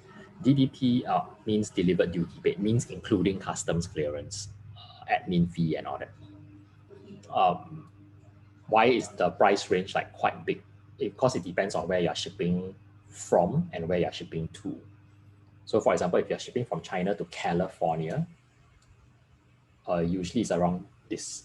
It will be lower than this end of the range, like 150, 160, 170, 180. If you're shipping to like New York or the eastern side of the US from China, then it's much more expensive because you need to add in, after it drops off at the port of California or Los Angeles, it needs to be loaded on a truck, and then the guy needs to drive for 1 week to the other side of the US. So you need to pay the truck driver's fee also.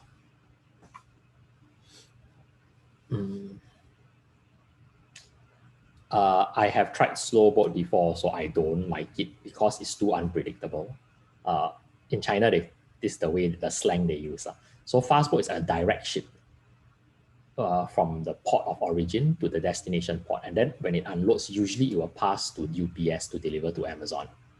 Slow boat, right, is the boat, let's say, goes from Shenzhen, then it will sail to Shanghai, then it will sail to Beijing, then it will sail to Korea, then it will sail to Japan, pick up stuff, unload stuff, and sail to Hawaii, and then eventually reach the States. That's why the sailing time, right, is very long and rubber time. So even though like the quote upfront might seem lower than fast boat, to me it's not worth the trade-off in time.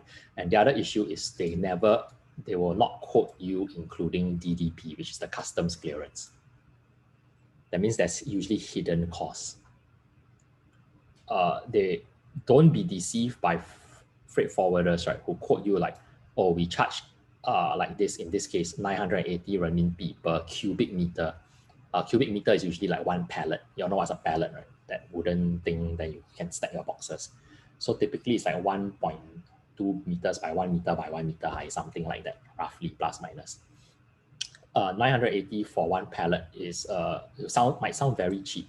That's like 200 plus Sing dollars, 200 plus US dollars per cubic meter per pallet. So that sounds very cheap, but this is just the ocean rate to put the pallet in the container to float on the ship. It has not included the loading fee from port of origin, the unloading fee at destination port. Then there is also port docking fee, port clearance fee, etc., etc. All these fees add together, right, will end up like $1,000 over at least. Those are fixed fees. So if your shipment is very small, let's say you're only shipping 1 or 2 cartons, it's not really worth it to go by ocean because there's a fixed fee to like pay the port for clearance of goods and all that. In that case, if it's 1 or 2 cartons, honestly, just go by express. But if you're shipping, like for example, the tipping point is about 2 pallets. If you're shipping 2 pallets or more, then it becomes more worth it to start using like a ocean freight fast boat. If you try to arrange shipping yourself, right, you might get a headache because the documentation is super complicated. So that again, that's why I just leave it either to a professional freight forwarder to do it or let the agent handle the freight forwarder. And as I stated here, like minimum 2 pallets is the tipping point. Okay. Calvin asks, how do you tell which supplier you should work with? Like what criteria to determine one to work with you? If you want to individual search to solve this, you just use agent. Yeah, so one way is just use an agent because the agent is on the ground. Like for example, I have had my agent get a few quotes before, and then they talk to the supplier, and then my agent feedback to me that one of the suppliers seems like very shady, like not straightforward, cannot give like a straightforward price, and they feel a bit suspicious about a particular supplier. Then I'll take my agent's word for it. If you just go source yourself, let's say go to Alibaba or Global Sources, I think there are some helpful things. For example, you can look at the badges that they have. Number one, you want to make sure that, especially first time, you want to probably use trade assurance. Trade assurance will cause your fee to mark up by 5%. Because Alibaba will take the 5% as their service fee to hold the funds and then refund you in case there's a problem. You can also look at other badges. Usually they have some suppliers will have other badges. Like for example, yeah, that particular one didn't have a lot of badges. But like Global Sources, you can search like verified manufacturers only. So this one means that at least the platform, Global Sources staff or a third-party inspection company has checked on them before. So here, if you mouse over, you say the business scope of this supplier independently verified business registration license. It's not really a very useful check, but at least it's better that at least you know it's not like some random scammer. At least the only check they do is that, okay, the business is registered in the government, like in their ACRA, but it still might be like an unreliable company. But it's better than nothing. So honestly, it's impossible to know for sure 100%.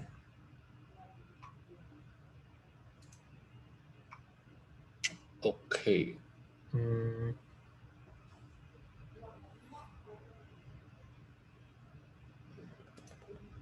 All right, so shipping jargon. So just now Arthur asked about this. When suppliers quote you, usually they will quote you their price like how many dollars per unit. Then they will say either EXW or FOB. So what's the difference? I explained earlier. So EXW is basically they are quoting you, we will finish the production, then we just leave it at our factory on the floor. You come and arrange collection yourself. That's EXW. FOB is short, EXW is short for Ex Works. So it's just like when you invest in stocks, right? They say like Asia Pacific Fund, X Japan means excluding Japan. So this one Ex Works means just the works and nothing else. FOB can stand for freight on board or free on board. Well, officially it's freight on board. Basically, it means the supplier is quoting you to inclusive of them delivering the cargo to the vessel.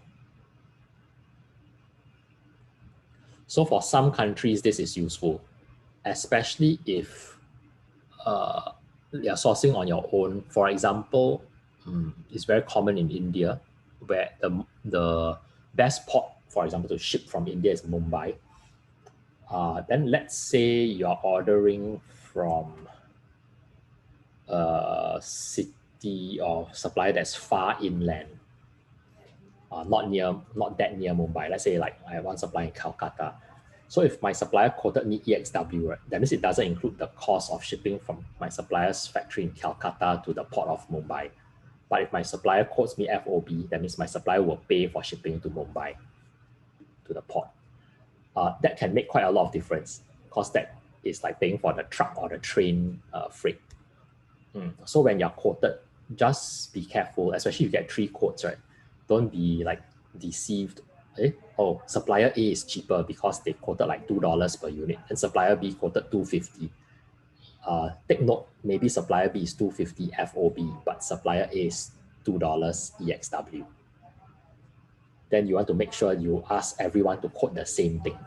Either everyone must quote EXW or everyone must quote FOB for it to be an equal and fair comparison of their pricing. The other one to take note is when you're shipping, make sure to always ship DDP. Anybody know what DDU and DDP stands for?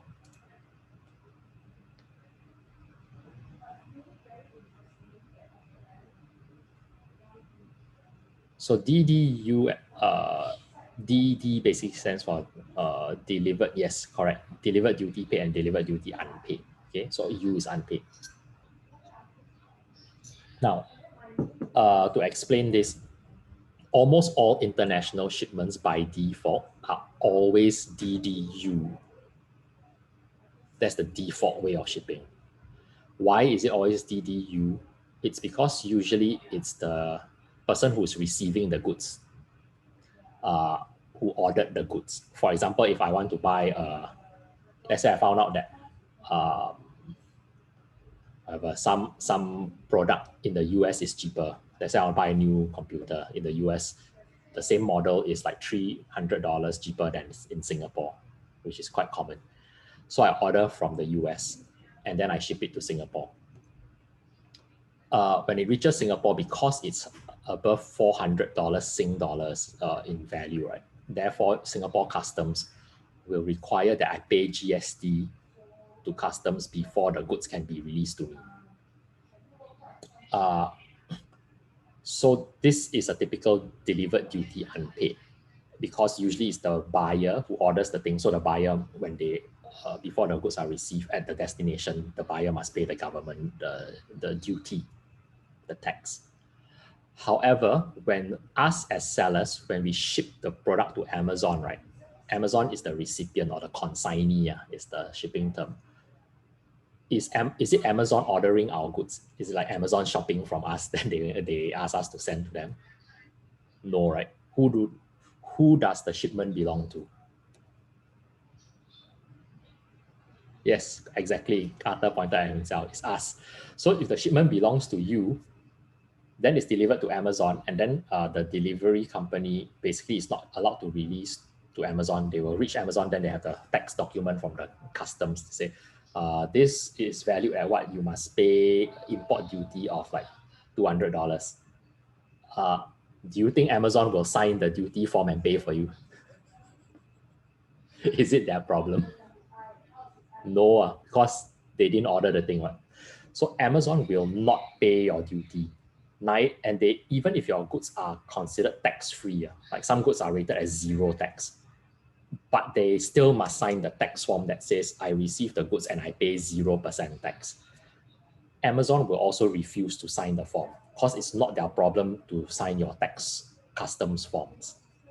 Therefore, what will happen, right? If you ship DDU to Amazon, the freight company, the shipping company cannot release the goods to Amazon because Amazon refused to sign the form. And then what will happen? The freight company will be left with 2 choices.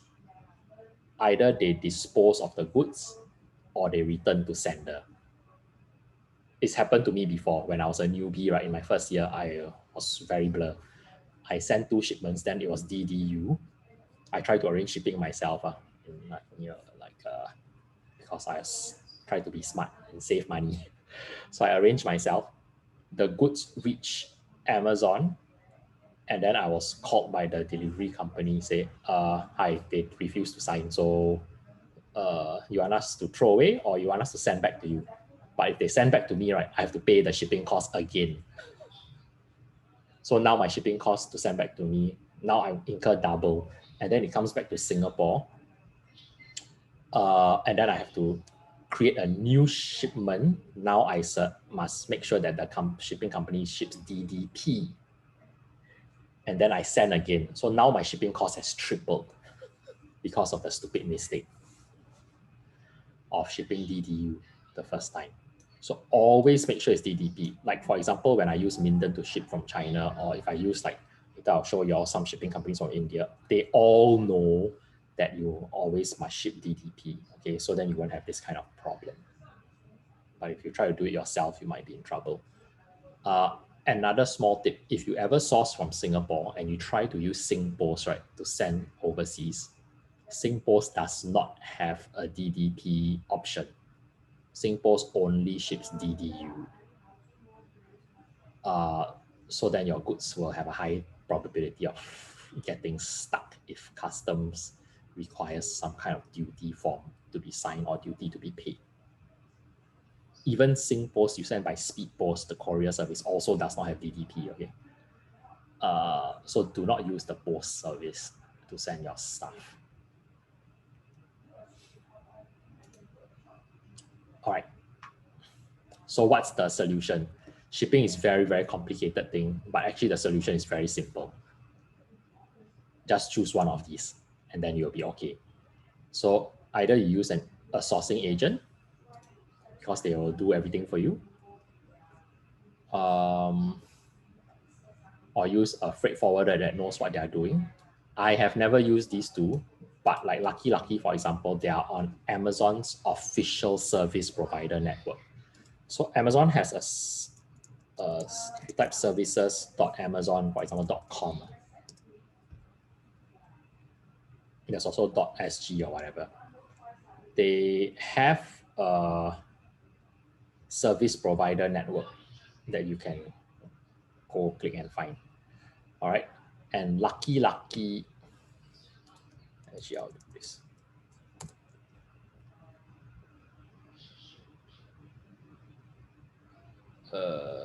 Resources, service provider network there.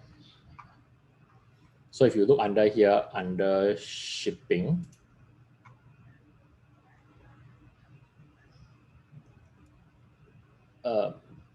then you need to sign in, so whatever. But if you look under there, Lucky is one of the official Amazon service providers. Whether they are good or not is a different question, but basically they should know how to ship to Amazon. Okay, next one. Okay,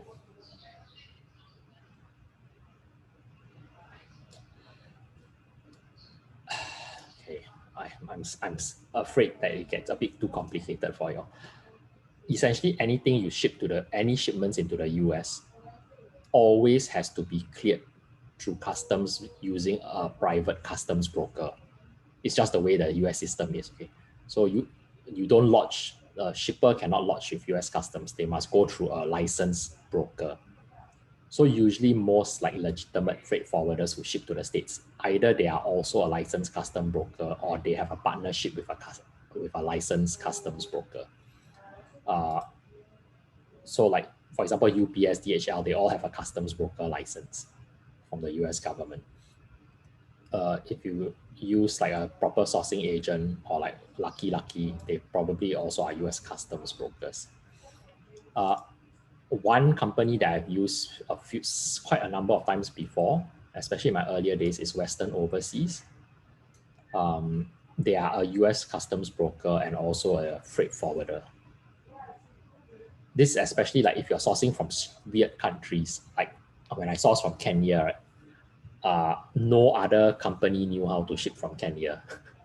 So I tried Western Overseas and they were able to do it very smoothly. Another one that's recommended by some people, this one I have not used personally, is Unicargo. Unicargo is a newer company, probably like several years old. The founder started this company specifically to serve Amazon sellers, because he realized that shipping to Amazon is not so straightforward. So he started this freight company specifically to serve Amazon customers. So you can try them. This one, several of the previous batch students I've recommended to use SeaAir, and their feedback is that SeaAir is very, very helpful. So SeaAir is an Indian company, but they have offices worldwide. One of the directors of SeaAir, her name is Samiksha. She's very, very super helpful. Like I have students from previous batch, it's like super newbie, right? They ask her like a lot of questions like, how come like that? How to do this? How to do that? And they all feedback that she's very patient and explains everything to them.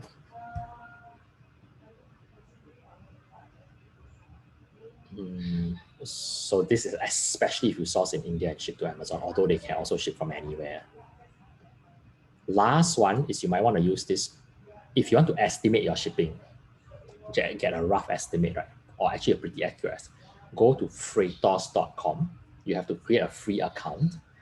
Once you go into log into freightos.com, right, you can select like where you're shipping from. Just put the city, and then where you're shipping to. So like let's say Texas or whatever. And then you put in like how are you shipping? Is it pallets or cartons? Then you just put in roughly what's the carton dimensions, what's the shipping volume, and what's the total weight. You can put like estimate. And then Freightos, it's linked to many, many freight shipping companies.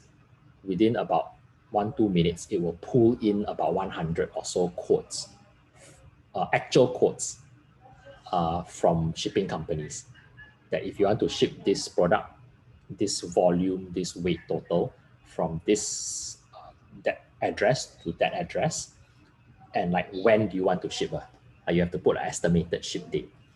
Then they will give you an instant quote, which you can actually log in and sign on the spot.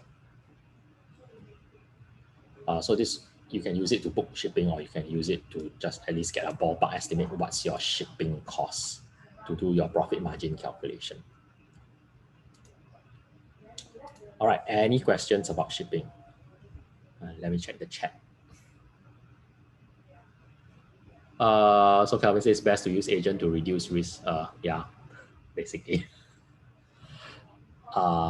Like for example, my China agent, they charge me 5% of the order value. I'm very happy to pay the 5% because honestly, like my next shipment is should approximately be 3,000 or 4,000 kilos. It's many thousand units. Like if I try to do the prep, the agent will take care of the labeling, the box label, carton labels, arrange the shipping and all that. If I try to do all these things myself, right, I probably take 1 month to check everything, but they can do it in a couple of days because they have the manpower, and basically that's their job. The other thing, okay, Tommy says, can I use your sourcing agent as my starting sale? Oh, what do you mean as your starting sale? I mean, yeah, I gave you the links. You can contact the agent, any of the agents, and start working with them. Saleh says, I heard that Alibaba's badges can be bought and may not be reliable. Yeah, some of the badges like Gold Supplier, for example, I think as long as they pay like $2,000 something, then you'll have the badge.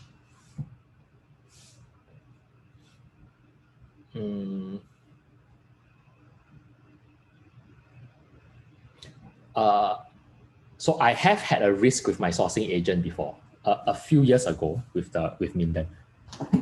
So I recommend my students to use them, right? Then what happened was about 2 years ago, I think, the bosses of Minden were all arrested and put into jail. It's because a rival sourcing company basically complained about them to the police. And then in China, it's not so straightforward. Basically, the police don't have evidence, but they just arrest you and put you in jail first, then they investigate. Then after that, after 1 month, the police said, oh, nothing, y'all can go already.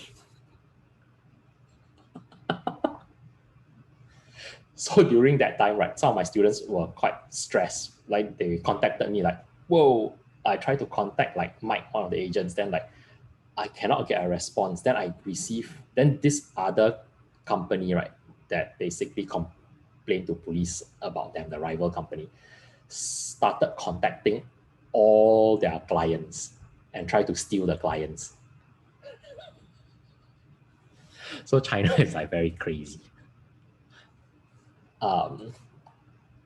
So then fortunately, because I have been to EU before, so I've met the staff, and I know one of the bosses, that his name is Mike. He's the one who handles my account. So his wife contacted me. The wife also works in the same company as one of the agents. So then the wife handled everything for me, while the husband was unavailable.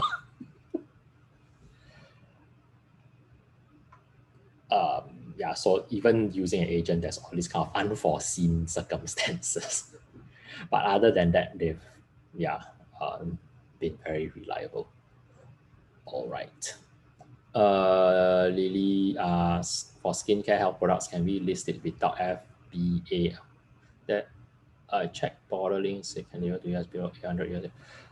Okay, it's not FBA letter, it's FDA, Food and Drug Administration. For health products, it depends on what it's classified as. You all know, like for products, right, there's HS tariff code. Every commodity in the world is assigned a code, or harmonized system commodity code. Okay. So it depends on what your product is classified as. Because even within skincare, like I'll give you an example, coffee. Just coffee alone has like 4 or 5 different commodity codes. Raw coffee beans is one commodity code. Roasted coffee beans is a different commodity code. Ground coffee beans is a different commodity code. Coffee that is in instant coffee is another different commodity code. Then instant coffee or coffee mix, right? Depending on whether it's creamer or whether it's creamer and sugar or whether it has no sugar, they are all different HS codes. And all of them have different legal requirements and different customs duty rate. So if you ask me, skincare and health products, can we list or can you sell it? Can you import into the US? I think is the question. Without FDA registration, the answer is maybe, because it depends on your product. What is it classified as? Jason, can I cut? Actually, is already checked with the border click arranged for the delivery. So they said HS code already checked. Okay. Because then fine. I don't intend to go for FDA. Sorry, it's FDA, not FDA. Don't intend to go for FDA approval because too many documents needed. Yep. So if that's the case, he can arrange for shipment to arrive USA. So Amazon side need any document? Maybe because if you list under beauty category, you might need to apply for category approval. It's impossible for me to predict whether when you apply for category approval, what documents they might or might not ask, because it's like random. They might just ask you to fill in an online form just to declare, like do a multiple choice, or they might ask you to upload the FDA cert. So you won't know until you try. The only way to know is you must try to list the product. So the only way I have to list myself and try. Correct. So that's why I always list first before you pay money. So the same thing also happened with electrical product, right? Those with about all this. Correct. All the document, you just need to try out and then you understand. Yeah. So like electrical things, like there's government requirement, then there's Amazon's requirement. So like in the US, I think it will be under the FCC or something. I don't know what it stands for. Then like in Europe, it will be under CE. In Singapore, it's under like PSB or something for electrical things. Okay. But you brought up a good point. So you said below 800 USD don't need the FDA letter. So different countries have different what the shipping what the governments call de minimis. Okay, sorry, I have to say all these terms. So I just type it here so that y'all can see. If you all see in the notes, there's something called de minimis. De minimis is the value at which the product is usually not considered a commercial shipment, and therefore is usually not checked by customs, or customs doesn't care. In Singapore, the de minimis value is 400 Sing dollars, which is comprised of the total of the declared value of the products in the shipment plus the cost of the shipping fees. So if let's say you import something from US to Singapore, let's say your product only costs $200, but if the shipping cost is also 200, right, then you will hit 400, then you have to pay GST because it hits the de minimis threshold. In the US, the de minimis threshold is 800 US dollars. So every country has their own de minimis, which is the minimum. I think it's Latin for the minimum. So it's the minimum threshold. Under that, because it's considered a small consumer shipment, so they don't bother to charge, don't bother to check, don't bother to tax. However, this is not a guarantee, okay? Sometimes below 800 US dollars, the customs, if on that day the customs officer happens to be very free and very on the ball, they might check. Because there's a lot of unscrupulous shippers and importers who under-declare so that they can get under de minimis, so that their goods don't get checked and don't get taxed. So sometimes the customs, they will look at the thing, and then if they look at they will just randomly look at the box, and then they open the box, then they think like, hey, how can this product be under $800? So if they get suspicious, they will still check something if they feel that you are under declaring. Okay. Yeah, so Saleh says, seems like categories like groceries, beauty have too many hoops to jump through with high liability issues. Yep. Yeah, so it's just a matter of whether it's worth it to jump through. So I have one client, for example, because they work with coffee plantations. They themselves are third generation coffee business, like family business. So they have plantation. They also roast the coffee. They package the coffee. So for them, they definitely want to sell the coffee. So I work with them to get FDA registered, African company, to get registered with FDA. But it's a lot of hoops. The labeling must match. FDA requires for food registration, right? You must appoint a US-based representative. That means now they have to appoint an agent in the US to be their representative. And then, of course, once you have a company that acts as your agent, then every year or every month, you must pay them a retainer fee, a few like $1,000 per year. And then the FDA license or registration has to be annually renewed. So that's another $1,000+. So unless you're really very serious about doing that, it's not something that a newbie just want to test and try a product. Maybe not. Yeah, might not be so suitable. Okay. So last section. So you arrange the shipping already. Let's say an agent arrange the shipping, then the agent will just tell you, oh, okay, here's the tracking number. Estimated it should deliver in about 30 days time. Then great. Now you just sit back and wait for your product to deliver. Once the product is delivered to Amazon, it might take anywhere from 24 hours after delivery up to 2 weeks for Amazon to check in all the stock, like they call it inventory, they don't use the word stock, to check the inventory in to be ready for sale. Okay, because you have to understand there's millions and millions of units of products being shipped to all the Amazon FBA warehouses, right, 24/7.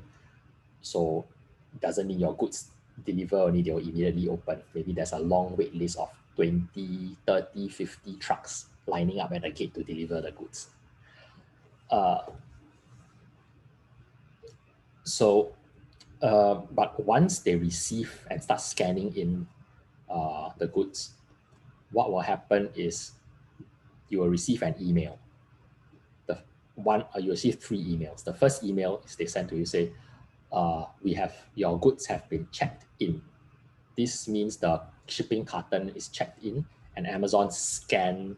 There's also a label on the shipping carton that you must put, which has the delivery address and a QR code and a barcode. So Amazon, when they scan the shipping carton, it means, okay, the shipping carton is now inside their warehouse. They might start unboxing the cartons immediately. But the moment, or they might wait like 1 or 2 days later, or even up to 10 days later, depending on how busy they are. But the moment they open the carton and start scanning the individual unit, you will start to receive the second email. They say, we have started receiving your shipment. Then the third email is when they have opened all the cartons and scanned in all the units. Then you receive the last email to say, we have completed receiving. Somewhere in between started receiving and completed receiving is when some units will start becoming available for sale, which means your product will go live. It will become an active page on the website. All right. So once your listing goes live, your objective is, I need to push my listing to try to rank as high as possible and to stay there in order to get impressions. So that's the goal, rank and stay on page 1, preferably within the, why I say top 12, because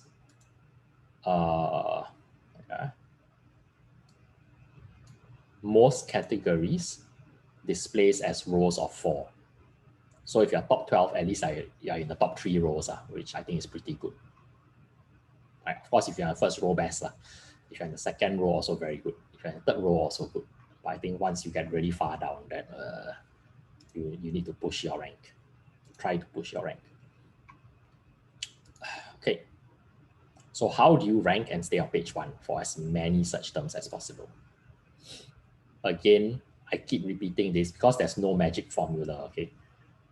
There's a lot of black hat tactics and all that. But honestly, all those are going to make very little difference. If you get your fundamentals right, that will do 80% of the job. So just focus on, make sure, number 1, the listing is well optimized. Because fundamentally, the search engine will read all the text in your listing to use for indexing, and then therefore to use to match the customer search. So if your listing, the copywriting does not have all the good keywords, right, then basically the search engine has nothing to work with. Next.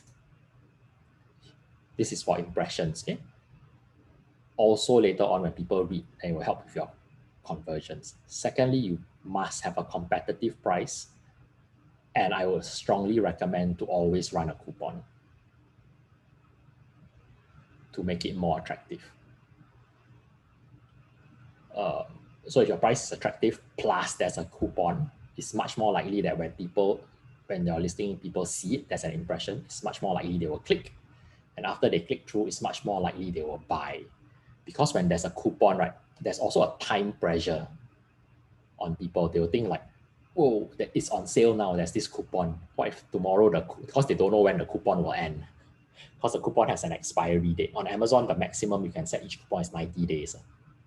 But once the 90 days end, you can always go in and create another coupon again. But the customer doesn't know, right? Customer will see like, oh, there's a coupon now, I better quickly buy. What if like next week the coupon is gone? So the coupon has this added push to make people want to buy. So without optimization and without the competitive price with the coupon, then your listing basically won't rank and won't convert well. So yep, those two are fundamental. All right, now let's talk about a couple of launch methods. This is just my own way of naming it. That's what I call the fast and furious method. Then there's the slow and steady. I think it's a balance of both. Although the typical fast and furious method is what a lot of scammy gurus will teach, that totally does not work anymore. In the old days, I would say before 2016, the Amazon search algorithm, right, was very basic. So what happened is, for example, one of the scammy gurus in Singapore, okay lah, he's not very scammy, but one of the gurus in Singapore, he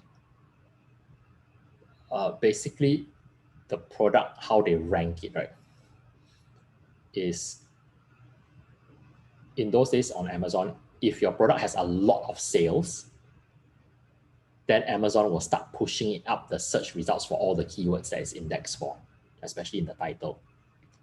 So very simplistic. If the product sells a lot of units, means it's popular, so we will push it up the search results for the relevant keywords. So what a lot of sellers in those days did was there were a lot of third-party services where they have pools of buyers, let's say like 10,000 buyers on a mailing list. And all these buyers are looking for cheap bargains. So then sellers, what they do is, let's say I want to launch this sand dipper thing, right? Whatever, that sand dipper scoop or whatever. So what I will do is, once my product is on Amazon, I will create like a 99% off discount code. It's a secret code. And then I will join this third party like Groupon kind of website and say, okay, for the next 7 days, there's this coupon code that will give you 99% off this listing. And so then this Groupon type of website, it will distribute to their mailing list, right? And so 10,000 people will get the email when they wake up. Oh, look, there's this new product. The sand dipper is at 99% off for the next 7 days. So then this 10,000 people on the mailing list will all rush to go and buy the sand dipper and get 99% off. Then by doing that, right, this product will become number one, or like within a few days, it will shoot to number one for many, many keywords, all the keywords that it has in the title and in the listing. So in the past, this was the fast and furious method. But in around 2016, Amazon updated their algorithm because they realized people are trying to game the system. So if you try to do this now, the system actually starts to penalize you. One of the guys from a previous batch, he actually tried to do this. And he was trying to rank for like one of his keywords, the main keyword, he was at position 20. And then he tried to do this kind of tactic. And what happened was he dropped from position 20 to position 236 overnight. Basically, Amazon says you try to play cheat, we are going to kick you to a place where nobody will find you. I think some scammy gurus still teach people to do this, which is why people keep getting burnt. So Amazon wants you to major on the fundamentals and not game the system. So the fundamentals is optimize properly and use Amazon's advertising system. Why? Because Amazon wants to earn money from your ads. All right, so Fast and Furious is basically like that. I'll skip this because it doesn't work, right? So no point to look. But for Slow and Steady, basically the key is target less competitive search terms, as I've been showing you all since from yesterday. Second thing is make sure you optimize very well with all the shortlisted less competitive search terms. I mean, I say images not so critical, at least have some good images lah, okay, but don't need to be so stressed about have super quality images. You can start with small quantities, like as small as 5. Let's say you order from AliExpress to, let's say, a few hundred units. Don't go order like a few thousand units, okay? Unless the product is very cheap. Like I ordered the ponchos, why 20,000 ponchos I said earlier. It's because I was selling them in sets of 10. So actually and then I have different sizes. So after you divide like each size, and then by packs of 10, it only ended up like 200 boxes, like 200 sets. So it's actually per size, so it's not that much to sell. Okay, next one, the inventory you can start generic, minimal packaging. And then it's very important to start running ads to mine the data. And also ads are the main way where you have a very, very wide funnel. Okay? And then you use the data to grow or to scale gradually. I am not going to cover ads much in the 2 days. I usually do the ads more with people during the one-to-one session. So typically the workflow is after today, you go get all your account registered and all that, then go start to research and shortlist a few products. First call, we go through the products to validate whether go or no go. Even if all your products turn out to be bad ideas, right? I'm very sure during the call, I will be able to go on a rabbit trail from the product, the not so good product idea, and we'll be able to find better products or better ideas. Okay, then after that, it's just you go look for supplier, get quotation, then you calculate and you decide whether you want to proceed or not, right? Usually the second or third call, their product is already like live on Amazon. Sometimes people need the second call to revalidate or maybe like work through, they don't know how to calculate the cost, and sure, the second call can use for that also. Then by the third call, the product is live. So then that's where I walk through to set up the advertising campaign. Then we let the advertising campaign run. And then the fourth call, we go through the data and then use the data to refine the ads and refine the listing. And then from then on, once you know that, right, it's just a matter of repeating this process to find more products and relaunch, and also repeat the process of starting ad campaign for every product, learn to analyze the ads, and then what do you tweak from the ads. Basically, the ads have like 3 main goals. The first goal is to boost impressions so that you can have more clicks and therefore potentially more sales. Then once the ads start running, you want to analyze the ad data to do a few things. Number one, you want to cut bleeding ads. So ads that burn money but don't generate returns, you want to reduce them or cut them altogether. Number two, you want to identify the ads, the keywords, and the different types of ads that are generating positive return. That means you are spending very low and it's generating a lot of sales. Then we want to boost those ads. Like imagine if you have an ad campaign that's a conversion rate 50%. Wow, that 50% is very good conversion rate. Then you definitely want to pump more money into the ad campaign because like half the people who see the ad will buy. The third one is from the ads. It will help us discover additional new customer search terms, Amazon calls it. Like they will literally show you every keyword term that customers type that led them to having an impression of your product, clicking and buy. So then you will know the actual words that customers are typing that led to them finding your product and buying your product. And then from there, you might discover like, hey, I've actually not optimized for 5 of these keywords yet. And I've not run ads for 5 of these keywords that the customers actually use and ended up buying. So then you start the new ad campaigns, or you add these keywords to ad campaigns and target them. And so you just do this. And then as you keep repeating this process, you'll keep reducing your ad costs, you'll keep boosting your ad efficiency, and you'll keep growing your sales funnel. Now, so this is the ads process. All right. So how do you launch? All this is a summary. So identify main keywords, pick the most important one. You can use Helium 10, as I demoed to you earlier with Cerebro. The discount codes are here. Set up coupons is the link to my website, that page, how to create coupons. Next one, very important. When you first launch, right, you will have 0 reviews. When you have 0 reviews, you have no social proof. So what's going to happen is your conversion rate your click-through rate and your conversion rate will tend to be below average. Because like customers will see then like, no review, I'm not interested, don't want to buy, right? Or don't want to click. Or maybe they click, then they realize, hey, wait a minute, how come there's no review? Then they click back, then they go choose a competitor's product. So you do have to be prepared for at the start, before, when your product still has no reviews, your ad costs and the return from your ad spend, right, will tend to be poorer because you lack social proof. But that's just a part, right? Everybody has to go through that.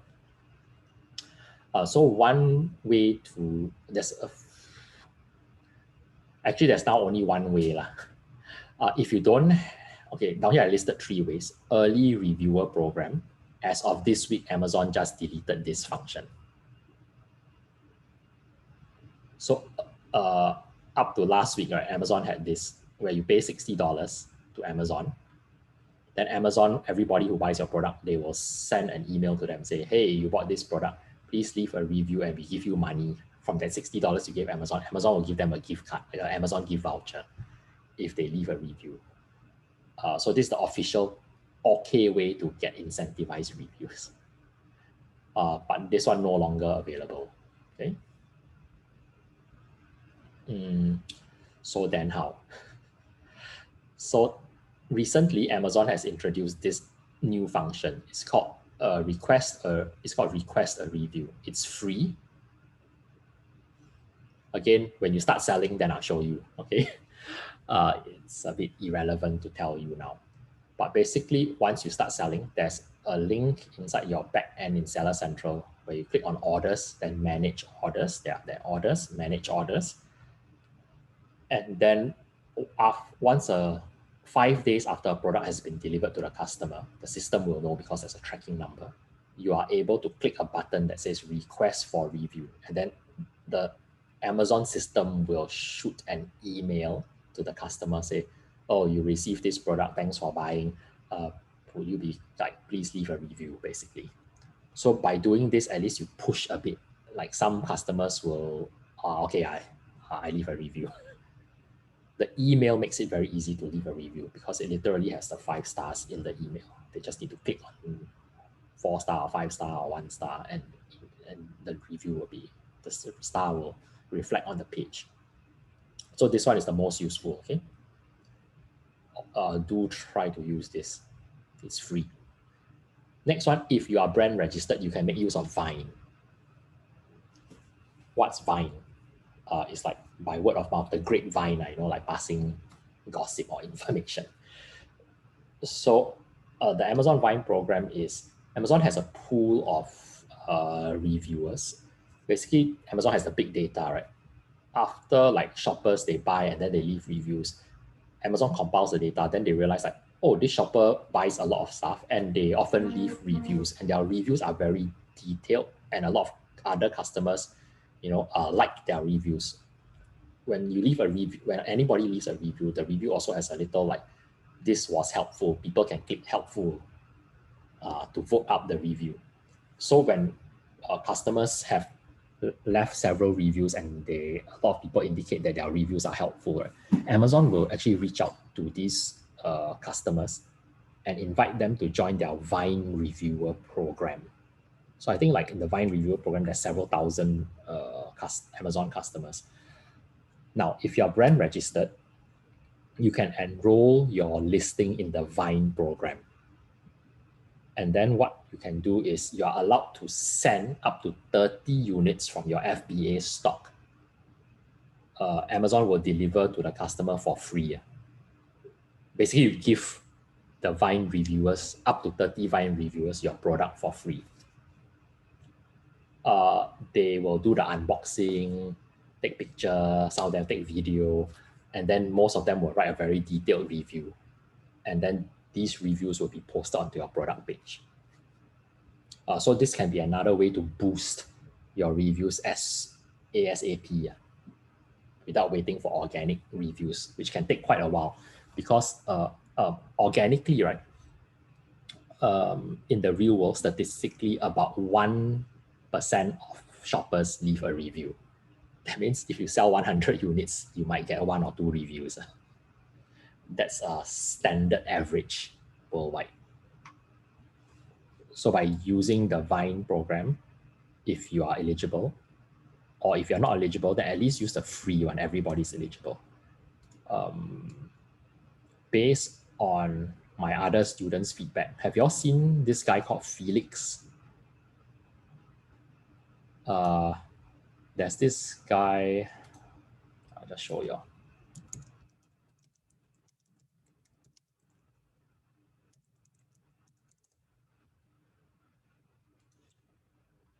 So about 1 year ago, Amazon approached me about this. They wanted to start a brand ambassador program. Basically, they want to find some top sellers from Singapore who are not scammy to become their ambassadors. So basically, I recommended Debbie and Felix to them. So Felix is a former student from a 2018 batch.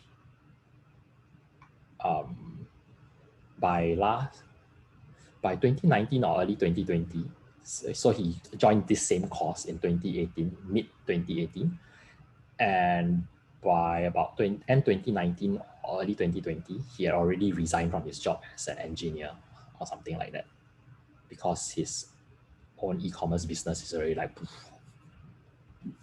like doing well enough for him to quit his job. So why did I bring that up? Because Felix has feedback to me that he uses this a lot, and it has actually accelerated the number of his reviews quite noticeably. Okay.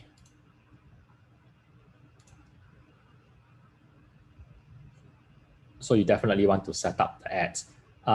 Don't bother with this so much. I actually have a video here on my, so here on my website, okay, because PPC is more advanced, right? So it's all the way down. Can you see here? So I actually have 2 videos, 1 hour each. And I walk through like how to set up campaign. And I did an infographic of what campaign types I set up. Okay, so you can read through this to set up campaigns. I'll walk through this with you also, usually a second or third call. Okay, so this will be sponsored ads. Next, once your listing is live, right, I will encourage you, if you have Helium 10, run Cerebro on your own listing. So let's say I'm selling glass beads. You can see I did this demo shot this year for water beads. So you run, let's say I have my own listing, run Cerebro on your own listing. Why? Because you want to see which ones are in, what keywords have been indexed, what the search engine thinks your product is relevant for, and it will show you what position you are at. So my priority would be, I will zoom in on which ones have the highest search volume. So I might click here and then sort by highest to lowest search volume. And then I also look at the organic rank. So like I look here like, 26 and 61 and 76 and 72. I'm already at these positions for a start. And then out of all these, obviously this keyword is the most valuable if I'm selling glass beads. We'll look at the search volume. I'm at 26 on day 1 is already pretty good. So I want to make sure that I run multiple ad campaigns targeting the keyword glass beads. And I'll bid pretty aggressively. Why? Because if I can appear at the top based on sponsored ad position for glass beads and people see, then they click, then they buy, right? That will send a signal, and this will then each sale will give me ad rank juice, and then I'll start climbing from 26 to 25 to 24 to 20 to 18 to 15 and break into the top 10. So that's very useful. Run Cerebro on your own listing. Study which keywords are more valuable in terms of search volume, which tells you the demand for that keyword, and then study which ones you're at a position that if you put in more effort, right, it will make a big difference. Like 61 also is very close to page 1 already, some middle of page 2. So if I can push this, so I'll also bid very aggressively for this. If I can push this and break into page 1 and then break into the top 10 of page 1, it will make a huge difference. Whereas, for example, this one, glass filler, you can see the position is 190. It will take a lot more effort to try to rank for this compared to try to rank better for these. cost 190, let's say it's like page, I don't know, page 4, page 5. Even if I can jump, like let's say I get 10 sales from this keyword, then I jump like 10, 20, 30, 50 positions in organic rank, right? I will still be somewhere on page 3 and page 4. So whereas this one, if I can jump 50 places, I can already be on page 1, top 10. So this is using Cerebro in your launch. Next one, put all the important keywords that you are trying to rank for in the long term into your keyword tracker. Okay, these are my actual products, so I've blanked out the actual keywords. So put them here, like you can see, like I'm ranking position 4 by organic and position 3 via sponsored. In other words, on a search results page like this, at that point in time, I was ranked position 4 and I had an ad here in position 3. That means in the first row, right, I occupy half the space for my most important keyword, 16,000 search volume. Then my second one, I was ranking 16 organic and 96 by ads. So you can see I want to aggressively bid for ads because, let me show bigger.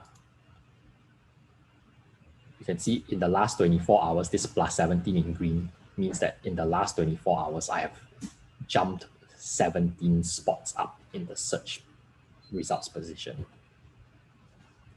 And that's because I know the words, I'm tracking the words, and I'm aggressively trying to rank for them. So maybe I just added, maybe this keyword was in a bullet point, but not in the title. If I just move it to the title, bam, that alone could have boosted from position like 30 something to position 16. Okay. So once you do all this, it's basically this self-compounding cycle. If you can get impressions and clicks, and the clicks lead to sales, this will signal to Amazon to give this listing more impressions, which in turn will lead to more potential clicks and more potential sales, which will add more juice again to tell the search engine, hey, give this listing even more impressions because it's selling well. Whereas if you don't get impressions in the first place, or you can get impressions, but you cannot get people to click through because your price is not attractive or no coupon or your title is lame or your picture turns people off, then nobody click and then nobody buy, then you will over time get lower and lower impressions because the search engine is getting the data that, hey, people are not interested in this product. I show it, the search engine, I show it to people, but nobody wants to click, nobody wants to buy. I think I don't show this anymore. Okay, so it's important to get the impressions, optimize for impressions, also optimize for clicks, and also optimize for sales so that it becomes this self-compounding effect.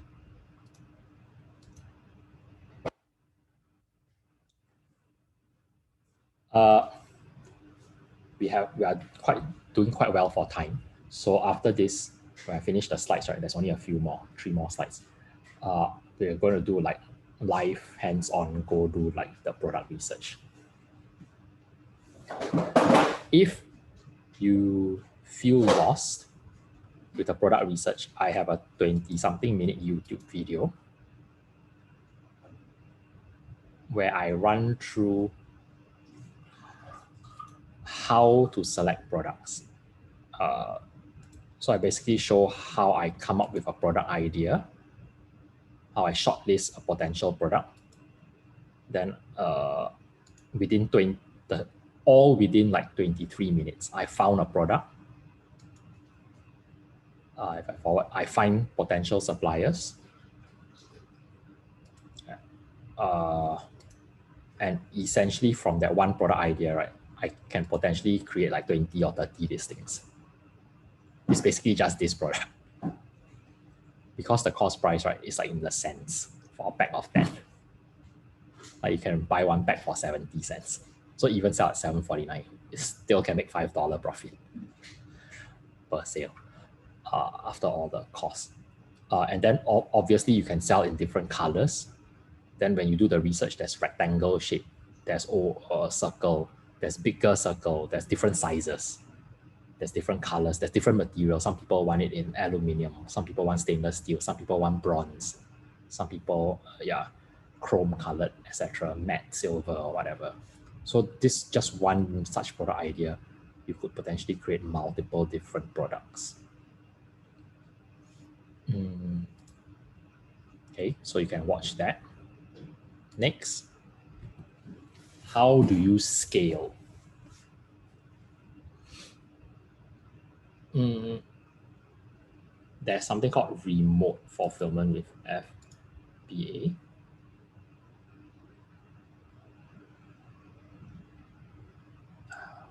Whatever, I need to sign.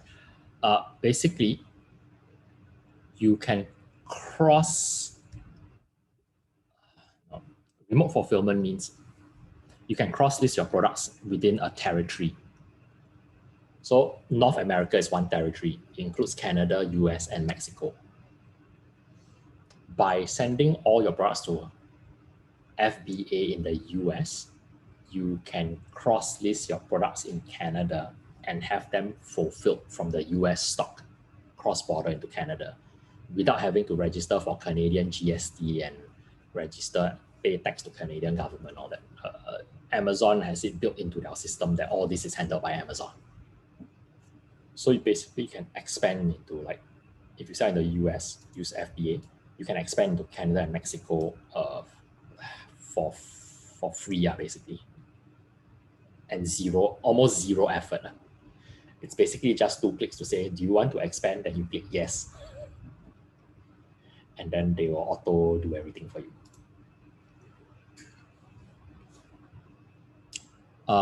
Other ways to scale is if you get brand registered, you do A+ content. And then you run the ads. Okay, there's different types of ads. So let me just briefly show you the different types of ads. Okay, you have product ads, brand ads, and display ads.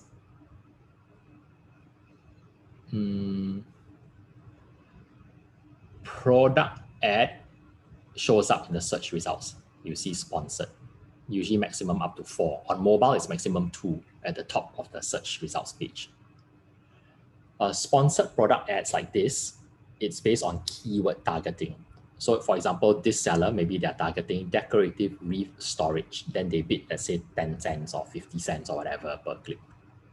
So when somebody searches the exact same term, or you can choose like a broad match. So somebody searches something that's generally similar, then your ad can show up. So this is called sponsored product keyword ads. There's also sponsored product targeting ads. Sponsored product targeting ads show up when people click into a listing and they scroll down, they are here. Can you see? Sponsored. So these 2 rows are all sponsored ads. Sponsored product ads tend to be very cheap compared to keyword ads. And basically the strategy is, if you can find competitor listings selling similar products who are priced higher than you, or their review rating is very poor, those are your targets for sponsored product targeting ads. Because by showing up here, right, then people see like, oh, at first I wanted to buy this product, whatever. Let's say like this one was $20 and then yours is $15.99. So you show up here, you are more attractive than them. And let's say like this one is like 3 stars. Then you have 1 review 5 stars. So by showing up here, there's also a higher chance people will choose you because either your price is more attractive or your social proof is more positive. Then it's good to do product targeting ads. So those are 2 types of product ads, either keyword targeting or product targeting. You can also run them automatically. That means you just let Amazon go and do whatever. Or you can run them manually. It means you manually enter a list of keywords and products you want to target. If it's automatic, it means Amazon reads your listings copywriting, and then it will just decide what keywords, when customers search, it will try to show the ad. Which one should you do? Both.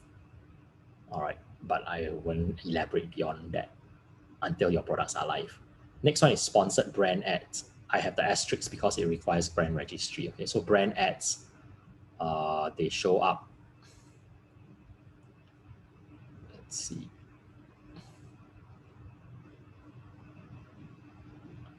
Brand ads, let me do, let's say dog bed. Okay.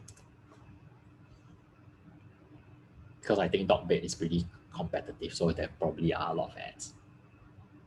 So one of the sponsored brand ads, the one at the banner. At the moment, I don't see anything. Maybe it's not loaded yet. This video here is also a brand ad. So under sponsored brand ads, there is the headline search ad, which is the banner. There's also sponsored video, which is a subset of the brand ads. Okay. And then the sponsored display ad, which basically shows up at various places. Or one of the places it shows up commonly is usually either here or here. So right now, like nobody's running a sponsored display ad targeting. It basically shows up like usually under this bullet point section or under the buy box. Sponsored display ads, or Amazon will also show them off Amazon, meaning Amazon has the big data. They might show it in Google searches. They might show it. It might appear in people's Facebook feed, etc. Externally, you don't really have control where they show it. It's just automated. You can do external advertising. So you want to do Google ads, Facebook ads, Instagram ads, that's up to you. You can also contact influencers. Okay, one of our former clients, his business basically took off because they use influencers. So what they were selling coffee, and what they did was, coffee is very competitive. So like he was really struggling. They're actually a cafe in New York. So they were not even barely struggling, going to close down because cannot pay the rent and all that. And then what they did was they contacted 400 influencers. So how to find these influencers? Basically go to Instagram, YouTube, then they just look for people who do food reviews or do anything related to coffee kind of reviews. And then they just contact all of them, just draft an email template or whatever, a private message template, and then send to everyone.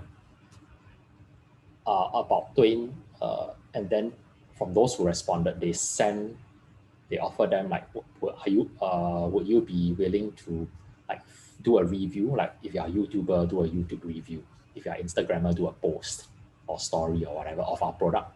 In exchange, we send you our product for free.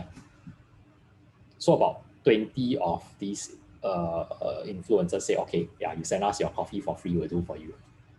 Do a post for you. The day that the post started releasing, right, when the influencers started posting, their sales went from like 4,000 a month to 4,000 per hour.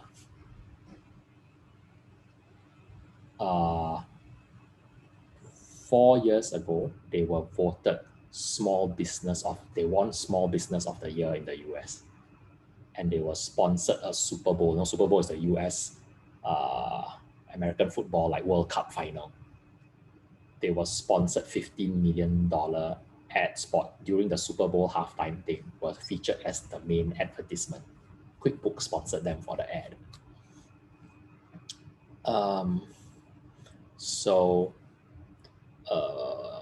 Yep. Influencer marketing can be quite powerful. Just like I showed you that small boy from Singapore, he somehow got Eric Cantona to do a YouTube video for him.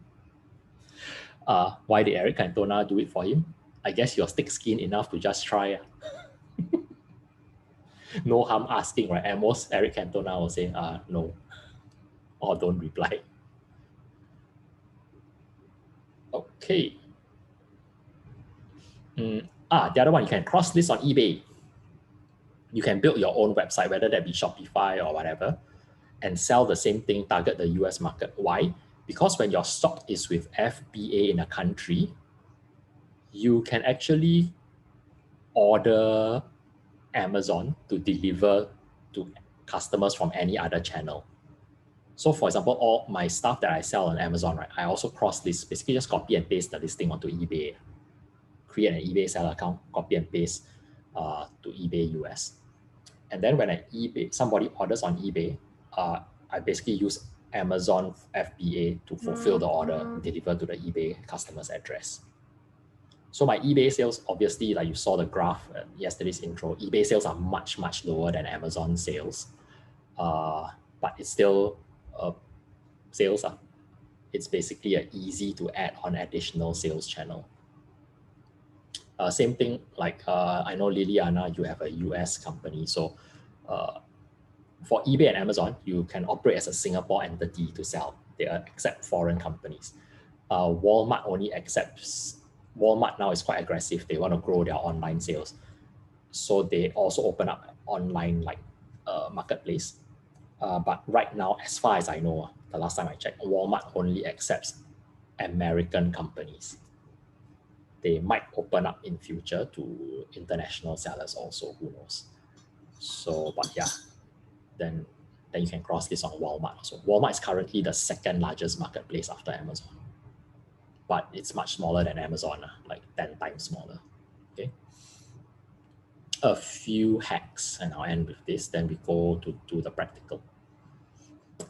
You can find suppliers used by other sellers or through US wholesalers, for example, through this website. USA import data, right?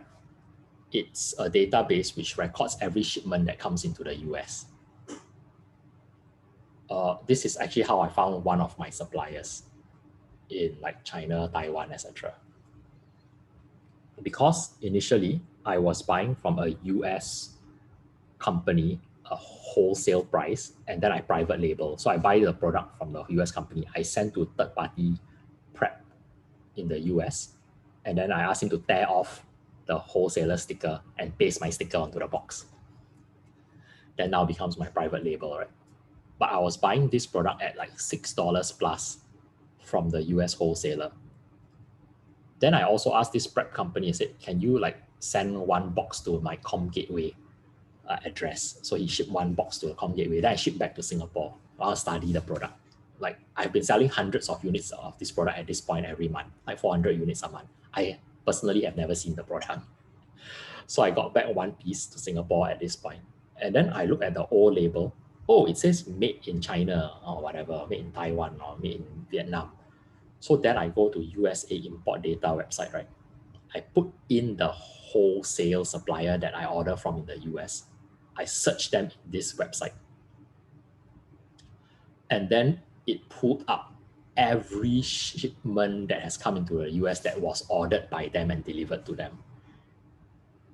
And then from there, I can trace all, and it also shows, so it shows who is the consignee, who was delivered to.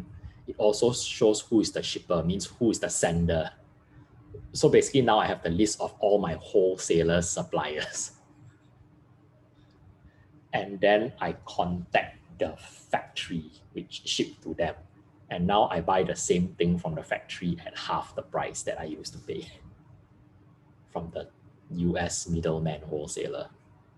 And the factory also labels straight away with my own label, my brand directly onto the box already, without me having to pay additional like $150 to a US logistics company to tear off the old label and print and put on my new label. So this is something that's pretty useful.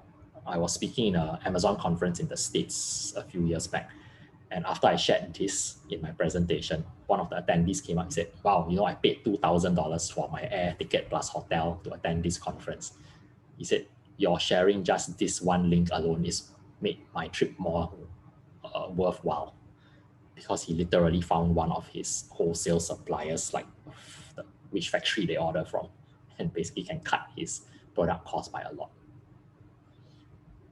Next one, compare price on 168. Oh, when you contact an agent, right, to source for you, my advice is when you email the agent, tell them what product you're looking for. And I usually give like a couple of links, like maybe a link from 1688 or Alibaba so that when they click, they at least know like, okay, this is the thing I'm looking for.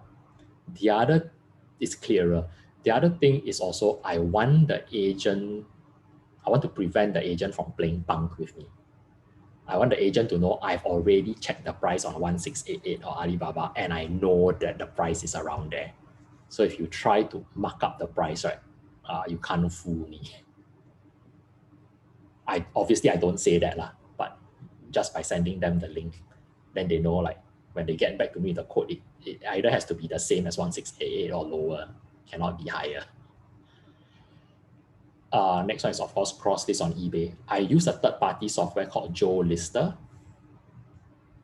Joe Lister is a third-party tool software that can replicate, integrate your Amazon account with eBay and also with Shopify. So if you build a website with Shopify, basically you can pull all the data of the product from Amazon and create the listings on eBay and Shopify. But more importantly, it can keep the stock in sync.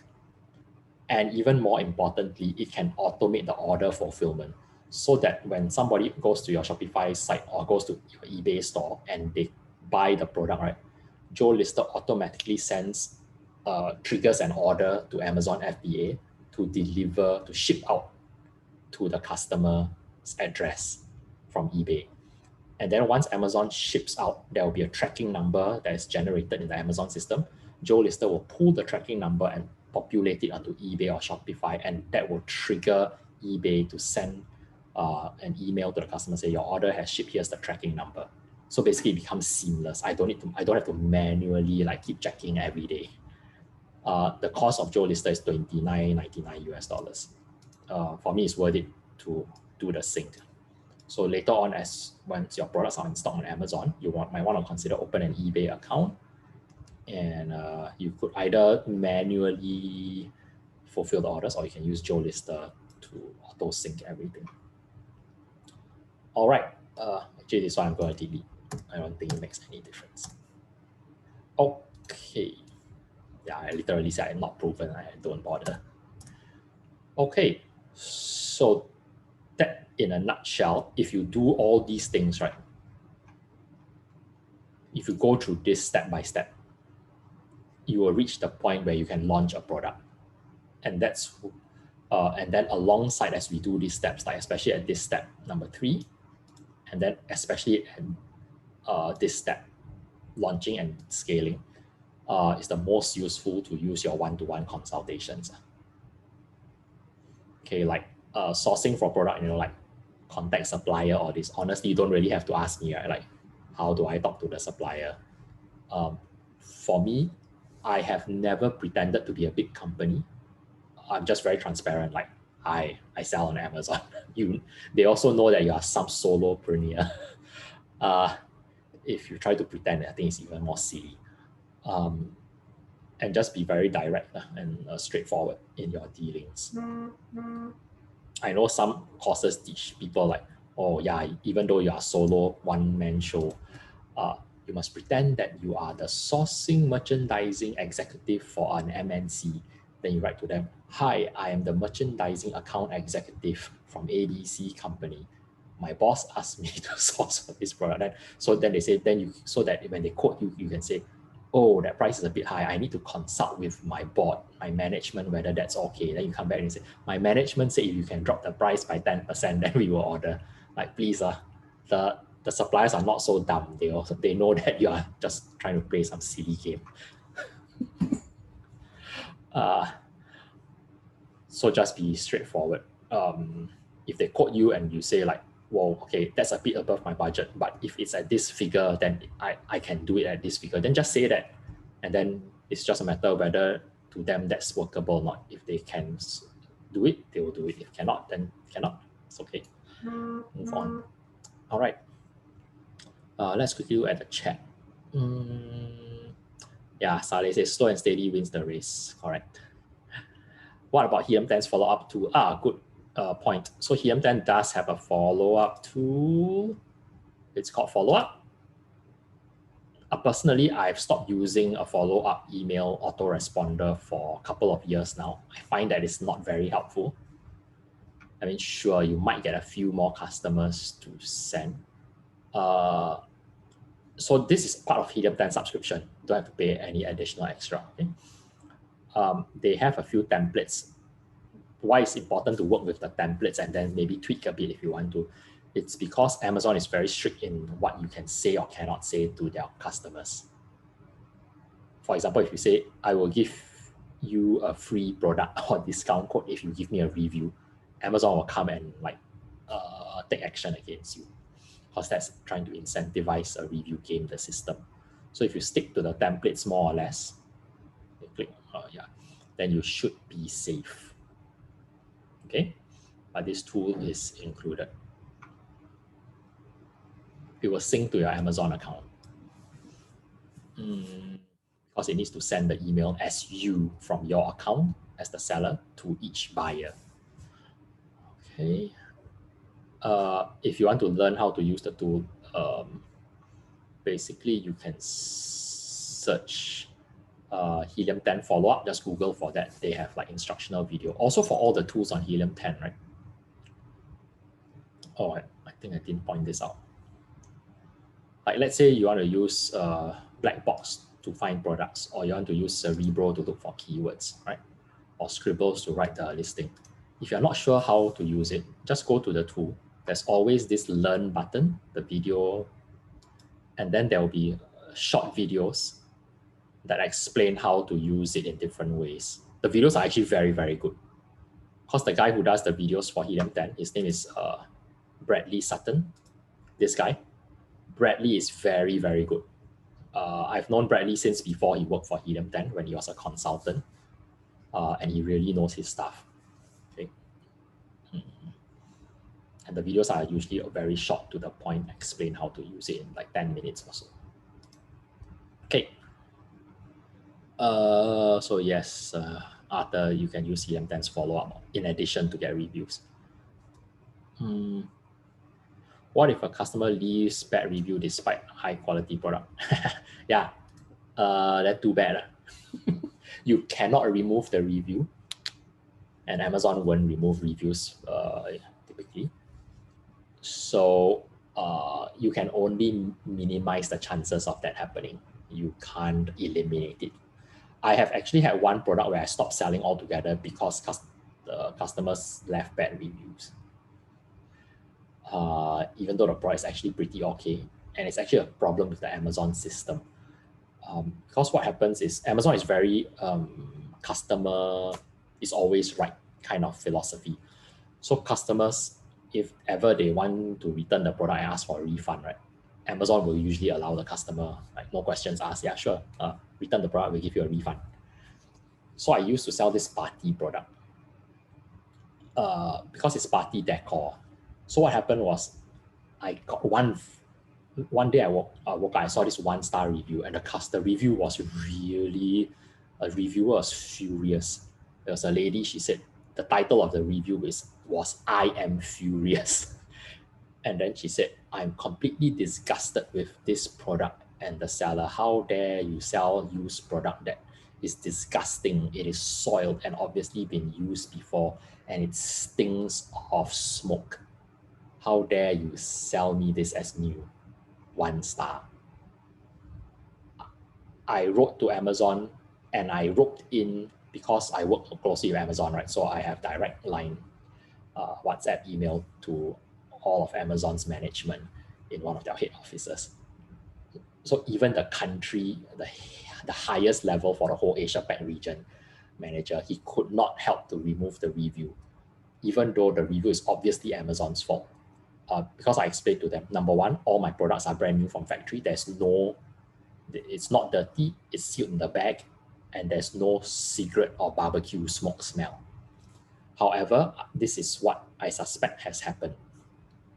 Because Amazon allows customers to return the product for a refund, somebody obviously has bought this, they used it for their party decor. It's table skirting, like those Hawaiian themed table skirt with raffia, fake grass made of raffia string. So what happened was, somebody obviously used it for their party, then either they barbecue or they were smoking a lot. After the party, they kept the table skirting and put it back into the plastic bag and return it to Amazon. Basically, they get free rental of a party decor. Then Amazon refunded them. The problem is when Amazon staff receive returns, okay, the process is the staff will assess whether the product is in new and resellable condition or is no longer sellable. So obviously the guy, whoever the unscrupulous buyer was, packed it very nicely. So the Amazon staff, they're very busy, right? They just look at it, glance at it for half a second, then they think like, hey, still looks new, still inside the original bag. So then they returned it into the inventory as new condition and resellable. Then now the next customer bought and got this particular unit, but inside the bag, the actual unit is dirty and smelly. That's the only possible explanation. So all the 3 Amazon managers all agreed that yes, this must be the most logical explanation why this happened. But even they can't do anything to change the situation because the system is just like that. So eventually I gave up selling that product. That product sold 400 units per month, $8,000 in revenue. But at least I have 30 products, so like whatever lah, one die off is okay. And also because I have the skill set to go find another product, right? At that time, I probably had like 20 products. So whatever, I kill off one product, I just go find 10 more new products to sell. No point like crying and like over spilled milk. Okay. So Saleh, I hope that answers your question in a way. The other option is, if it's really the customer is unreasonable, then let's say your first review is 1 star, basically that will kill the listing, right? So what you can then do is, if you are sure your product quality is actually good and this is just a random nasty customer having a bad day, what you can do is create a removal order in the system and ask Amazon to deliver all the stock to a third-party logistics warehouse in the US. Then you go back into the system, you clone the listing, basically you copy and paste the listing. There's an option there to duplicate listing. You copy all the text and all that. Sometimes duplicate doesn't work, it's buggy. Anyway, create a new listing, copy and paste the images, the copywriting, all that, then delete the old listing.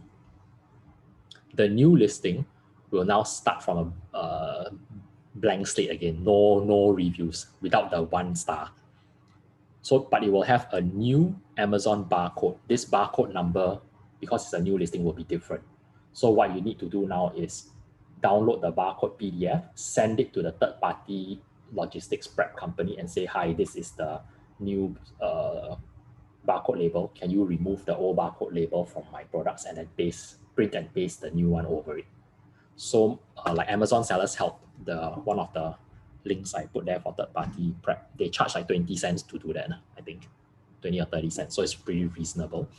And then you send in the same inventory, but now under a new listing with a clean slate. So that's one roundabout way to, if you happen to be, like, in a sense, very sway, to get your first review 1 star. It rarely happens, but I have seen one guy, Indonesian guy, living in Singapore all his life, basically since primary school, in a previous batch. One of his first products that happened, first review come in, is just cranky customer gave 1 star. So that's what I advise him to do. Yes, Saleh, it's Mike Brown. So I spoke at a conference, the PAC conference in the States. That time was in Texas, I think. And then Mike Brown at the time, his business just took off. And I was working together with Jim to sort of get him voted to win the QuickBooks sponsorship for the Super Bowl ad spot. And I drank many cups of his coffee. Okay, Arthur cannot appeal. Yes, I appealed for 1.5 years. Wasted my time writing like many emails back and forth for 1.5 years. Escalate to very high level Amazon management. We're talking about regional head manager, OIC, whole Amazon Asia Pacific. He also cannot do anything. So honestly, no point. You can try to appeal, ask 1 or 2 times. After, if you cannot, forget it, move on, do something else. in summary, the actual flow to get your product live in Amazon is to follow what you mentioned in the course content. Correct, exactly. Just follow this sequence that's on the screen. Okay, any other questions? If not, we take a short break and then we come back and we do the product research, and I'll demo, like I'll break down like how to do this, every aspect. Okay, if no questions, okay, let's take a 10-minute break and then we come back 4:05. Okay.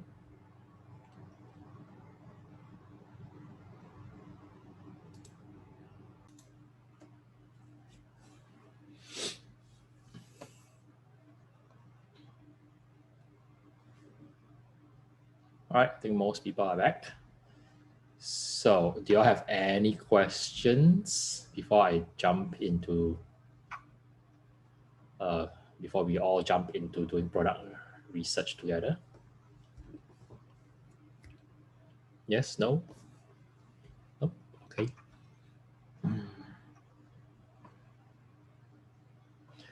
So the first few ways of identifying a potential product would be to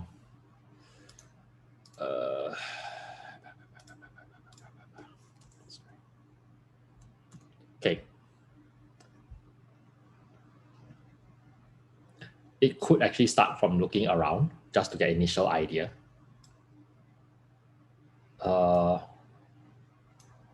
When I'm walking around anywhere in a shopping center or whatever, I'm constantly looking at like anything that catches my eye, like, hey, that is something that I might want to sort of go and do some research on.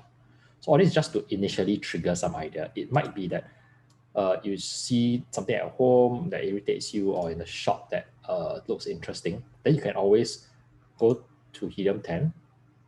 You can run magnet, and then you can type a basic like 1, 2, or 3 word phrase to describe whatever the product is, right?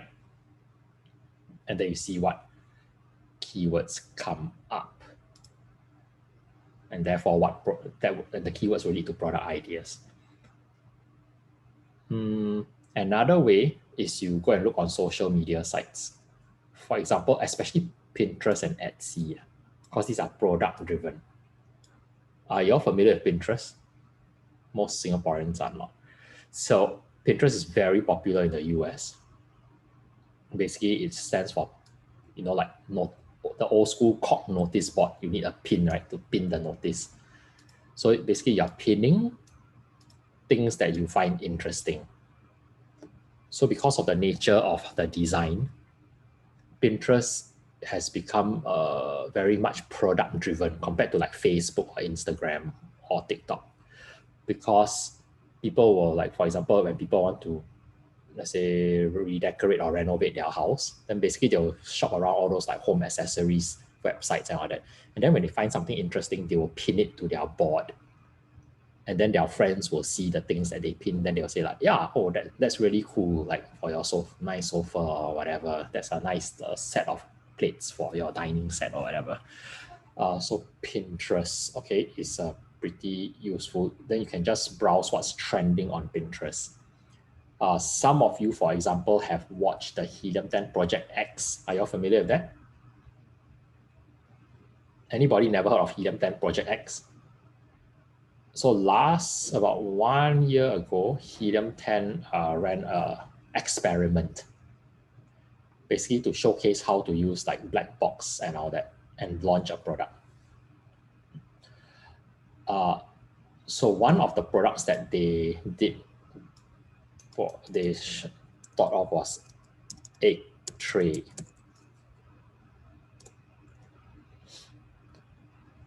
So basically, because one of the guys in the team, he was selling these egg cartons, but he stopped selling them because he thought egg tray is not very profitable because it's so bulky, right? Imagine you sell a set of 30 egg trays, you know how big this is, the shipping cost is very high, and then the selling price is so low. it's not really worth it. I mean, if you look at X-ray, let's see. Even though it might sell a lot. So it sells $18,000 worth. But you see the selling price is $14.89. But because it's so bulky, right, 38 trays, the FBA fee ends up like $9.11. So basically the margin is about $5 plus. But then there's still the production cost plus if you make this egg tray in China, right, to ship the egg tray from China to the US, it's also going to take up a lot of space in the shipment. So it's very expensive. So you end up like not really making much money selling the egg tray. So he had given up selling egg tray. And then he thought, what about plastic? But then, wow, then you compete to at the price point so low. You fight against all these China plastic factory, very hard to fight. Everybody's selling plastic egg trays, too competitive also. So mostly it's just plastic egg trays. So what he did was he went to Pinterest. Oh, earlier one of y'all said, yeah, Felix appeared. So basically, Amazon asked me to recommend people to be our ambassador. So I said, go and talk to Felix. He's my ex-student. Go and talk to Debbie. So I've helped her with various things. Debbie is very successful also. So that's why they are ambassadors. Anyway, let's look at Pinterest, okay?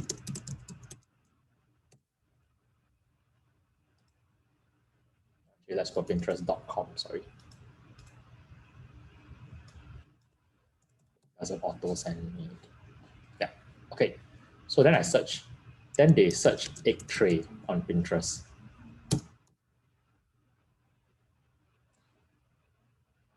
Now, if you glance at the egg trays here, right, do the egg trays on Pinterest look different from the egg trays on Amazon? Amazon is a cardboard and it's all like almost all they are plastic. What about but the ones on Pinterest? What is one that is obviously different from what's on Amazon?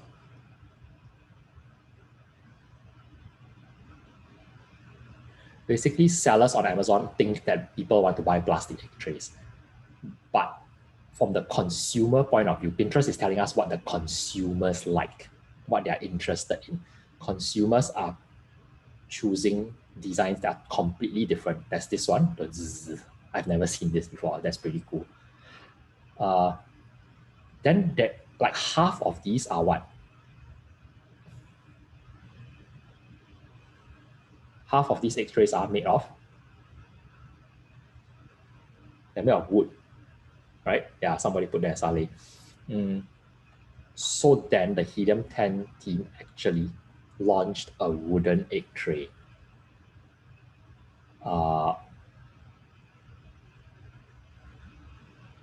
You would buy the first one, this one. Is that what Ethan is saying? Because honestly, this looks much nicer than the lame plastic one.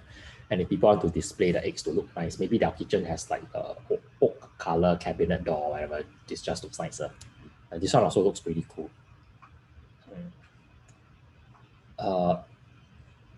So what this has done is when you're researching a thing on Amazon, take the little bit of extra effort, go open Pinterest.com and search the same thing. Maybe if there is it doesn't like sync, right? It's out of sync, like basically what sellers are selling versus what consumers want to buy. This basically tells you that consumers want to buy all these kind of design. But then when you go to Amazon and search for egg tray, nobody's selling the design that consumers want to buy. So look, there's only one. So what do? Go and become the first guy to sell the stuff that all these people want to buy. I think you can even come. I don't really use Pinterest as a social media like follower. I'm not sure, like, yeah, you can literally come here. Like I have a Pinterest account, but I can come here and say, hey, I found something like this. Then you put your Amazon link to your product. Because look at this person. This person has like 10,000 followers. It's free marketing for you. It's almost like zero effort.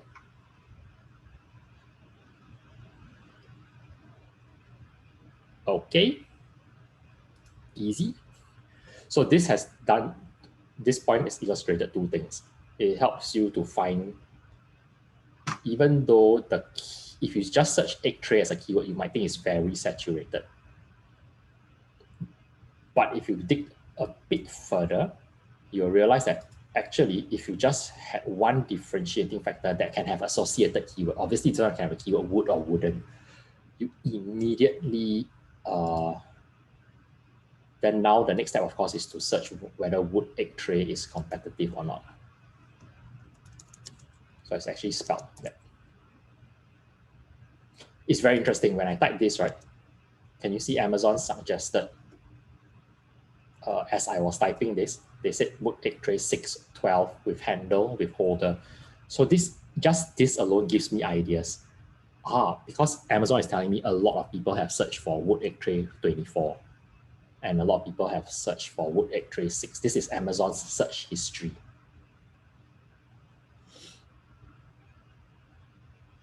Oh, and they want a wood egg tray that can go into the fridge. That's interesting, because if the wood is not cured properly, right, it will warp if it's in the fridge. And then people also want a wood egg tray that has a handle. So then when you go and search wood egg tray, because Helium 10 did the case study, right? That's why now there's like all these. Before Helium 10 did the case study 1 year ago, there's literally like 2 people selling wooden egg trays. But you can see how this could work for any other product potentially. So let's say I do wood egg tray 24. Even though, okay, now I'll start to compile the list of keywords. So let's say I want to do wood egg tray, right? So I'm going to go here, put wood egg tray. And of course, the first, this will be exact, oops, 11. This would be the same because the search term. Then I might do like wooden egg tray. I do wood egg tray 24. Copy, paste. Maybe I do wood egg tray 6 because I want to determine, do I want to do 6 or do I want to do 24? Since I see these two numbers, I'm actually going to do wood egg tray 12 also. Because I think, wouldn't they sell like 12 eggs in a box from the supermarket? Of course, I will vary this with wooden as well, because I think some people search wood, some people search wooden. Another common spelling variation is joining egg tray. I think some people will type that. So this is just by me thinking. But imagine if I go into Helium 10, now I'm in magnet, I put wood egg tray. Maybe I can find like a lot more keywords. At the same time, I can go into Cerebro. Where's this wood egg tray? Oops. I look for the best-selling wood egg tray. So either I can just look at the one with the lowest rank, just because I just roughly want to know which one's selling well. Or I run X-ray. If I mouse over, I can see whether it's a wood egg tray. Like this one is not a wood egg tray, the first one. It's just a normal serving platter. Like, can you see? This one is irrelevant. The first one, sorry, is a sponsored ad, but the ad is irrelevant. It's probably because this person is running an ad for wood tray. So when I search wood egg tray, right, there's a partial match. So their ad shows up. But this tells me that there's probably very low competition for running advertising for wood egg tray. The fact that Amazon can't even find a relevant ad to show. This is a good sign for me. Anyway, let's carry. So we're compiling keywords, okay, at this point. So I run X-ray. I want to pick like one, two, or three of the best sellers to run Cerebro. So like this one. Oh, wow. Who's this? What sells so many things? Oh, this is completely irrelevant. Can you see this is position 8 on the page? The 8th position is already not a wood egg tray. It's totally nothing to do with wood or egg or tray. This is a very good sign. It tells me that Amazon doesn't have enough wood egg trays to show. So I'm going to take this one like 200 sales. I'm going to copy their ASIN. Copy, just use my keyboard shortcut. I go to Cerebro and I going to reverse engineer them. While that's running, I had typed in magnet wood egg tray, right? Remember? Oh, I typed wrongly. So I have to do this again. Okay, let's go to Cerebro while that's. So I have reverse searched this one using Cerebro. Now I go down. Look, I can start copying some of these. Here's another idea. But the search volume is pretty low. If the search volume here was like 1,000, right, I sure will jump on this. Glass egg crate. But this gives me immediately another keyword. I realized that some people will search egg crate instead of egg tray. So that's another keyword. There, egg holder. So I might do wood egg holder, wooden egg holder, wood egg crate, wooden egg crate. I want to add all these. Whoa, quite a lot of people, 680 search for ceramic egg tray. Now I'm going to put another potential product. Ceramic egg tray. There's pros and cons to ceramic versus wood. Ceramic is more fragile. So if my packaging for the tray is not good, right? When people receive the egg tray, the ceramic will be cracked. Then they will give me 1 star. So this ceramic will be a bit more dangerous unless I can ensure the packaging is good. But the wooden egg tray holder is another. I would not have thought of this.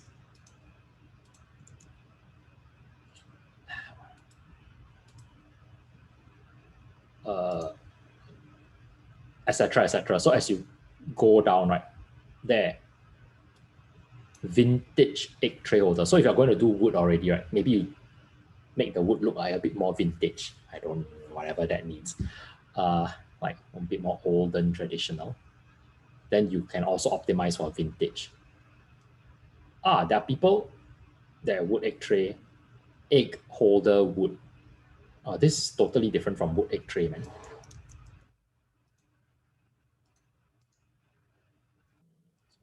Jason? Yep. Do you also have to consider singular and plurals? Amazon officially says that their search engine is smart enough to compensate singular and plural. However, if you actually do search singular and plural, you'll see that the search results do differ. So it's best to include both singular and plural in the search terms? Yes. All right, thank you. Yep. Also depends on your product, whether singular or plural suits that product more. Okay. Yeah, you should consider that also. But yeah. Okay. So you understand, use Cerebro. Same thing with Magnet. You see the keyword and then you go down the list and you see whether there are relevant keywords to add to that. Okay. Or there, bamboo. Maybe people will search bamboo egg basket. I don't know. You can see that Magnet, the keywords are less relevant. And that's because Cerebro will always be more tightly relevant because it's searching the keywords that this product is already ranking for. So therefore it would by default be relevant. Whereas Magnet is just searching any keywords related to wood, egg, and tray.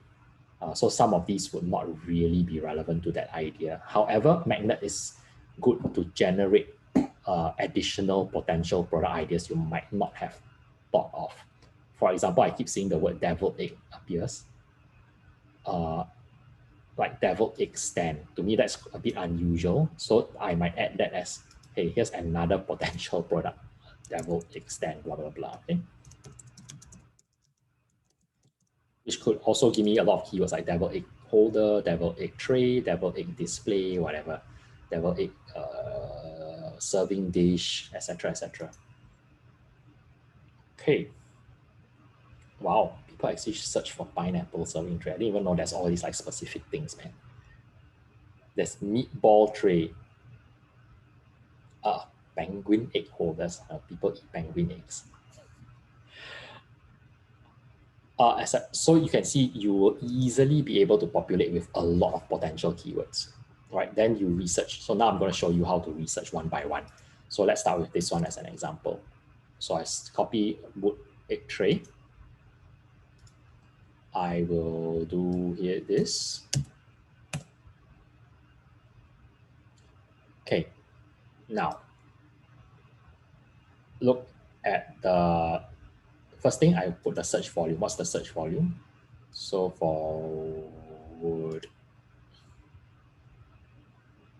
egg tray, I searched it here. The search volume is 815. So I'm gonna put 815.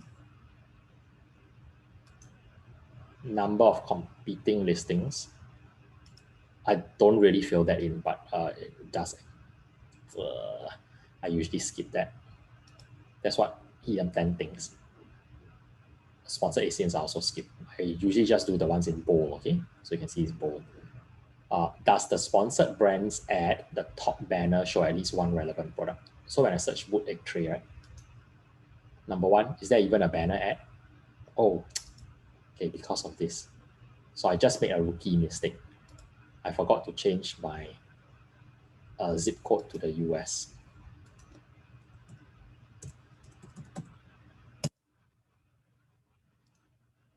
Because it will make the results quite different. All right. So now the first column, does the sponsored brands ad show at least one relevant product? So out of this banner, is any of these sellers' products being featured here a wooden egg tray? Yes, no?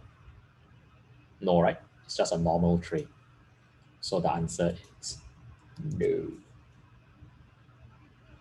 That's why it's green, because it's not relevant, means competition is weak. Sign of weakness.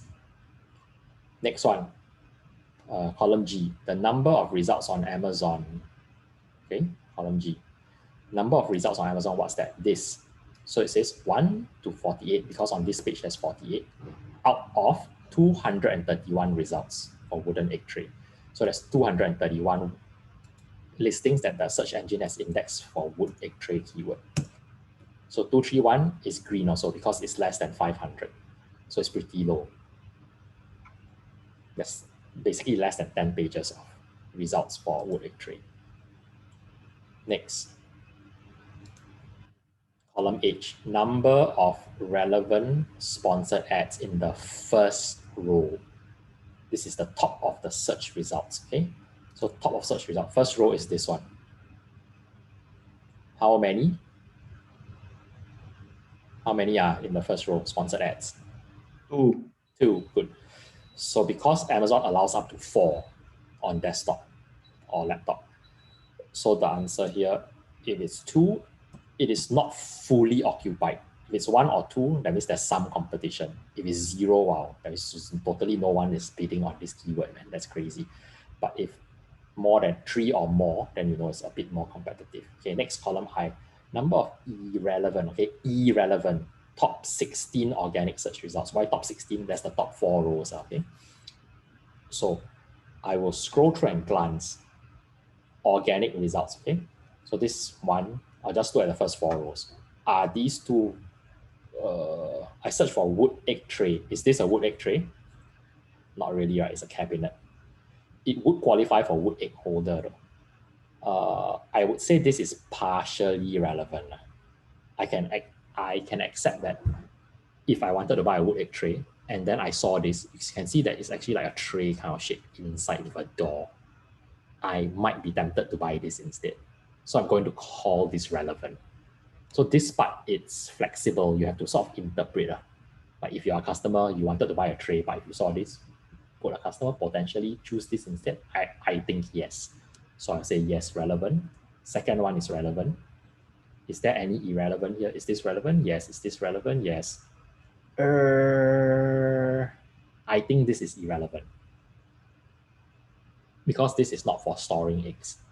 It's more for serving eggs. This is the deviled egg tray.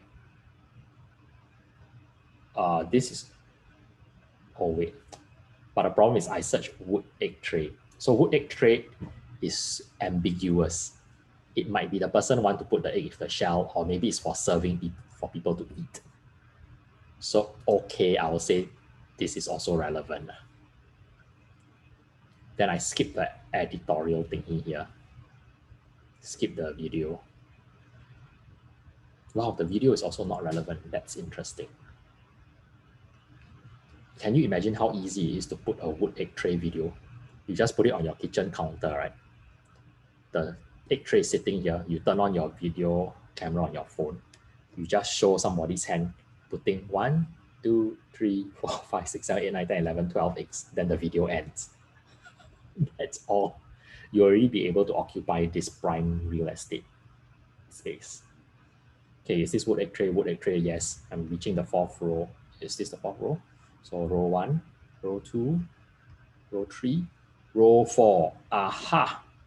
This is irrelevant and this is also irrelevant. So I have 2 irrelevant ones. And by scrolling down, I have just gained another new product idea. Look at this. Is this a different product? Yes, right? Because all are for chicken eggs, but this one obviously is smaller because it's for quail eggs. Then now I have this idea. Maybe nobody is making quail egg holder. Maybe only this one seller. If I can determine that there's some demand, wow, maybe I'll be the only one out of 2 quail egg sellers, tray sellers. Okay, actually, even when I scroll down to the next one, this one is already sort of even worse. So there's 2 irrelevant in the first 4 rows. So I'll put 2. So that's amber. The next one, number of top 12 organic search results missing more than 1 matching keyword in the title. So this means my keywords here are wood, egg, and tray. All 3 are important. So I'm going to glance at the titles. Are they missing the word? Do they all have the word wood, egg, and tray? I think this one is missing the words egg. Missing the word tray. Because they say wooden egg holder. Wooden, I say it's partially related to wood, so I'll give it to them. If you're more risky, you can say this doesn't match. For me, I'm more conservative, so I say, yeah, this also matches. I think the search engine is smart enough to know that wooden also means wood. This one has an exact match, wood, egg, tray. This one has wooden, tray, egg, wood. Yeah, so it has all the keywords in different order, but it's still, although it's like all broken up, but it's all 3 words are still there. Egg, tray, wooden, so I'll still say that it's there. Wood, egg, tray, so yes, it's there. Egg, tray, wood, yes, it's there. Wooden, egg, there, wood, egg, tray, so it's there. Wood, egg, tray, it's there. Wooden, egg, holder, tray, so yes, it does have the word tray, it does have the word egg, and it does have a variation of wood, which is wooden. This one has egg, tray, wooden, so okay, I'm already at the top 3, 4 rows, so I'll say the number that are missing, 0. Every listing has some form of wood, egg, and tray somewhere in the title. So they are all already very well optimized. Number of top 10 organic search results that are equal or less than 3.7 stars. So again, I just look at the first 3 rows. Blah, blah, blah. Okay, all above 4 stars. All above 4 stars. All above 4 stars. Okay. I don't count these 2 already. They're irrelevant. I'm looking at my actual competitors. So, number with less than 3.7, none. So bad. Nobody's weak. Next one, number of top 10 organic, okay, not sponsored. It's important that it's organic. I'll explain why. Results with less than 10 reviews are basically. So I go back here. Why do I ignore this one? Because it's sponsored. They are there not because they have gained rank juice. They are there because they paid to be there. So even though there are 5, less than 5, I don't count them because I also can just get here with 0 reviews if I bid for my ad. Okay, 40 reviews, 61 reviews, 13. This one's, okay, this one is a bit on the low side, newish. 33, 102, 22. 43, 23, okay, quite a lot. Okay, These two are irrelevant, so their reviews don't bother. So basically, nobody has less than 10 reviews. This one is just for indication. I think there was one with 13 and one with 15. So there's two that are sort of moderately lower. But you can see this is, the term wood egg tray is mixed. It is not totally competitive, but it's also pretty competitive. But at the moment it's a no-go. So I do the same thing with the next keyword. You can see how this can become tedious. But if you do this, you take the effort to do this, you'll prevent yourself from selling a dud. And when it's all green, you are very, very likely that this product will succeed. Of course, if the margin is good also. Okay, Tommy, does that answer how to fill in this? Yes, thank you. Okay, next one. Calvin says, but wood is hard to get approved in Amazon. No, there's no approval necessary for wood in Amazon.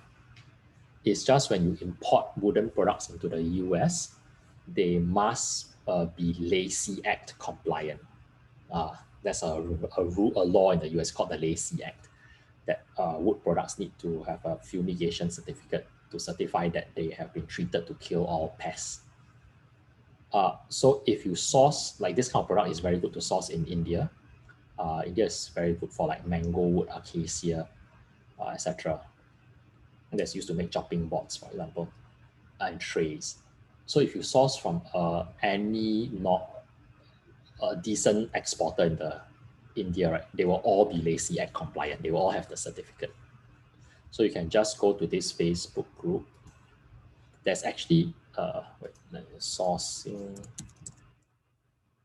Go to this Facebook group, sourcing from India. You just search for wood product or something. There's one of the agencies here has a agent that's very experienced and specializes in wooden products. So if you use her, you definitely be Lacey Act compliant. Yeah, so all these people ask like, they want to import wooden products, how to get their SAPSOurce is the agency. They have a department in SAPSOurce that specializes in wooden product sourcing that's compliant. Okay.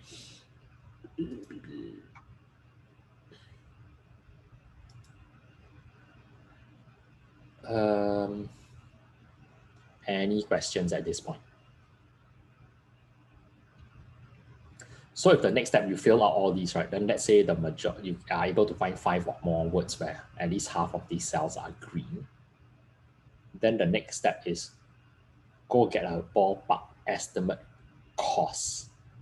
So either you can just Google or check on Alibaba or go contact an agent to get a quote. At this point, you should decide, like, in order to get a quote, of course, you must decide my wooden egg tray, is it going to be like how big, how small, how many sockets is it supposed to have? Because if it's for 6 eggs, obviously the price will be lower than for 24 eggs, right? Or 18 eggs or whatever. So this is interesting to me because Amazon, when I search this, Amazon literally tells me that people search 6 and 24. But when I'm looking here, right, I see all of them have 18. So why is this interesting? It means that these sellers are actually clueless enough for me to take advantage of. They don't realize that people on Amazon search for 20. They want an egg tray or a wood egg tray that can fit 24 eggs. Then they keep selling it. Everybody just copy each other and sell 18 eggs. So if I'm the only one who sells 24 eggs, right, then all the people who are searching for 24 eggs, which I know from Amazon search history, then I'm probably the only person that has a product that they want to buy. This is why I say get on the call with me, because on the call, when you do your product research, when you are inexperienced, you don't see all these things. But because I've been doing this for years, right, the moment I glance at this, I have all these like observations that I sort of am always looking out for and catching. Wow. Then the other thing is, as you scroll through, get some design ideas. So besides like the number of eggs that you can put in, like for this product, the number of eggs obviously is something you must consider. The other thing is what kind of wood, what kind of design. Like as I scroll, I thought, wow, this one looks really cool.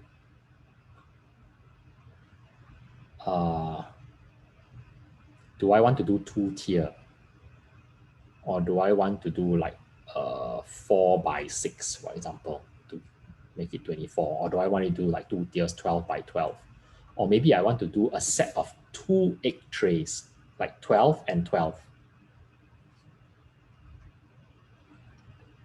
So there are different permutations that might work. Yeah, there's finally somebody selling 6. This is a non-compliant image though. Another person selling 6. Do I want to do 2-tier like that? Is that even popular? Maybe not. But you can see the competition is not very strong, even though it says there are 231 results, right? By the time you scroll like halfway down page 1, it's already not even a wood egg tray. What is this? It's totally not a wood egg tray. This is not a wood egg tray. This is totally irrelevant. This is even also very irrelevant. This is an egg basket.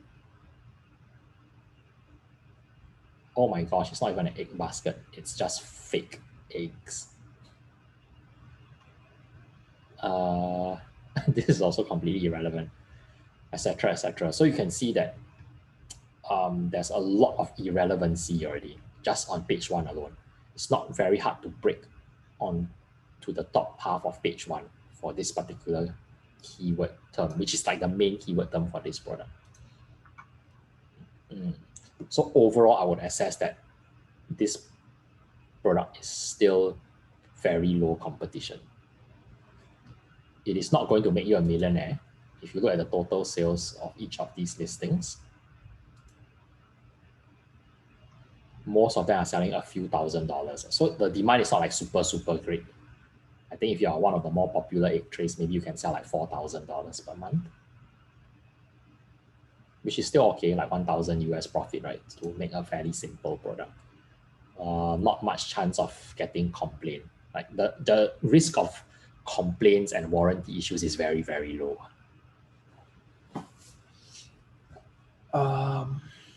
Okay, so the step now is before I can go get quote, I actually need to decide what model, what's the design that I'm going to do.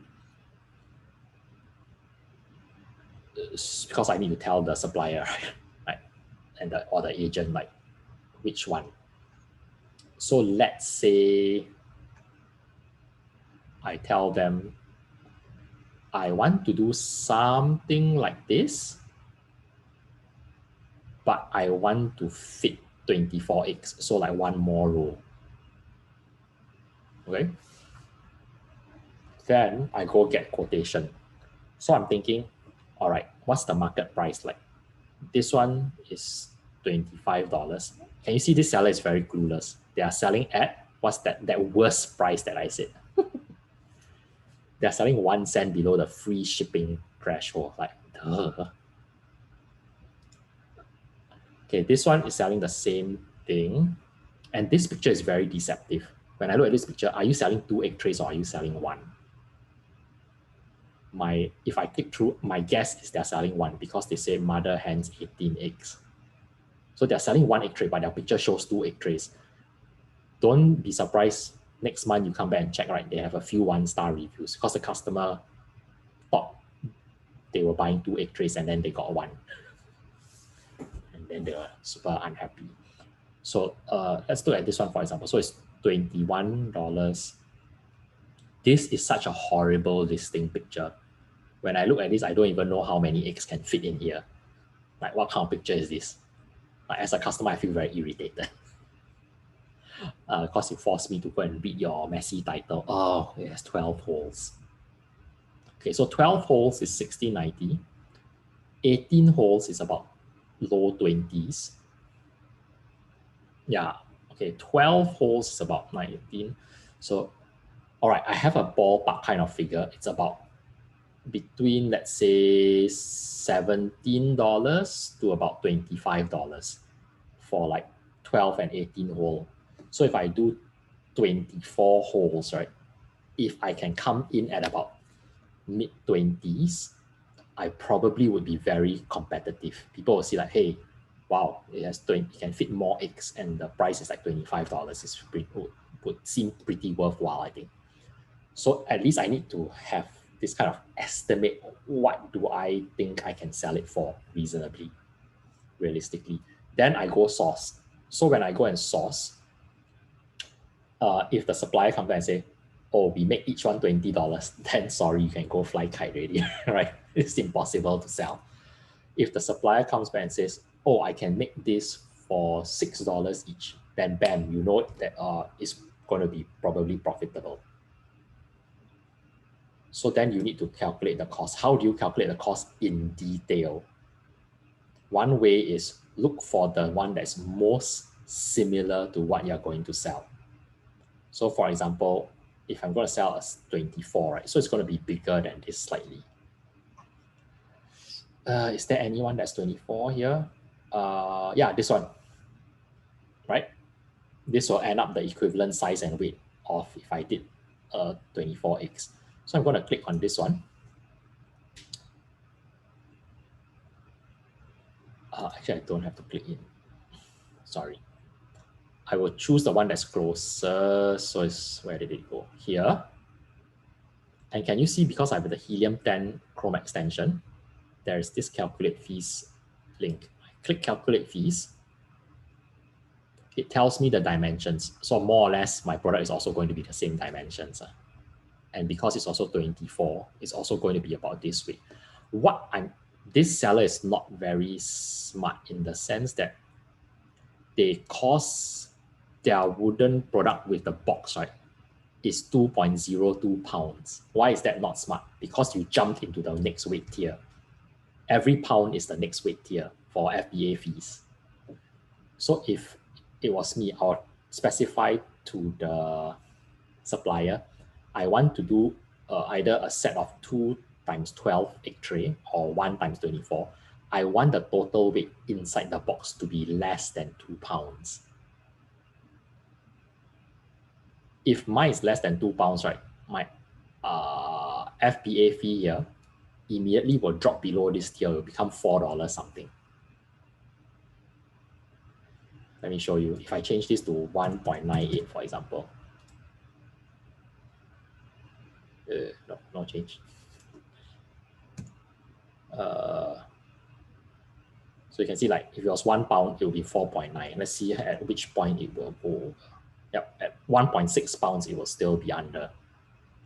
So I'll tell my supplier, can you make it in such a, so that the weight like comes under is 1.6 pounds or less. This way, right, versus this guy who's 2.2 pounds, sorry.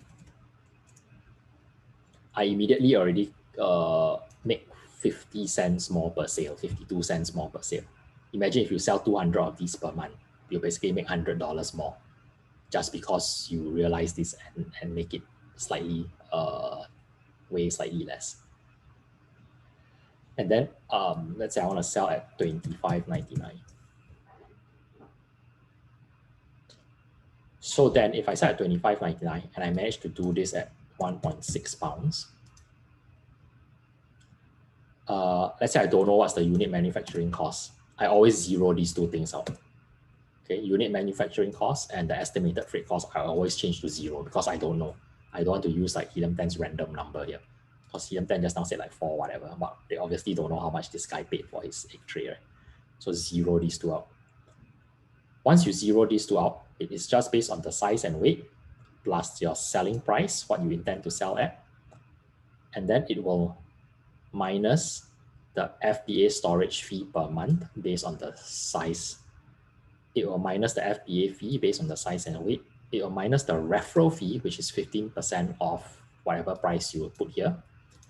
And now this net figure is actually not your net profit. Now it becomes gross profit because you zeroed out these two, right? So basically, but this is the number, the figure that Amazon will pay you, will transfer to your bank account per sale. So now I know, okay, let me just round this. I'll just put it as $17, okay? Why is there a difference? Because January to September, FBA storage fee is lower, it's normal rate. But October to December, FBA storage fee is, they charge like, like ERP, peak period surcharge. So I know, okay, worst case scenario, let's say let's just use 1690, okay. So now when I go source for a product, if I want to make 100% ROI, I know that my production cost, unit manufacturing cost, plus my freight per unit to ship to Amazon, if I can get it at under like $8.50, I have 100% return on investment. All can follow, make sense? So this is how I go to the next step. So first step was the keyword analysis, whether the competition is okay or not.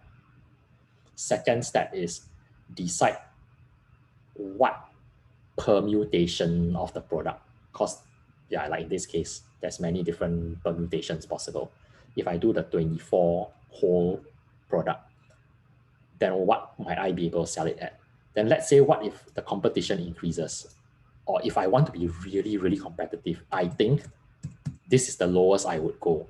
At 1990, I think selling an egg tray with 24 holes or a set of 2 times 12, right? 1990, I sure will win a lot of market share. So if I sell at 1990, my balance is this, $12, $11.85. Then now I know if I want 100% ROI, I just have to divide this number by 2, which will give me roughly about $6, like $5.90, thereabouts, right? So as long as I can source the product, let's say I can get manufacturing costs at $4 each, and then my shipping cost is $1.50. This is 1.6 pounds. So per kilo, what would that? Let me see. 1.6 pounds to kg. It's 0. So 3/4, 750 grams, let's say.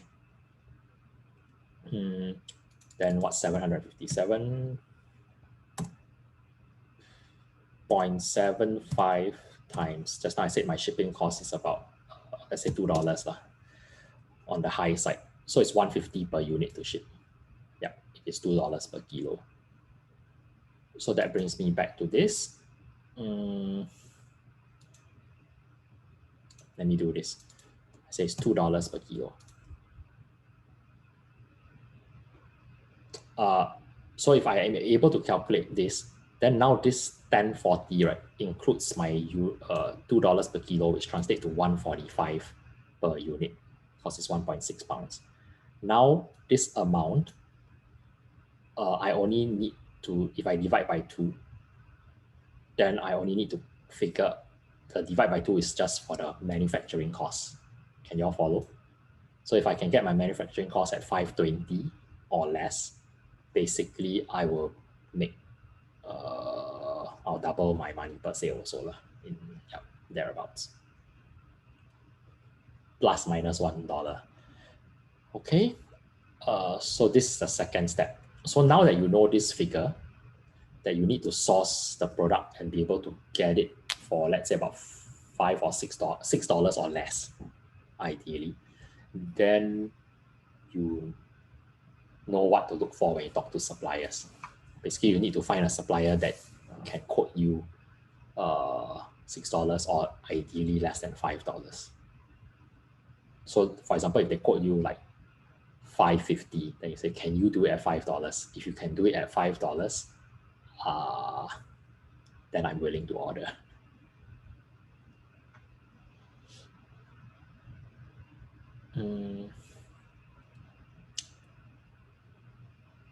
Okay.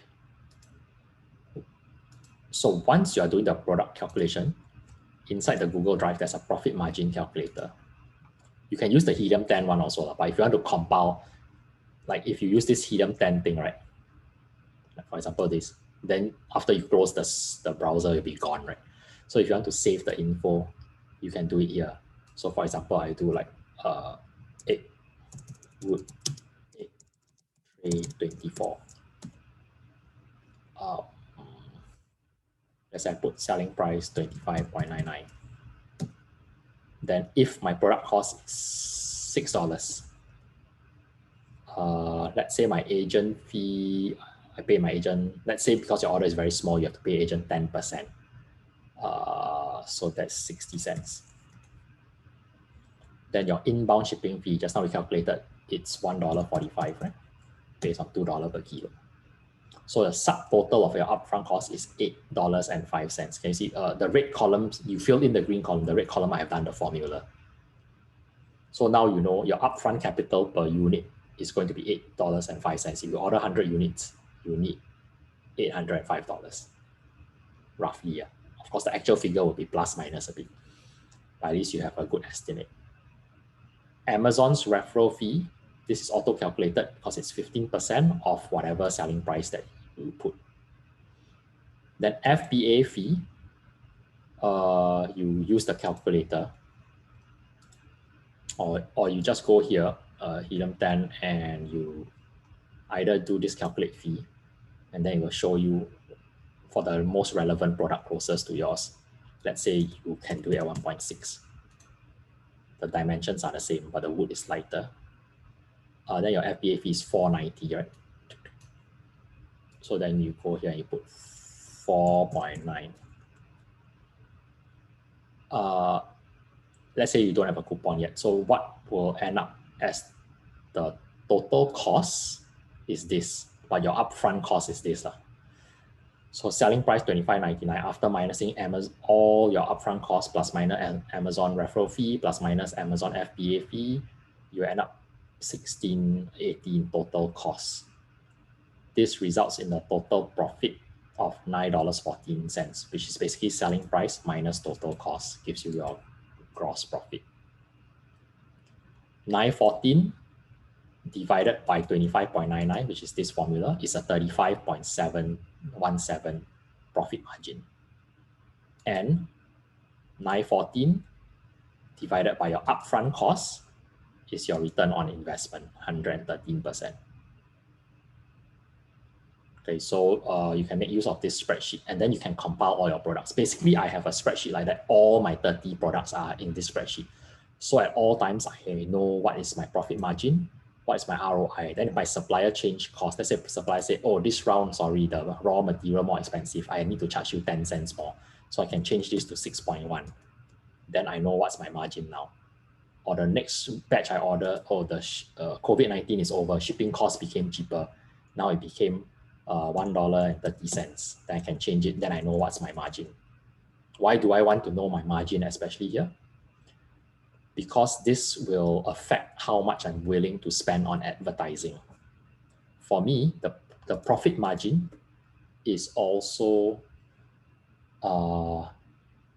the what we call advertising cost of sale, ACOS percentage that I'm willing to spend on ads. What's an advertising cost of sale? As you run ads, right, Amazon will calculate how much you spend all the time and how much sales it generated. So if I spend $10 on my ads and it generated $100 in sales, my advertising cost of sale, ACOS, will be 10%.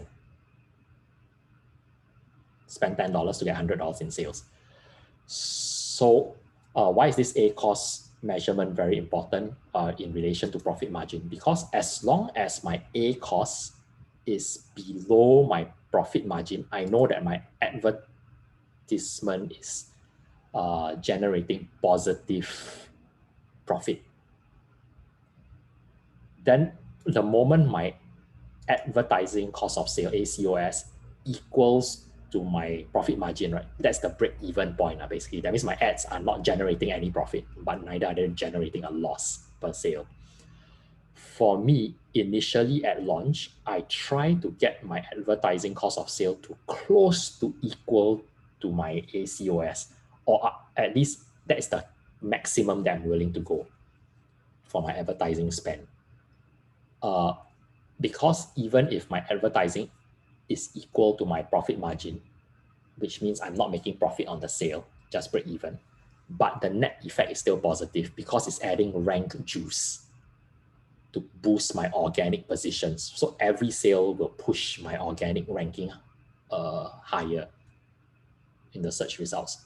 So I'm willing to do that especially in the launch first few months. And then over time, I will start to reduce my advertising bid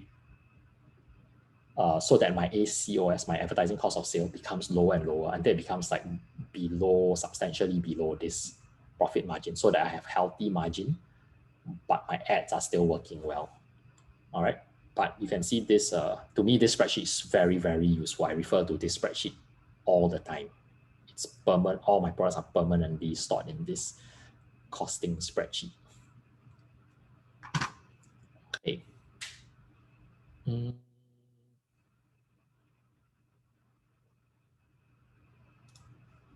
So let me look at the questions for a moment. Tommy asks, do you have any sourcing agent from Thailand? Sorry, I don't. You might want to try various of the groups and ask around. Some people might have. So the two groups that you could potentially ask, like 3 groups, you could ask in the class group. Though I'm not sure whether anybody has.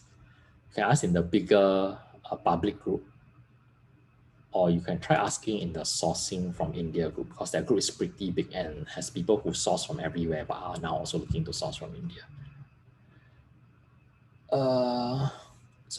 Ethan, your criteria is at least 50% of the grids are green after adding up the search terms.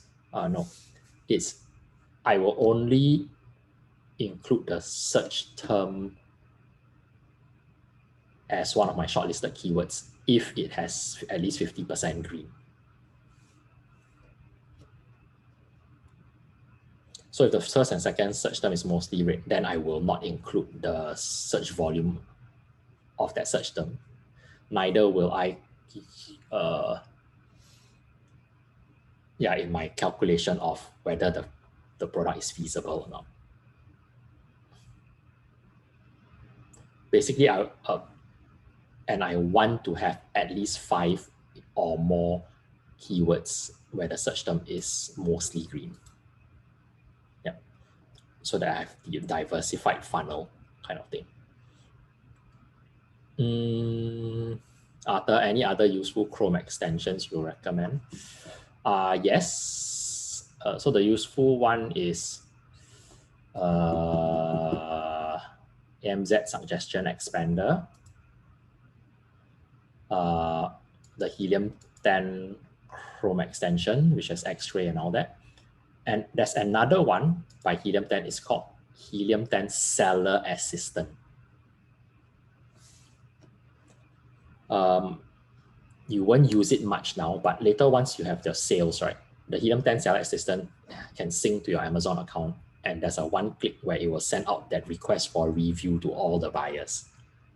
Because if you use Amazon system, right, you must click into each order number one by one and then click request for review, then back to the main order page, then click into the next individual order and then click the request for review button. Whereas with this Seller Assistant, you can click this request review button and everybody who has ever bought for you will receive the email request at one shot. So much more efficient. For me, those are the main ones I use. I actually also have Jungle Scout because I'm actually the first when Jungle Scout first launched, I was the first group of beta testers. So I actually have Jungle Scout access for life, but I don't use it anymore. Because I've A/B tested a lot of software, a lot of tool developers because of my blog, right, and my Facebook groups, and because I do a lot of like YouTube videos, so not a lot, but because I'm seen as an influencer. So all these tool makers always give me the tool to ask me to test and recommend to my audience. But after I tested many tools, in the end, I have found that the fastest and most accurate is Helium 10. And so I don't use any of the other tools, and neither do I recommend any of the others. because they're either not as accurate or like some of them are just as accurate, like Viral Launch is just as accurate, but Viral Launch only has 3 tools, whereas Helium 10 like has so many tools. And the price is the same, so you might as well get Helium 10. Basically, that's it. David says, if you want to Google for Thailand sourcing agent, is there a main keyword to start with? You could just Google Thailand sourcing agent or sourcing agent Thailand, or you could go to some sites like freelancer sites, for example, Upwork. Upwork is this is how I actually found my first China sourcing agent. So you just create a free account, then you go inside, right? You search for like Thailand sourcing agent. There.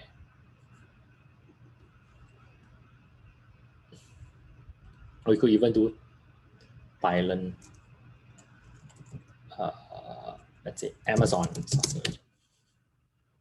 No, this one is China. This one is Turkey. This one is China. I don't know whether Google search modifier will work. If you put a plus, means you must include that word. Okay, it doesn't work. What if I just do Thailand sourcing agent? Nope, lawyer, so don't have. Why Upwork is useful, for example, if I search Amazon sourcing agent, right? Number one, I wouldn't hire this guy. My guess is he's a random person, a virtual assistant in Pakistan, because he said he's a China sourcing agent, but I'm guessing he's not in China. There's a lot of Pakistani virtual assistants. I interact with some of them on Facebook, and they're very dodgy. A lot of them don't know what they're doing. They just like do nonsensical stuff. Whereas like this one, more likely to be a China sourcing agent.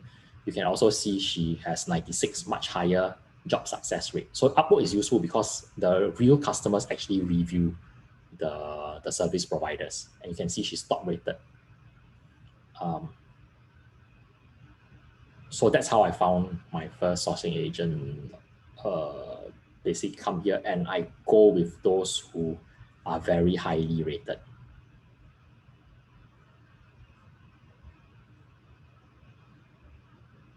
Oh yeah, this is actually one of my sourcing agents.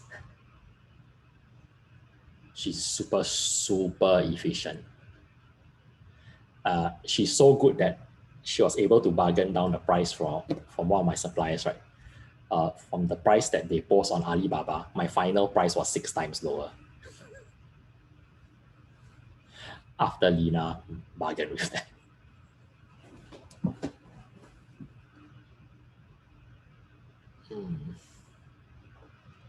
I'm not saying that the agent can always bargain until like 6 times lower. Usually it's like 10-15% lower maybe. But I'm saying the most extreme she has ever done for me is 6 times lower, which I was super happy. Okay, I think that's it. So basically, your action that you must take after today, whichever step you're at, if you haven't registered, go register your Amazon seller account, etc., get everything lined up, decide what company you want to operate as, if you want to use a company or not.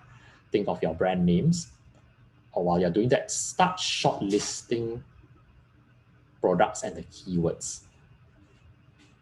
And then once you have that, come to the group, go to my pin announcement post. There's this booking calendar, and come and book one of the sessions. Okay. And then we will go through your list. Please only book one session at a time. Don't be kiasu and like book every day. Yeah, give other people a chance also, right? My advice is either you go research, then you book, or you book, let's say like 2 weeks from now. And then so that you like sort of give yourself the pressure of like, I have a 2-week deadline when I'm gonna talk to Jason online. I better come up with the products by then. So you push yourself a bit. Or if you know you're working, maybe you need like, you can book 1 month ahead. The maximum you can book ahead is 1 month.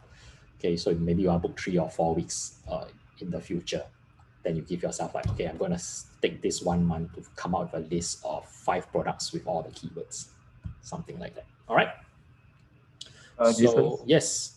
is there a deadline for the consultations? No. I have people like Apple, when do you attend this course? Apple attended like more than 1 year ago, I think. Then last week she said, can I revise the thing? How much to see? I want to see it again. My answer is always, there's no more extra charge. I charged you this price you paid. I'm here to support you for life, basically. Okay, thank you. And I think you missed one question about the inbound shipping. What was the question? Does inbound shipping cost per unit means the shipping fee from the sourcing agent to Amazon? Yes. Yep. So inbound shipping is from wherever the product was made, whether that's the supplier of the sourcing agent, all the way into Amazon. FBA. That's inbound shipping into Amazon. Thank you. Welcome. Okay, so I hope that's helpful and you all can take action on what you have learned. And if you follow through with the action steps, you will definitely have your first product up and running.